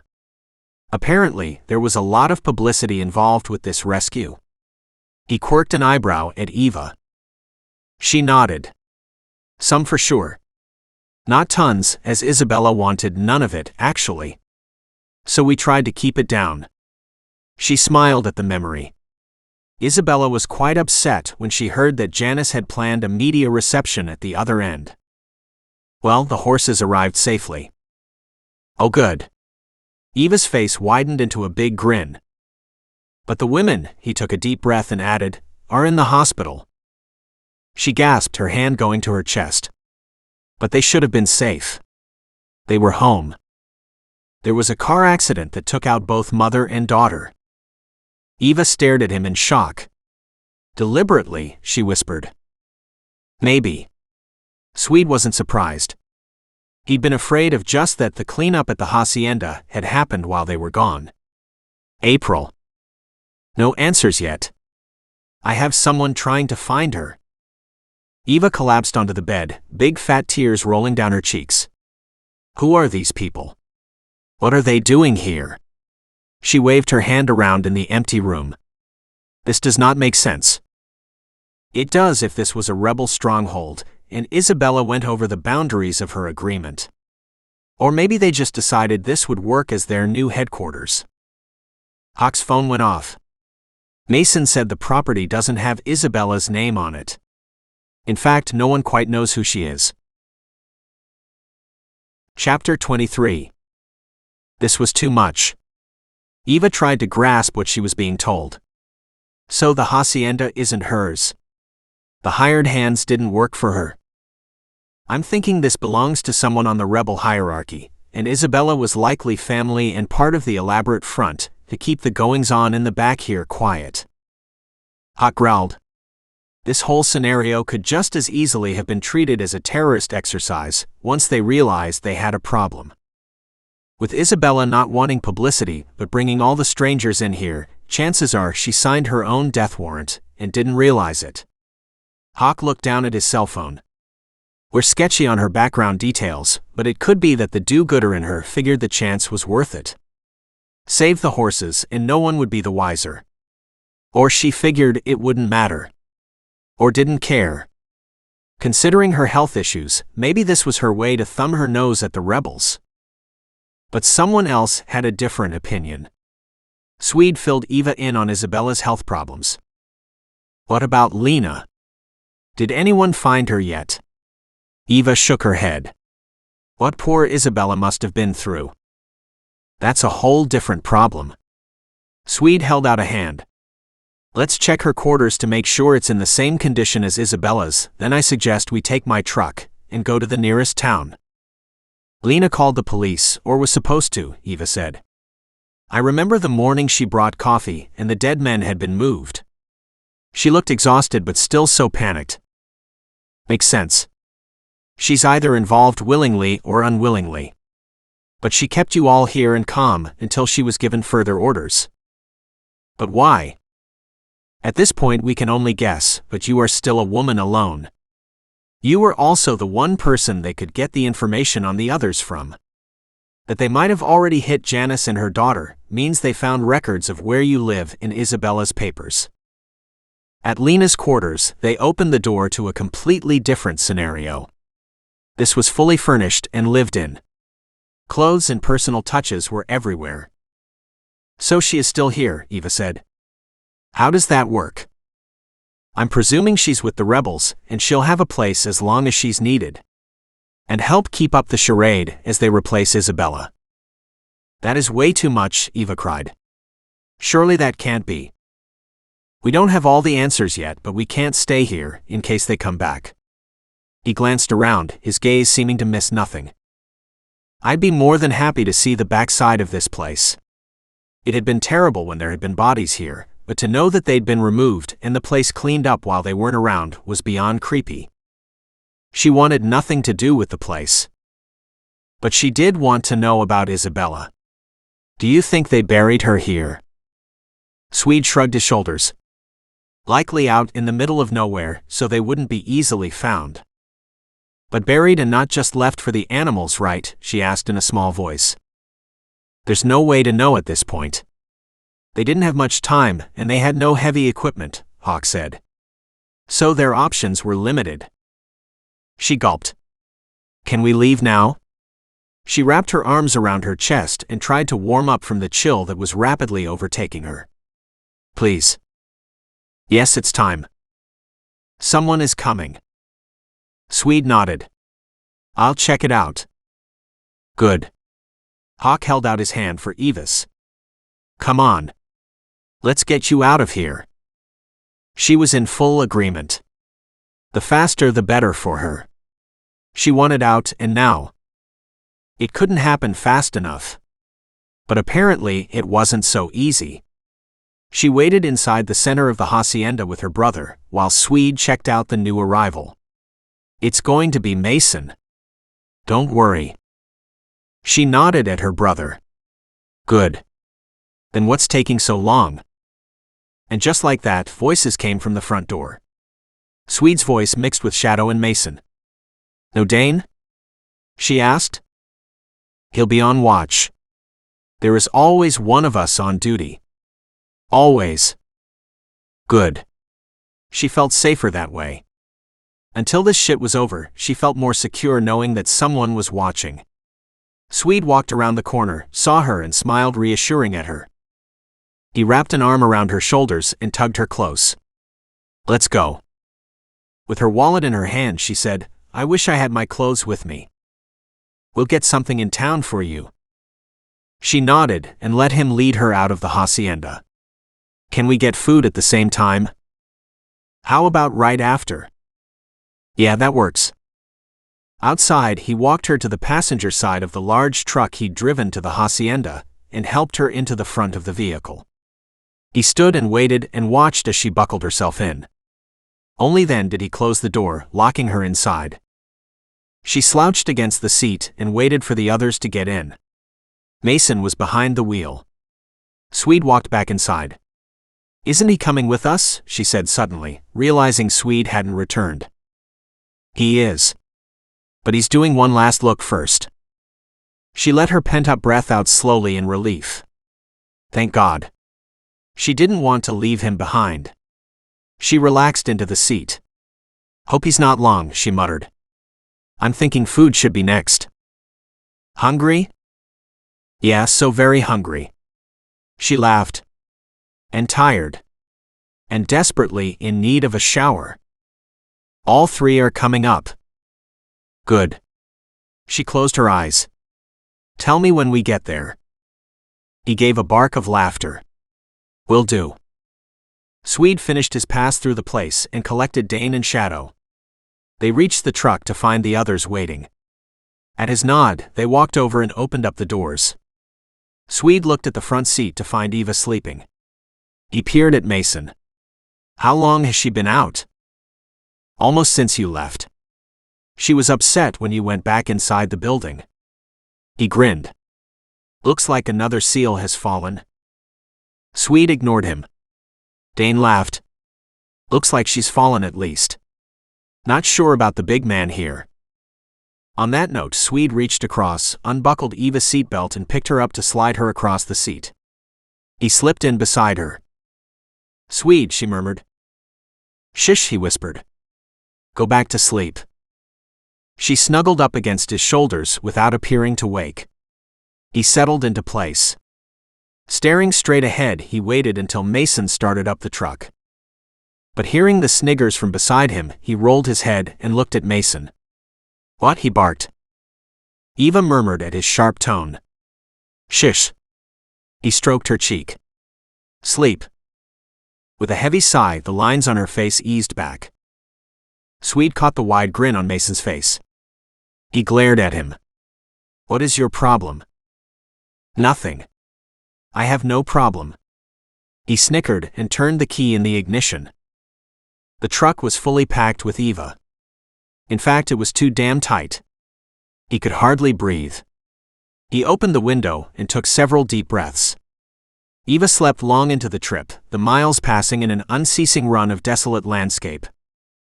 He knew he'd be back in a few hours. It was going to be harder to leave Eva in the hotel room. But they had to deal with the mission, and she should be safe at a hotel. No one knew her. No one would know her location. There was no reason to suspect foul play. And the other good news was that April had been found and she was fine. There'd been nothing untoward on the way home. She was of course delighted to hear Eva was found alive and well. Now if he could only keep her that way. Chapter 24. Eva watched as Swede gave the surroundings a quick check, unlocked the motel room and stepped in.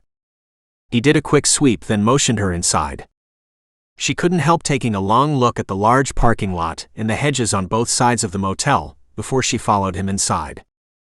"You'll be fine here until we get back." Sure she would. But it wasn't her choice. She'd rather grab her SEAL family and go home. But that wasn't an option. She tossed her wallet on the small dresser and said, "I'll be fine." There was an odd silence. She looked at him sideways. He was studying her with a gentle look. She sighed. That this big man could turn her to mush so easily just by being himself was astonishing. And said much about the depths of her own feelings. Feelings she hadn't acknowledged before. "I'll be fine," she reiterated in a firmer voice. The sooner he left to do his thing, the sooner he'd be able to return and they could all go home. She walked over and sat down on the bed and motioned to the door. "Go." But her voice trembled. Damn it. She was stronger than this. But she didn't want him to go. She didn't want to be left alone. With her memories. And fears. And unsettled emotions.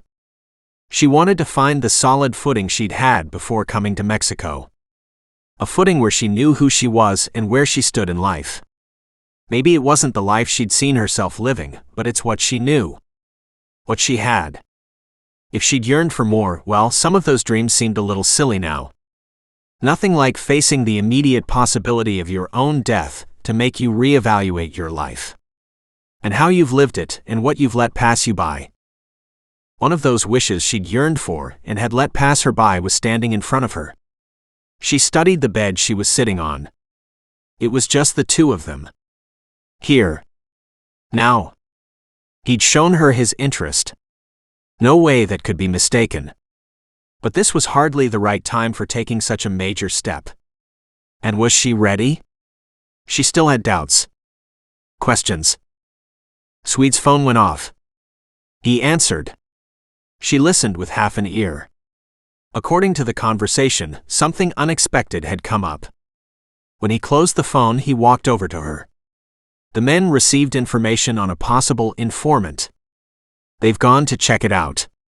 They'll pick me up afterwards. She nodded. Good. Anything that helps to solve this nightmare. Then she realized that they had the perfect opportunity to sort out their own differences. Those girls, the last time you came home with Hawk, were good friends of mine. He made no attempt to misunderstand.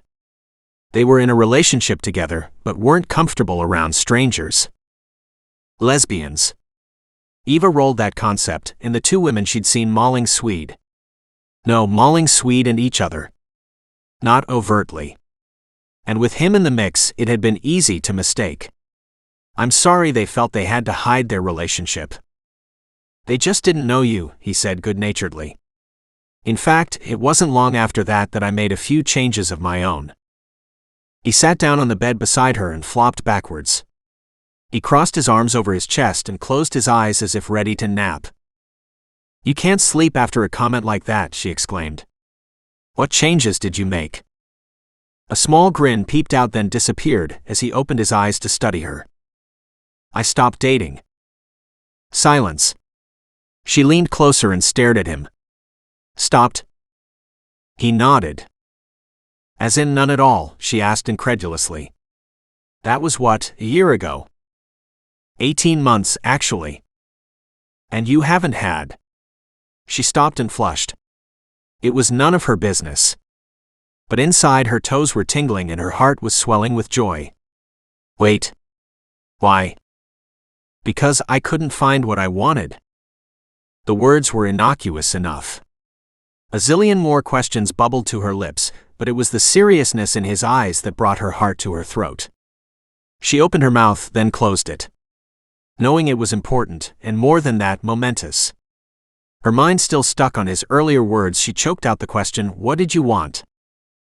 He reached out and gently grasped her chin. "You." Her eyes widened in shock and hope, and she stared down at this huge man who could have anything, anyone he wanted in the world, and apparently wanted her. God, she hoped he meant it. He tugged her down on top of him, then rolled so he was propped over top of her. They stared into each other's eyes for a long moment before he slowly, ever so slowly, lowered his head and kissed her. He shouldn't be doing this. Not now. He didn't have time to do it right. Things were unsettled between them. Only he needed her. Had wanted her for so damn long. And if he didn't drive his advantage forward right now, he didn't know when he'd get another chance. She'd pushed him away since forever. Until now. She was responding with that same passion that had brought him to his knees before. He couldn't get enough. He suddenly realized that his hand was under her shirt and his mouth was moving along the inside curve of her neck. Too fast. Too sudden. His erection screamed as he tried to pull back. She reached up, looped her arms around his neck and said, "No." He closed his eyes and dropped his head to rest on her chest. "Sorry," he whispered, his voice tremoring with the effort to cool down. "I didn't mean to lose control." His breath was coming in raw gulps. "No. I didn't mean stop," she cried and tugged him down to her. "Don't pull away. Please don't reject me. Jesus. Never." He gave her the sweetest, most caring kiss of his life. As he lifted his head, her eyes were shiny, moist. "Tears?" He stared at her worriedly. "Are you sure?" He propped himself on his elbows as he stared down at her, his heart pounding in eagerness. "Please let her be sure. Please."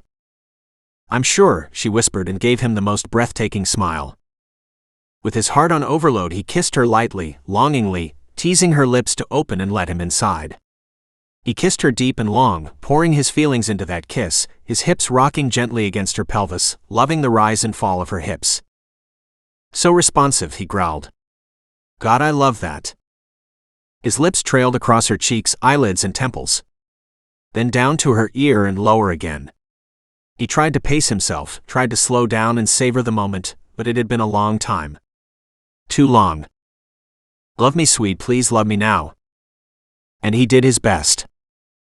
He tried to go slow, but she wouldn't let him. He tried to take her clothes off one piece at a time to savor the experience, but she wouldn't let him, jumping off the bed and stripping down to the beautiful skin he was desperate to touch, to taste. He tried to warm her up slowly, only to find she was hot and ready. He tried to slow her hands so he could retain control, and found he'd never had it. He groaned when her hands closed around him. He cried out when her mouth found him. And he moaned in joy when she rolled him onto his back and mounted him. Dear God. Where had she been all his life? When she sank low and seated him at her center, he knew he'd died and gone to heaven. Until she moved. He lay in bliss as she set a pace that drove him nuts as he fought to leave her in control, to leave himself on the crest without flying over. To let this happen in its own time. And revel in it. Dear God. It was so damn hard. His climax screamed to be released, yet he never wanted this to end. He was caught in a limbo of pleasure. She stroked her hands down over his chest, her nails gently gliding along his skin. He slid his hands down over her ribs and belly to her hips and held her while he drove his hips up. She dug her nails into his skin, adding pain to the pleasure and somehow making it all that much sweeter. She leaned forward and kissed his collarbone, his nipples, testing her sharp teeth on the skin to the side, making him shiver in delight. Then she sat back, her breath coming in low pants, and started to ride. The graceful motion of someone born to the saddle. Faster and faster, harder and harder, his fingers firm on her hips, her hands braced against his chest. With a harsh gasp, she arched her back, a long, slow scream of release filling the room. He sat up, tucked her close and flipped her onto her back and drove to the hilt again and again, the release right there, and he was almost. A harsh guttural sound as he collapsed down beside her.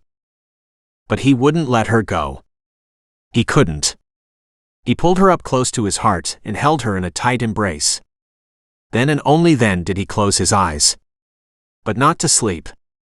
He didn't want to miss one single moment of time with her. They needed to talk. And soon. But he didn't want anything to mar this moment. And then his phone rang. And he knew it was too late, the interlude was over. Chapter 25. Eva wandered the motel room aimlessly. She was alone. As in, Swede had gotten a call, told her to lock up and stay inside, and he'd be back as soon as he could. Right. As if she hadn't heard that before. Still, the hot kiss he'd planted on her before leaving should hold her for a little while. How long would they be gone?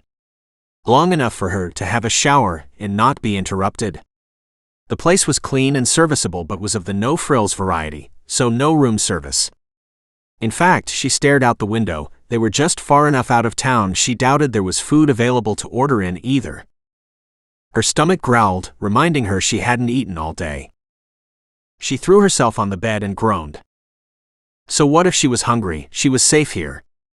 She was no longer at that horrific hacienda. That's all that mattered, as if they'd never been there in the first place. There were no longer bodies all over the floors, or the ghostly fact that someone moved them. How horrible was that? And Isabella. Didn't she deserve a proper burial?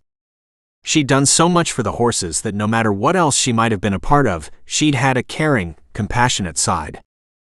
The line of bodies laid out in the stall was hard enough to forget, but the thought of these poor people. She just wanted to go home. Her stomach growled again. She rubbed her face and considered her options. They'd come back. She knew they would.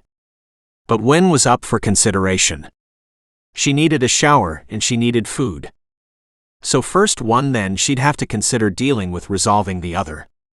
Maybe there was a vending machine close by. Dragging herself into the bathroom, she locked the door and stepped under the hot water. Too bad Swede wasn't in here with her. She hated to wash off his scent, but being clean was a gift. Oh Lord, that felt good.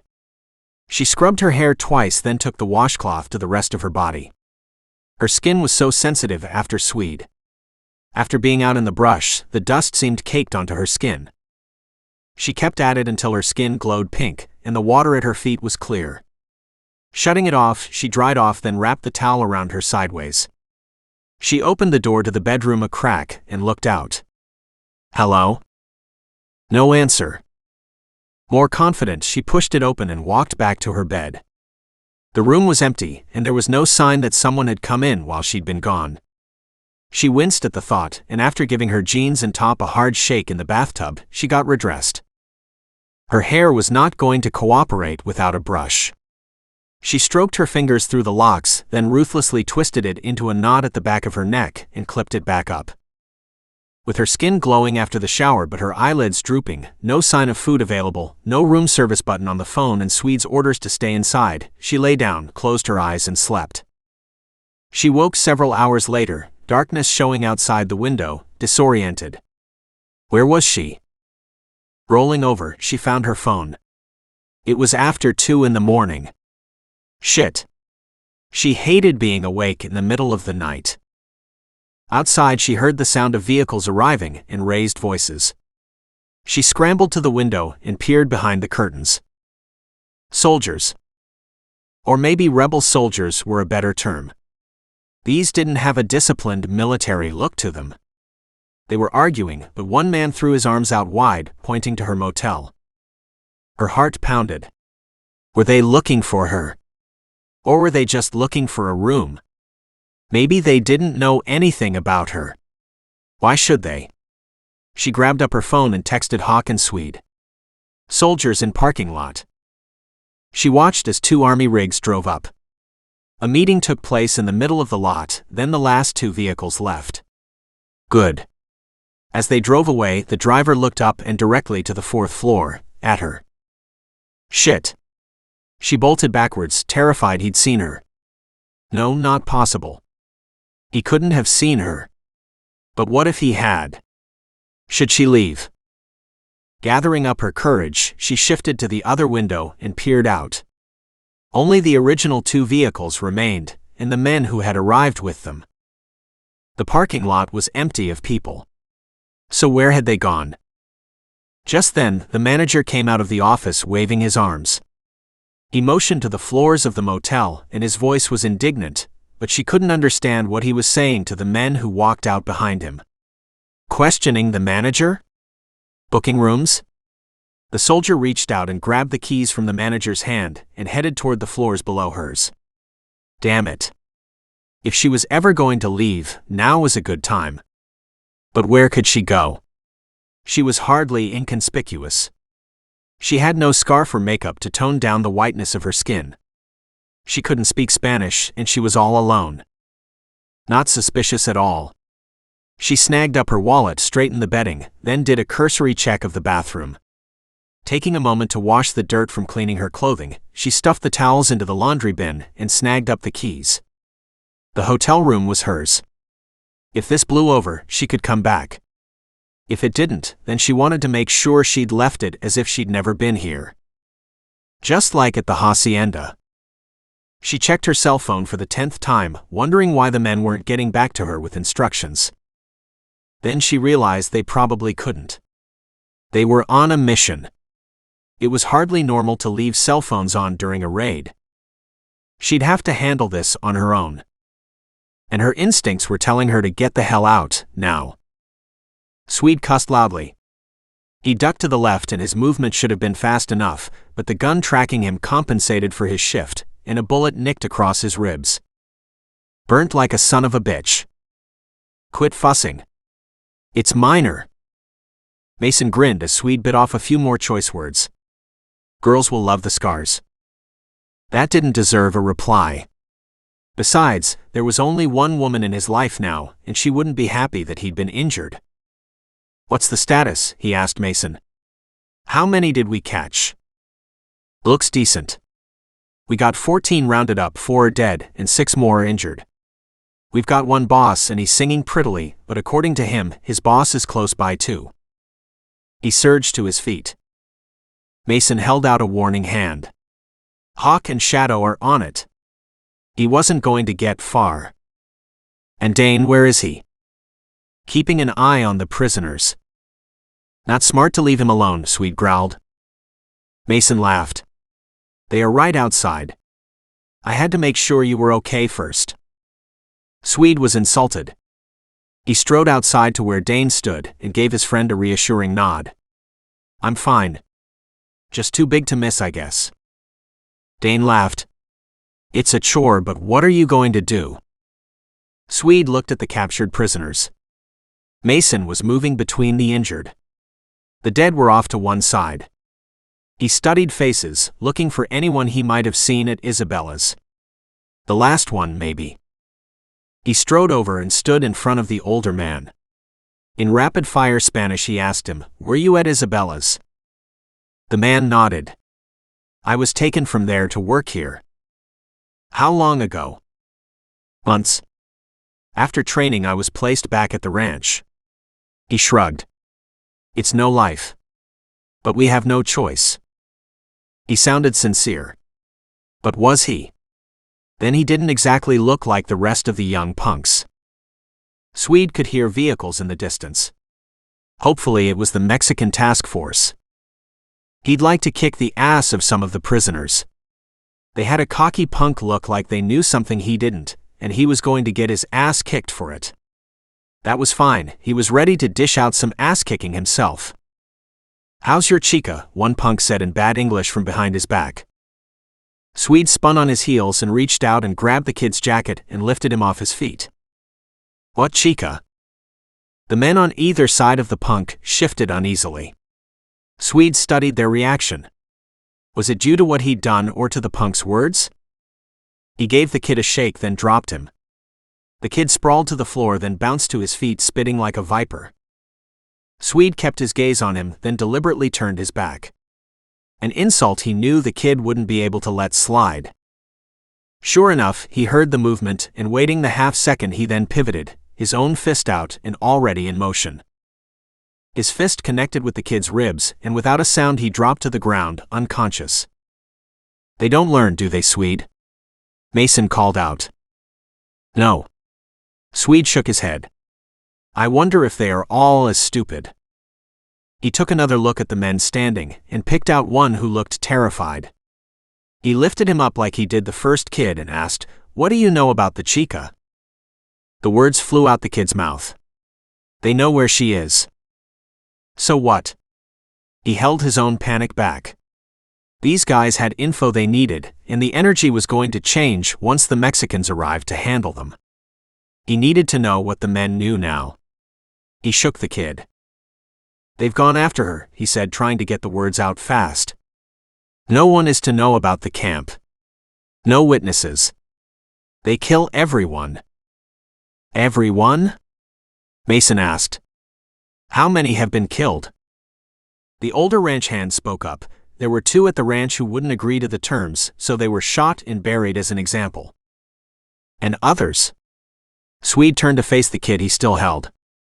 The kid wasn't even shaving yet, he couldn't be more than 15 at the most. And scrawny, as if he hadn't seen enough food in a long time. If you don't want to fight, they kill you, said the man standing beside him. If you fail in a job, they kill you. He shrugged. If you don't want to be here, then your life is hell. If you are one of the best and like war, then this is the place for you. Swede dropped the kid and studied the man. And you like it? I like being alive. I watched too many die. And Isabella? He shrugged. Our orders were to make sure no one survived. And yet Lena wasn't shot? At least he didn't think so. She's family to the commander. She runs interference and spied on Isabella. He shrugged. She's got it made. Nice. Not. So she's the one who got Isabella in trouble. The older ranch hand spoke up. She's been in trouble for a long time. It was going to end badly anyway. Swede could see that. Well, do you realize that shooting her was a kindness? That she was dying anyway. And soon? The older man gave a slight smile. She'd like to go out that way. Knowing she'd held out as long as she could.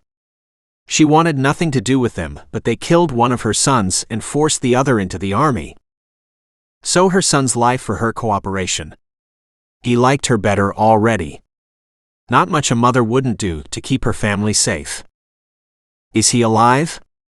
Mason asked, reminding Swede that many young men had just died here today. The older man shook his head. I don't know. He was here. So he escaped. How many others are missing? Mason asked, his voice hardening.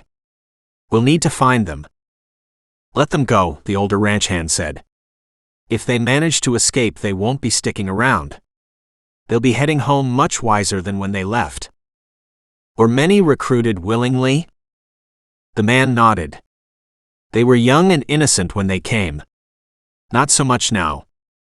Shut up, old man, snapped a hard-edged, leaner and mean version of the kid lying unconscious. Some of us were happy to be part of something we could believe in. His voice held the same disillusionment that so many young people had at the world they lived in today. Swede nodded. Ideology and all that aside, what was the plan here? Training for what? The fighter shrugged. I don't know. I wasn't in with the commander. Isabella's son Paolo is. So maybe he escaped with the commander, Mason snapped. That doesn't make him innocent and wanting to go home to his family. The older man sighed. No, but you don't understand. Paolo is just as likely to try and kill the commander for gunning down his kid brother and his mother. They were close. That would be tough on everyone. But for the kid, yeah, if that had been Swede, he'd do his best to get revenge as well. And the women that were here. The fighter laughed. Women have one use and one use only. And yet someone tried to kill the 2 female volunteers working with the horses when they went home again. Not us. Although we wanted to keep the women if we could. The fighter snickered.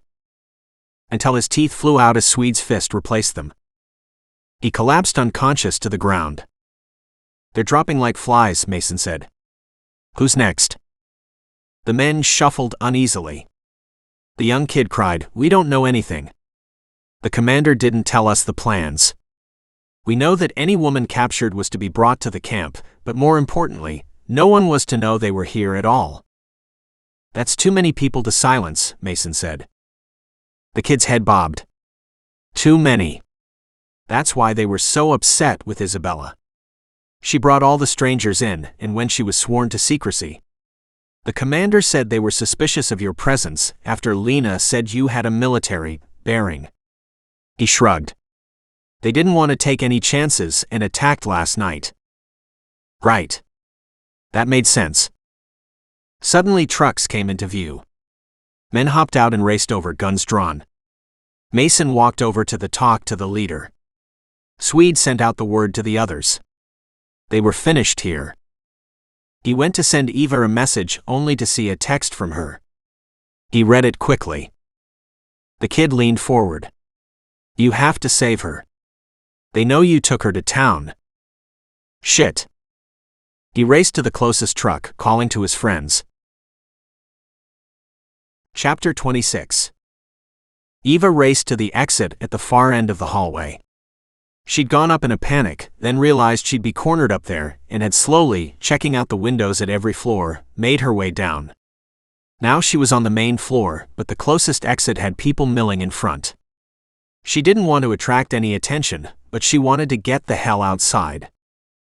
The door beside her opened. She jumped backwards but had no place to go.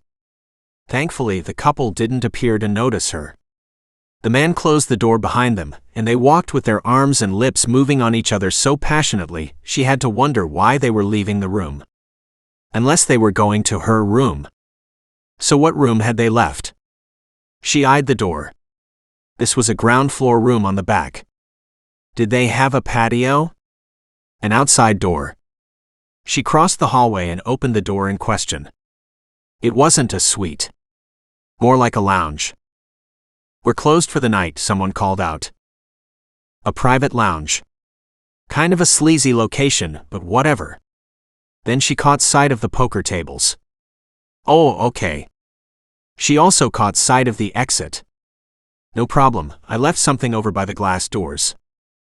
She dashed across the room and unlocked the doors. She pushed one open, smiled at the man standing with cleaning rags in his hand, wondering what she was doing, and walked out. Perfect. The moon was up and shone bright on the back lawn behind the hotel. It was going to be a beautiful day. Later. At the moment, she needed to hide where the men she'd seen earlier couldn't find her, and where she could watch out for her seals. She had to believe Hawk and Swede had gotten her message and would be here as soon as they could be. She slipped over to the hedge and peered through the leaves toward the front yard. There were several new vehicles in the parking lot. What was wrong with people? It was the middle of the night. They should be asleep. Then so should she. She stood for a long moment, wondering if she was worrying for nothing. Had she been foolish to leave her room? Would someone have really kicked the door down to get to her? Surely not. But she couldn't be sure. And damn it, she wanted to be sure. Sure about something. Being wrong came with a horrific price tag. She wanted to sit down and rest, have all this shit disappear. She looked around where she was standing and considered doing just that. In the shadows, hidden by the tall hedge, she could see through the bare lower branches. Maybe she was safe here.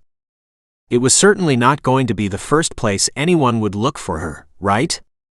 She glanced behind her, but she'd moved far enough away from the room she'd escaped through that even if someone did say something, they'd be hard-pressed to find her.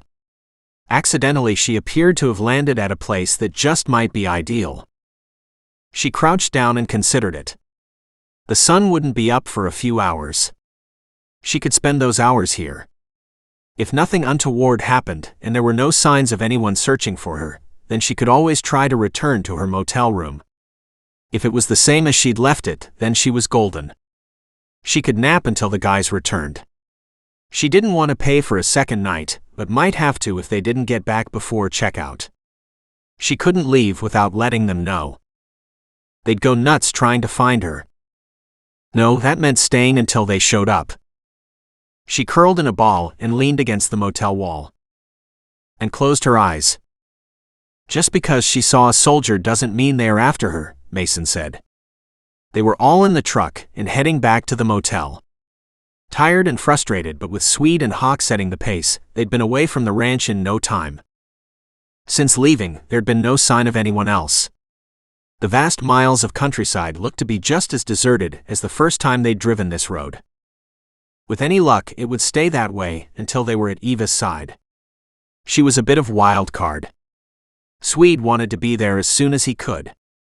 It was the only way he'd be able to reassure himself she was safe. Too bad it's too early for food, Dane said from the back seat. We all need a solid meal. Not until we get to Eva, Swede said. Mason was driving with Hawk seemingly slumbering in the back, only Swede wasn't fooled. They all had the ability to doze off, yet wake battle-ready in a heartbeat. He wasn't listening into the conversation, but wouldn't miss anything important. Right. So are you keeping her? Mason asked, the devil in his voice. Swede snorted and stared out the window. Shadow sniggered in the back seat. Swede knew this wouldn't be going in any direction he wanted to deal with right now, and he slouched down and closed his eyes. Let me know when we get there. And tried to sleep. Only sleep wasn't easy, and his mind wouldn't shut off. Worry gnawed at him. Shit. After 10 minutes of trying to sleep, he sat up again and opened the truck window for a bit of fresh air. Either asleep or awake, but he hated anything in between. When he was on, he was on. And when he was out? Well, it was rare for him to sleep deeply, unless he was on days off. That sense of awareness was hard to turn off any other time. And at times like this, it wasn't going to happen. Bet she's not in the room when we get there, Hawk said from behind him. Dane said, I'm not taking that bet. I doubt she is either. Then where is she likely to be? Mason asked curiously. I happen to agree. She'd have seen the military and hidden. Interesting. Shadow smiled as he added, but I would too. She's a smart cookie, and if things don't feel right then she'll go to the ground. And what will that mean in this case? Swede asked.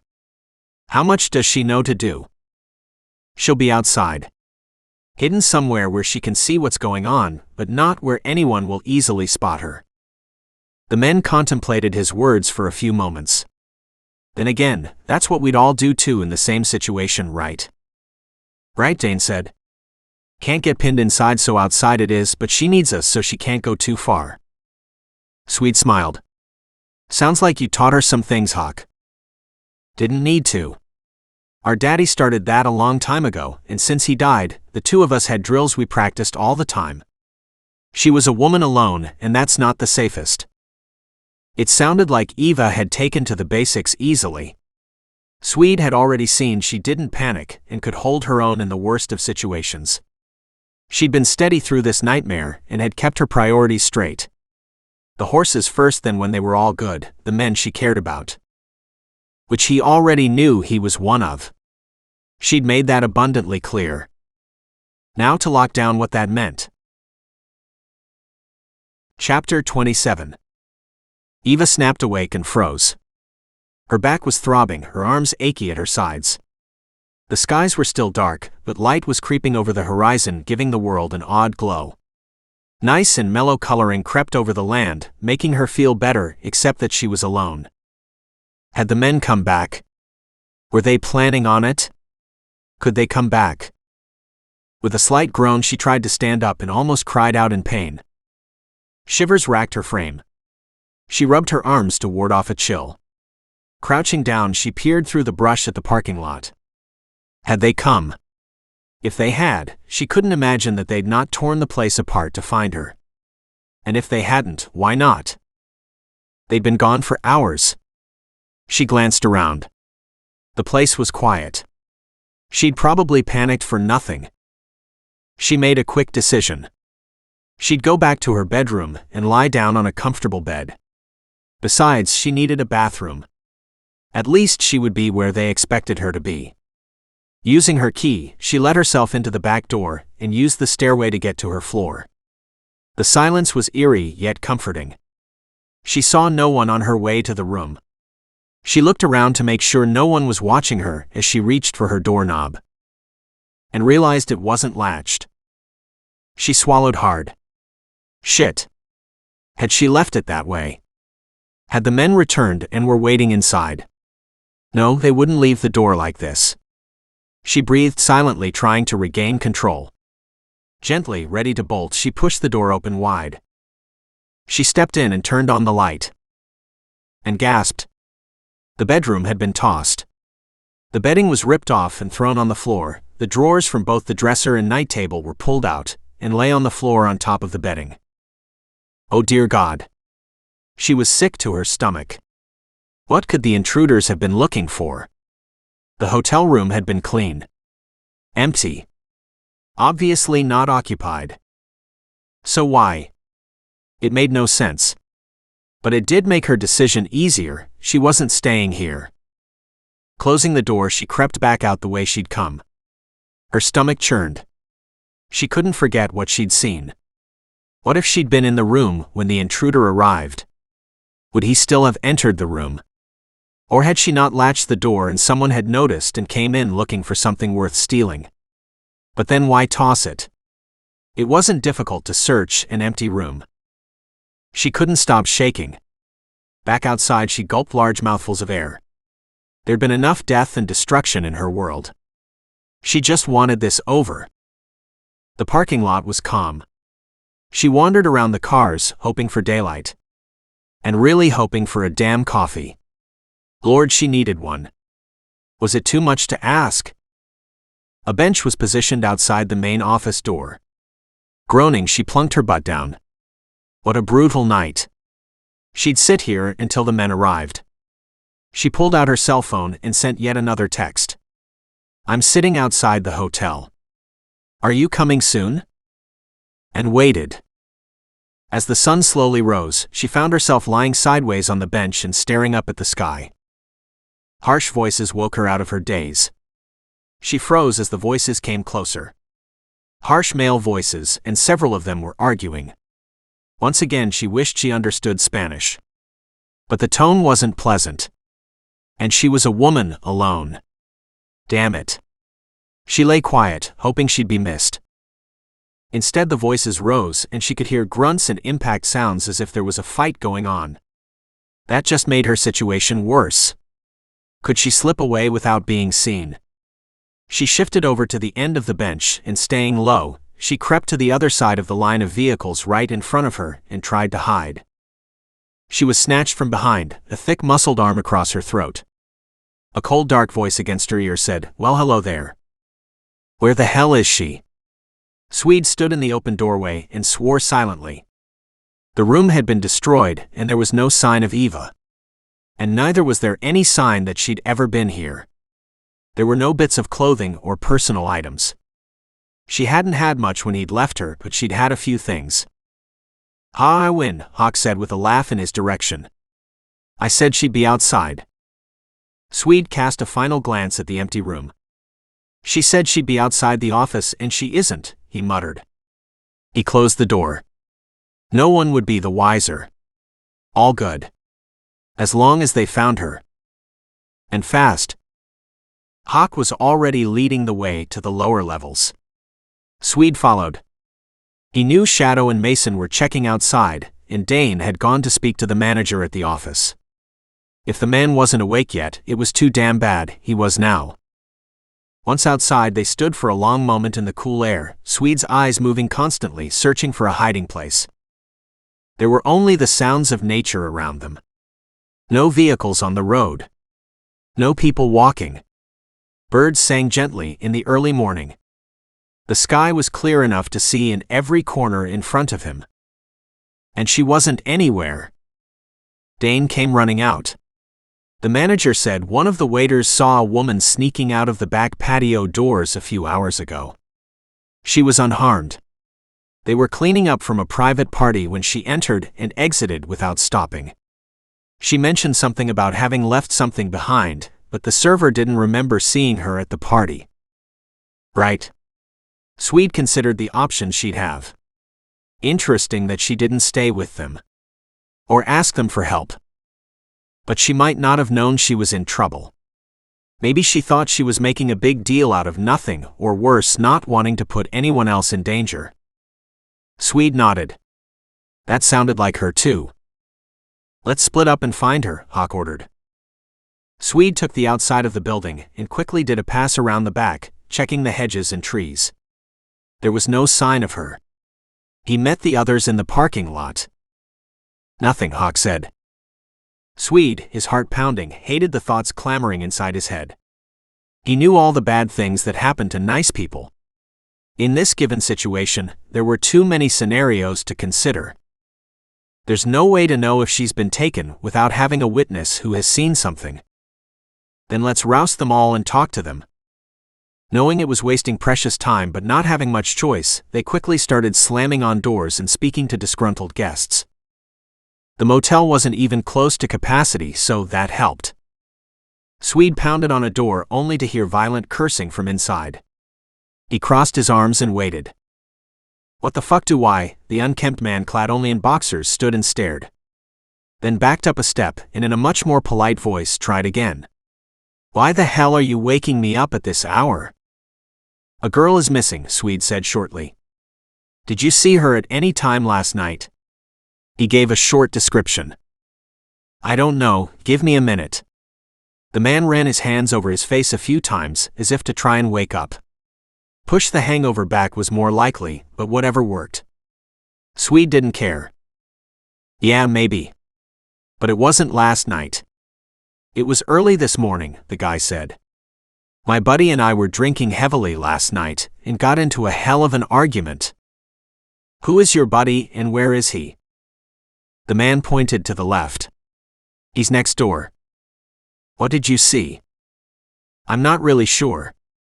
I think she might have been lying on that bench out front by the office in the parking lot, as if she was waiting for someone. Then someone came, and she left with him. Who was the man? What did he look like?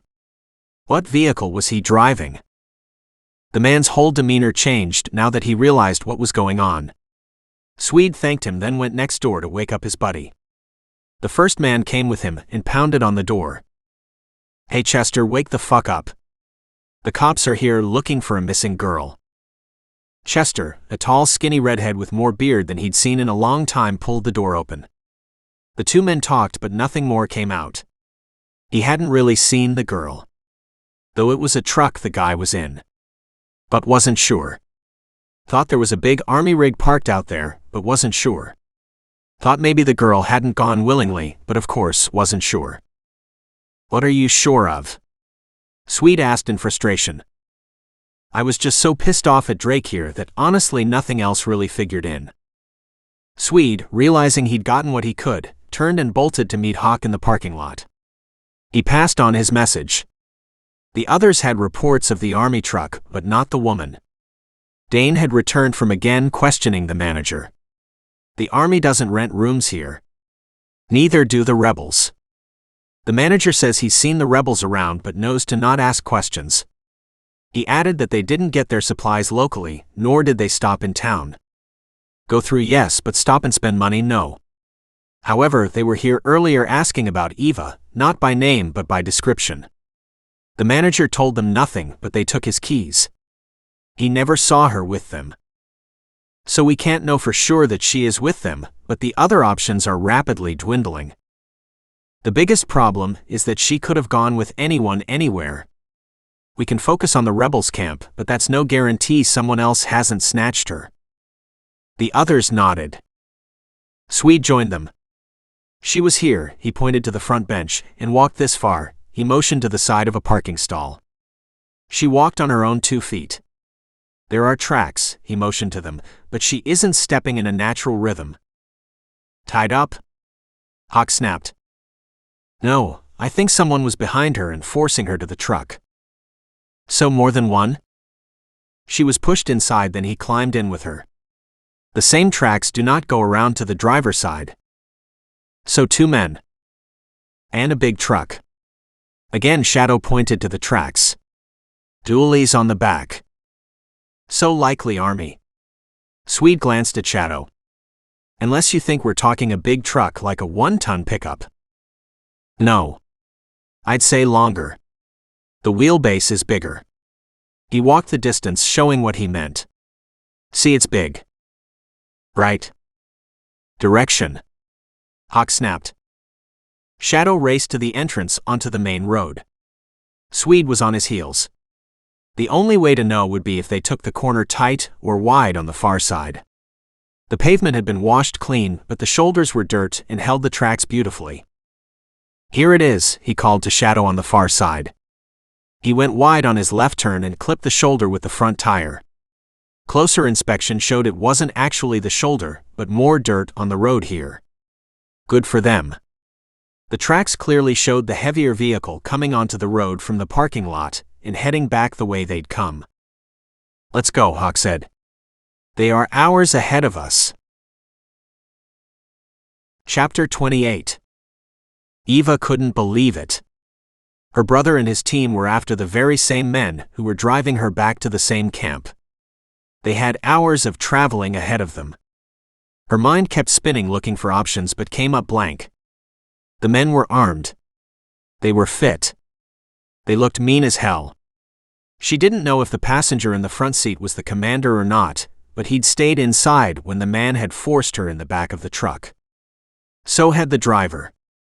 She was 1 against 3. Nice odds. Damn. She slumped back against the back seat. She could open the door and throw herself onto the highway. Likely break something in the process, but as long as it wasn't her head, she was good with that. If a broken leg was the price of escape, she was also fine with that too. But a broken leg that wouldn't get treatment if she failed in her escape, and left her damaged and at their mercy, well, she couldn't imagine. No, she needed to keep her head and look for the perfect opportunity to escape. If they were back at the hacienda, she knew a few hiding places, but if they were taking her to the rebel camp, well, that didn't sound like a place she'd have an easy time running away from. Damn it. Where was Swede and her brother? They were supposed to make sure this didn't happen to her. There was light traffic on the road. She racked her brain trying to remember if there were any places she might make a run for it and find someone to help her. She still had her cell phone on her. Interesting that they hadn't taken it away. She didn't know if she had reception out here though. And how could she use it to get help without anyone seeing her? What is she doing? The big man in the front seat said in low tones. Looking for a way to escape. Silence. Then shoot her in the knee if she looks ready to make a run for it. She gasped in horror. Oh dear God. Who were these people that they'd do something like that to her? With her stomach rolling and heaving at his words, she realized with horror she was going to be sick. She bent over between her legs and cried out as the bile climbed higher and higher. She's going to puke, the guy beside her said. He then said something in rapid-fire Spanish. The truck came to a hard stop on the side of the highway. The driver hopped out and opened the door beside her. He grabbed her arm and pulled her out. She stumbled to the shallow ditch on the side of the road, half expecting to be shot on the spot. Her nerves gave up the resistance and she bent over and threw up. And threw up. And then again. There hadn't been much food to upchuck, but her body reaction, fear she didn't know, but it was attempting to empty right down to her toes. Exhausted at the end, she kneeled on the side of the road and tried to control her breathing. No matter what she did, it seemed like everything was setting the vomiting off again. She knew what it was. Terror. These men were going to kill her. Given enough time, they'd do what they wanted to do to her first, then they'd kill her. She had to stay alive long enough for Swede to find her. Her brother would be lost if they lost her. Only she didn't know how to help herself now. She had to do everything she could to stay alive long enough for the men to rescue her. The man beside her grabbed her by the hair and reefed her head back. She groaned and her mouth filled again. He let her go and danced backward out of the spray. That was her. She was so dangerous she puked on her attackers. Too bad she hadn't thought of it earlier. She almost smiled at that. Almost. A vehicle drove by, the driver slowing down as he caught sight of her kneeling. Yeah, they probably thought she was being executed. And she was slowly.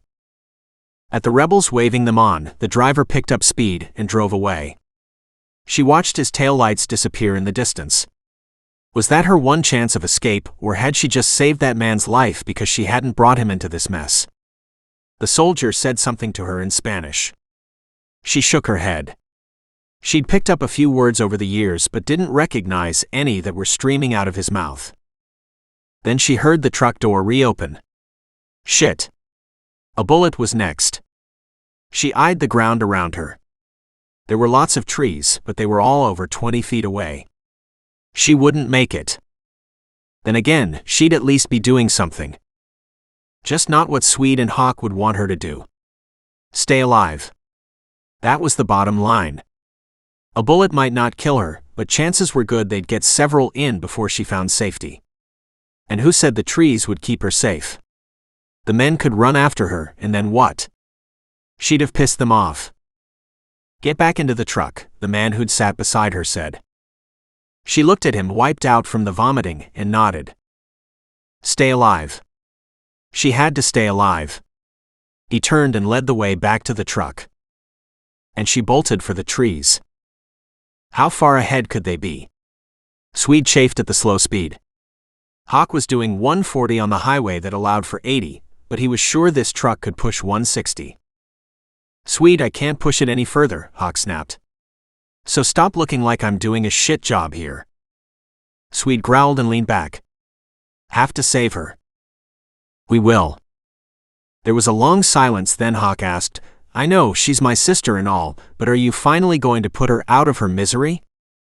Swede's eyes flew open. Sorry? She's so damn hooked on you. Has been for years. Like hell, Swede said good-naturedly. She's seen me in the worst light. And fell in love with you anyway. The thing is, he hesitated and Swede tensed. Here it came. Such shitty timing. If you don't feel the same, then don't go there. No place to go. She's already mine. Short. Clear. Succinct. Screw tiptoeing around the issue. If she doesn't already know it, then she had better get the message fast. You keeping her then? Hawk asked, amusement in his voice. I already love you like a brother, but I'll be damned if I help you do something she doesn't want you to do. You just said she loves me. Hawk's voice rippled with laughter. That doesn't mean she's reconciled to that fact yet. She never looks pleased to see me, Swede admitted. It's hot and cold all the way. Been there and done that, Dane said from the back seat. Got to admit, it's a shit place to be. So it's up to you to convince her there's no other place she'd rather be. Yeah, Swede said. They'd avoided having advice conversations, but at the moment, it was reassuring to know they'd been in a similar position. The thing is, I'm not sure I can let her go no matter what she says. That's my boy, she's there. But she's likely afraid you will return to your wild days. My days were over a long time ago. You know that. We know that. She doesn't. Not an easy way to convince her. Tell her the truth, Mason said. She's already in love with you. She respects you. Make her admire you too. I ignored her because of you. Idiot, Hawk said affectionately. I could see what was happening between you two a long time ago. Swede nodded. Yep, but you were only okay with it after you found Mia. Silence filled the truck cab as Hawk contemplated Swede's words. I wonder. Eva has been alone for a long time.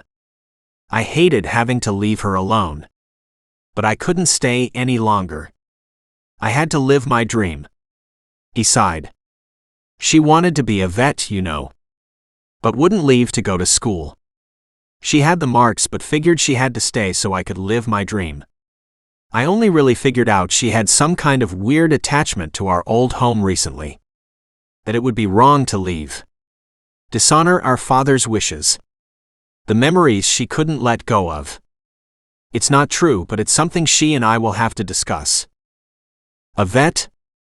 Swede rolled the term around, thinking about what he knew about Eva. It's not too late for her. She's young and loves animals. True, but I don't know if she wants that dream anymore. Swede thought about the wistful looks she'd given the vets, watching as they worked on the horses at Isabella's.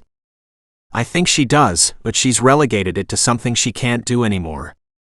Whether because of her animals or lack of money, or because she thinks the opportunity has passed her by.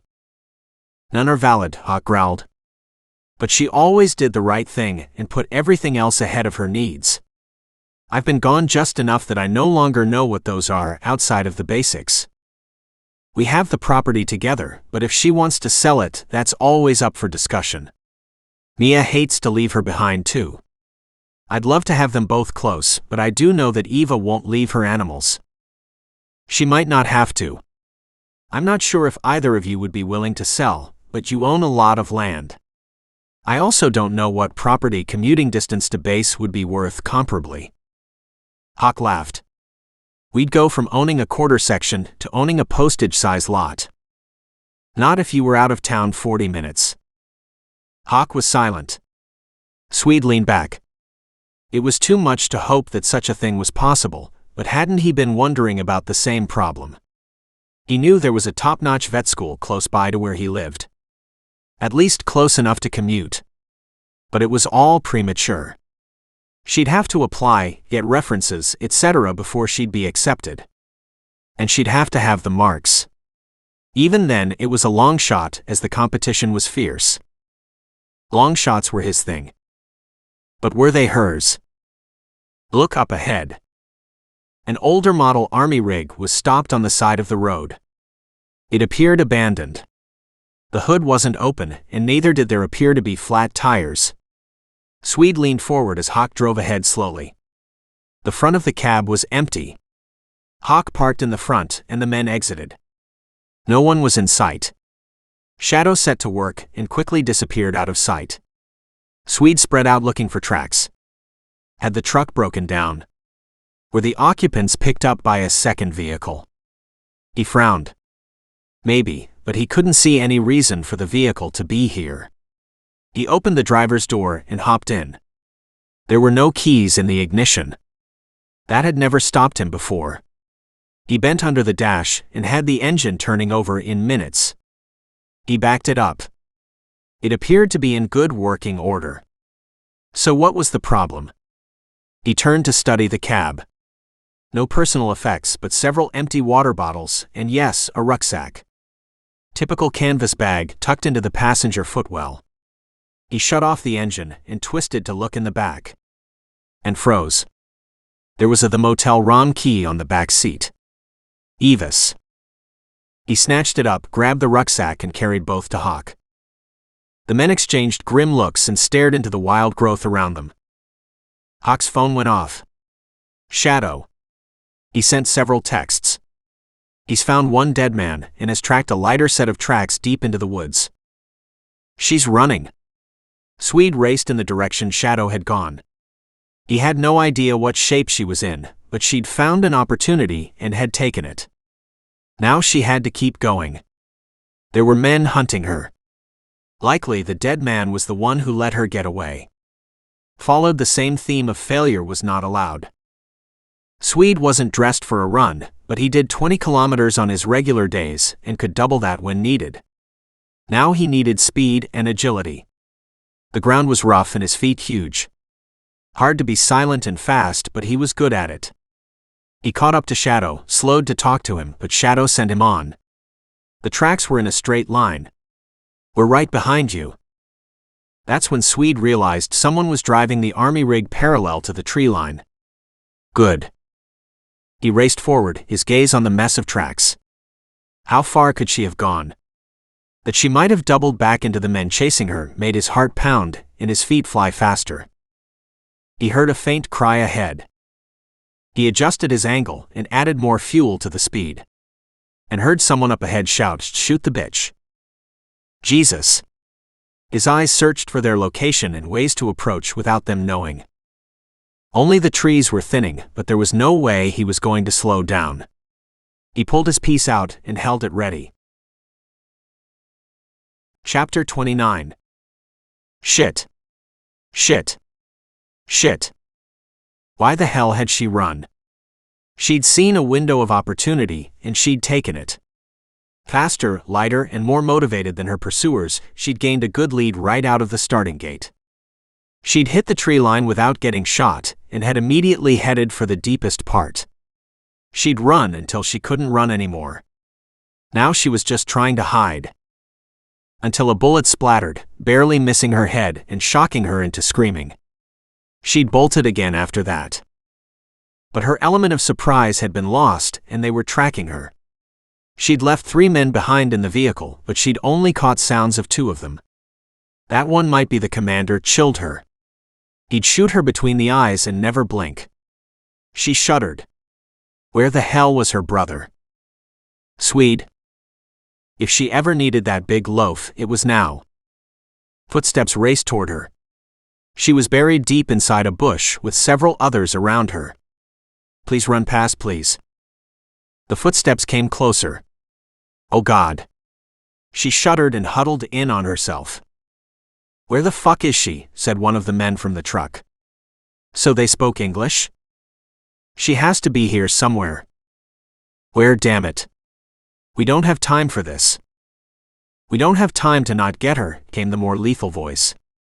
Failure is not allowed. She was close enough to the first man to hear him swearing under his breath. God damn it, he whispered. I'm not going home wearing a bullet like Leon. She frowned. She thought Leon was one of the men in the vehicle. Had they shot him then? She wouldn't be surprised. As the leader said, failure was not an option. Or maybe not, as she heard sounds of another man approaching, someone big, heavy. Swede. Her brother. It wasn't out of the realm of possibilities. For all she knew, they drove past each other earlier. She'd not been able to see much. Carlos, one man called. Yeah. I'm here. But we're not alone. Gunfire erupted from where the last man had spoken. Not toward Carlos and a long way away from her, but someone was shooting. Jesus. She had to be losing it, but she thought she heard a truck as well. Had she almost reached a different road? She'd bolted far enough that it was possible. Maybe she could sneak out there and get help. Or was it a road patrolled by Carlos and his men? In which case, she didn't want anything to do with it. Carlos moved away slightly. She could see his back as he checked the bushes beside her. How long before he found her? Then he did something that made her heart go cold. He shot into the center of the bushes. And then again and again. Her breath came out in short rasps as she panicked. Oh God, run or stay. Run, she'd get shot at. Stay, she'd definitely get shot at. Not much choice. Carlos started to fire again, only faster. She slowly stood up so she could see what he was firing at, and a bullet whispered by her head. She ducked again and realized whoever Carlos was firing at was shooting back. She hunkered down, her fist in her mouth to stop her from crying out as bullets rained around, until silence descended. Taking a chance, she peered through the trees. Carlos was on the ground, blood dripping from a bullet to the head. He had to be dead. Thank God. But who was the mystery shooter? Or could this be the commander, and he was cleaning up? She waited, heard nothing, and taking a chance, bolted in the opposite direction. Instantly bullets rained on her. She dove behind the trees. Eva. Swede. Oh, thank God. Tears poured down her cheeks as she realized they were here to save her. She'd done it. She'd stayed alive and now she was safe. No, not quite. She heard Swede racing in her direction, still shooting at someone. Maybe he didn't know Carlos was dead. Or maybe he didn't know about the commander. Shit. She watched Swede race toward her. She stood up, a huge grin on her face. Oh, thank God, she cried. A movement behind Swede caught her attention. The commander jumped to his feet and lined up his gun on Swede. She screamed, "Look out!" Using a move Hawk had taught her a long time ago, she dove forward and tackled Swede around the knees. Still powering forward, he plowed over her head to faceplant in the dirt behind her. the single shot plucking his jacket before embedding in the tree bark behind him. She threw herself on top of him. "Are you okay? Oh God, did he hit you?" She was picked up and slammed around behind him as he pivoted and shot, the commander between the eyes. "Jesus!" She collapsed on the ground, crying uncontrollably. "Were there other men?" Swede asked, giving her a light shake. "We have 3 dead." "Dead?" she whispered. "Oh, thank God they are all dead." He rolled over onto his back and tugged her to his chest. "Where did you learn that trick?" he said, his big hands sliding up and down her back in a soothing motion. She lay on his huge body, trying to calm down. When she could, she lifted her head and stared down at him. "Hawk, of course. He figured I might need it for self-defense." "Ha," Swede said. "That's the only time I've been taken out by that movement, and who knew a pint pod your size could do it? Besides, you weren't trying to get away, you were trying to save my very large, however very capable ass." "Whatever worked," she snapped. "Besides, according to you, what we have is more than a passing fancy, so I figured I had to protect my investment." "Your investment?" he asked warily. "Your ass is a very nice ass. And no one is going to kick it but me." She glared down at him. His grin was a mile wide. "Right? Damn mosquitoes in these parts." But he could hardly get his voice out, he was laughing so hard. She sat up and straddled him. "Ya think?" She didn't know where her bravado came from, but she damn well had it with running and hiding and being kidnapped and shot at. She was so done with living a half-life. She'd wanted this man since forever, and now he was there before her. "And I heard all about Mia and Hawk, and that talk about keeping her. A running joke between you seals.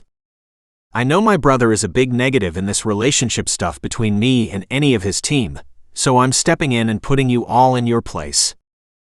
Swede was chuckling so much she could hardly sit on him anymore. God, the man was massive. "And just how do you plan to do that?" "Because you can't keep me. I won't let you." That stopped his laughter cold. In fact, a hard edge had entered his gaze. She held up her hand to stop him. "Just so we understand. You aren't crossing any boundaries or shifting any lines or making my brother upset. This is my choice. My decision." He glared at her, and she could see something she'd never thought she'd see in the eyes of this so very powerful and confident man: insecurity. "And how do you figure that?" he asked in a casual, I don't give a shit attitude that didn't fool her for a second. "Easy," she said tartly. "Because I'm keeping you." His gaze widened and widened, and that self-doubt and pain slid from his eyes, and a smile like she'd never seen before took hold of her heart and gave it a shake before it crawled inside and wouldn't let go. "I love you, you big oaf. I always have." And she suddenly became aware that they weren't alone. The rest of the seals surrounded them. Huge grins were on their faces and their arms were crossed as they stared at Swede on the ground, her the victor sitting on his belly. It was Hawk who broke the silence. "Well, Swede, does my sister get what she wants, or?" The others chuckled. Swede groaned. "I'm never going to live this down, am I?" "Hell no. In Mia's words, you're a kept man now." And the place cracked up. Not that Eva minded, because Swede had jumped to his feet, clutched her tight to his heart, and was kissing her like he'd finally found what he'd always wanted. "You idiot," he whispered against her ear when he finally broke the kiss. "I've always loved you too. But I couldn't do anything about it because of your brother." She shook her head. "No, you could have, but you weren't ready either. Now you know what you want and are willing to fight for it." He stared at her, and she could see the words tumbling through his mind. "I might not have been 100% ready, but I wasn't far off. And neither were you. No, it just took being kidnapped to help me see my priorities. And now..." He dropped his forehead to hers. "Are you sure?" She stared up into the most majestic blue eyes, and still seeing a hint of doubt, she whispered, "Never been more sure of anything in my life." And this time she kissed him. This concludes Book 4 of Seals of Honor, Swede. Now hear the first chapter of Shadow, Seals of Honor, Book 5. Seals of Honor, Shadow, Book 5, Chapter 1. James Morrow, shadow to his friends, watched the lake come into view below him. He leaned forward to peer through the cockpit of the small bush plane he'd been riding in for the last half hour. This wasn't how he'd expected to be traveling. None of his team had. Mechanical trouble had brought their military helicopter to an emergency landing. Shitty timing. They were on a mission to rescue a U.S. senator and his family being held hostage in a remote Canadian cabin. Instead, they'd been the ones in need of assistance. They managed to land close to a small town, but without enough time to bring in a second military aircraft, and time being of an essence, they'd ended up in one of those small bush planes barely able to handle the weight of the 4 passengers fully geared. Dane and Swede were traveling with the Canadian unit in a different aircraft, along with Marcus and Evan, 2 other SEALs that were part of this mission. Good men. Shadow had worked with both before. Actually, at this point, he'd been lucky enough to work with several dozen SEALs. It was just over time, some were more memorable than others. Marcus had lost his wife in his first year at Coronado. A loss that had hurt him deeply. It had been easy to empathize. That he'd kept his head down and his focus on his work, well, he'd earned everyone's respect then. Evan was a bit of a wild card. Divorced and possibly had a death wish with all his explosives training. Shadow was good, but Cooper and Evan rocked that world. That didn't mean he was giving up his position, though. Shadow was in the passenger seat for once, where he could see for miles. The others were in the cargo hold. Interesting switch. Then as a SEAL, he was accustomed to change. And being prepared. And adapting. One had to. Hopefully the senator's family was holding up to the devastation in their life as well. There'd been no demands as yet. But the adult daughter had managed to transmit a blurry photo of one man to the senator's aide in Washington after they'd arrived at the cabin, and that had been enough for both countries to jump into action. The man was a known terrorist. In fact, he sat at the top of the top 10 most wanted list. Not that Shadow cared about the list. Shadow cared about the job. The work he did. This was his life. He was a remote cabin in the woods kind of guy. Take the city out of his world, and he was at peace. Living on the base was a necessity, but he got away every chance he could. His friend and SEAL brother Hawk jointly owned a ranch with his sister several hours out of Coronado. Something Shadow could see himself doing. Only he knew Hawk and his sister were involved in heavy discussions about their options, as they both had long-term relationships to make work, and the living arrangements needed some rethinking. Hawk had partnered up with his sister's best friend. And Shadow's best friend Swede had partnered up with Hawk's sister. Confusing maybe, but it worked for them. Then Shadow had seen that relationship coming. Hard not to. Only poor Swede, that big mountain, hadn't. Talk about being blind. The way Swede had looked at Eva all these years, but knowing it was a place he couldn't go, yeah, painful. Still, they'd finally gotten there. Even if it had taken a rebel training camp and a mess of rescued horses to bring them together. Shadow grinned. It would take something like that for the big guy to make his move. But he was so damn happy now, it was ridiculous. That soured his mood instantly. Almost all his friends were happily paired up. It was almost sickening. The small plane was buffeted by the heavy winds. Lightning cracked outside the window. He frowned, studying the thunderclouds around him. They should be close. The bush plane was rigged with floats, the plan to scoop down on the nearest lake and drop them as close to shore as Bob, the pilot, could get them to where the senator's family was being held. The storm gave them wonderful coverage for the landing. The plane engine would be lost in the crackle of the lightning and thunder. No one should be out in this nasty weather. They were also landing further away from the cabin than the family would have arrived. They couldn't take the chance of alerting the kidnappers of their arrival. Shadow looked at his SEAL team behind him, seeing that air of intense focus. That air of expectancy. That understanding of why they were here. That something could go wrong. Likely would go wrong. And they'd be ready.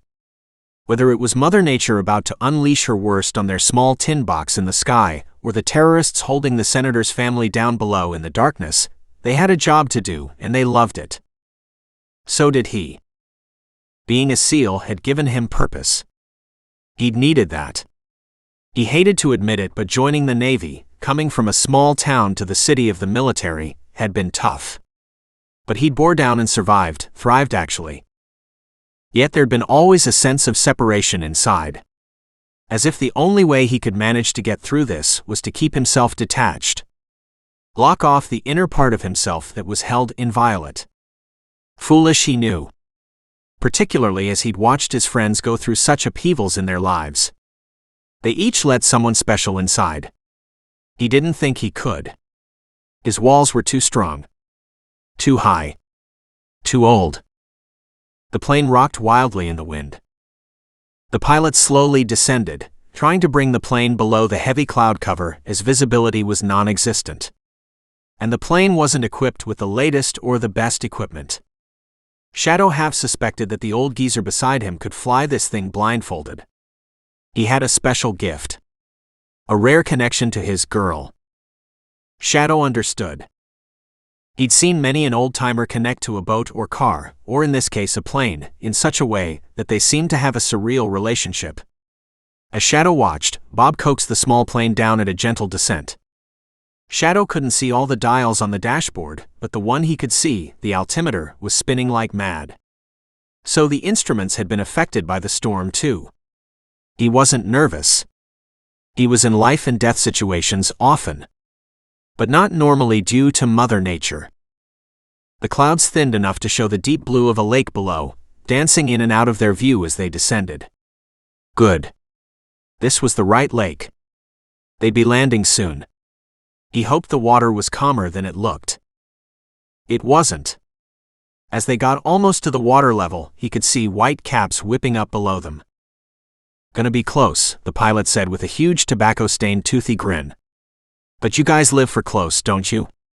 His grin widened, but his gaze never came off the water as he carefully brought the old girl in to as smooth a float landing as possible given the circumstances. Shadow respected the casual skill with which Bob set the plane down on the angry waves.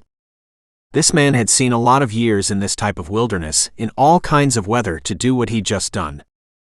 With no pier or dock to tie up to, the plane bobbed to the far end and Bob shut down the engines. The small plane rocked gently. Shadow looked at the shoreline and realized they were only about 30 feet out. Nice. He turned to the back of the plane in time to see a small inflatable raft being lowered to the water, and the first of his team climbing down into it. The raft was large enough to hold all four of them, but only just. At the shore, they disembarked and turned to watch as Bob's winch rewound the rope still attached to the inflatable, then he struggled to reload the boat in the cargo hold. Once done, he was quick to get back to the cockpit and turn on the engines. The plane took off and disappeared into the storm clouds. Good. They were alone. Just the way they liked it. Now to save the senator. Book 5 is available now. To find out more, visit Dale Mayer's website.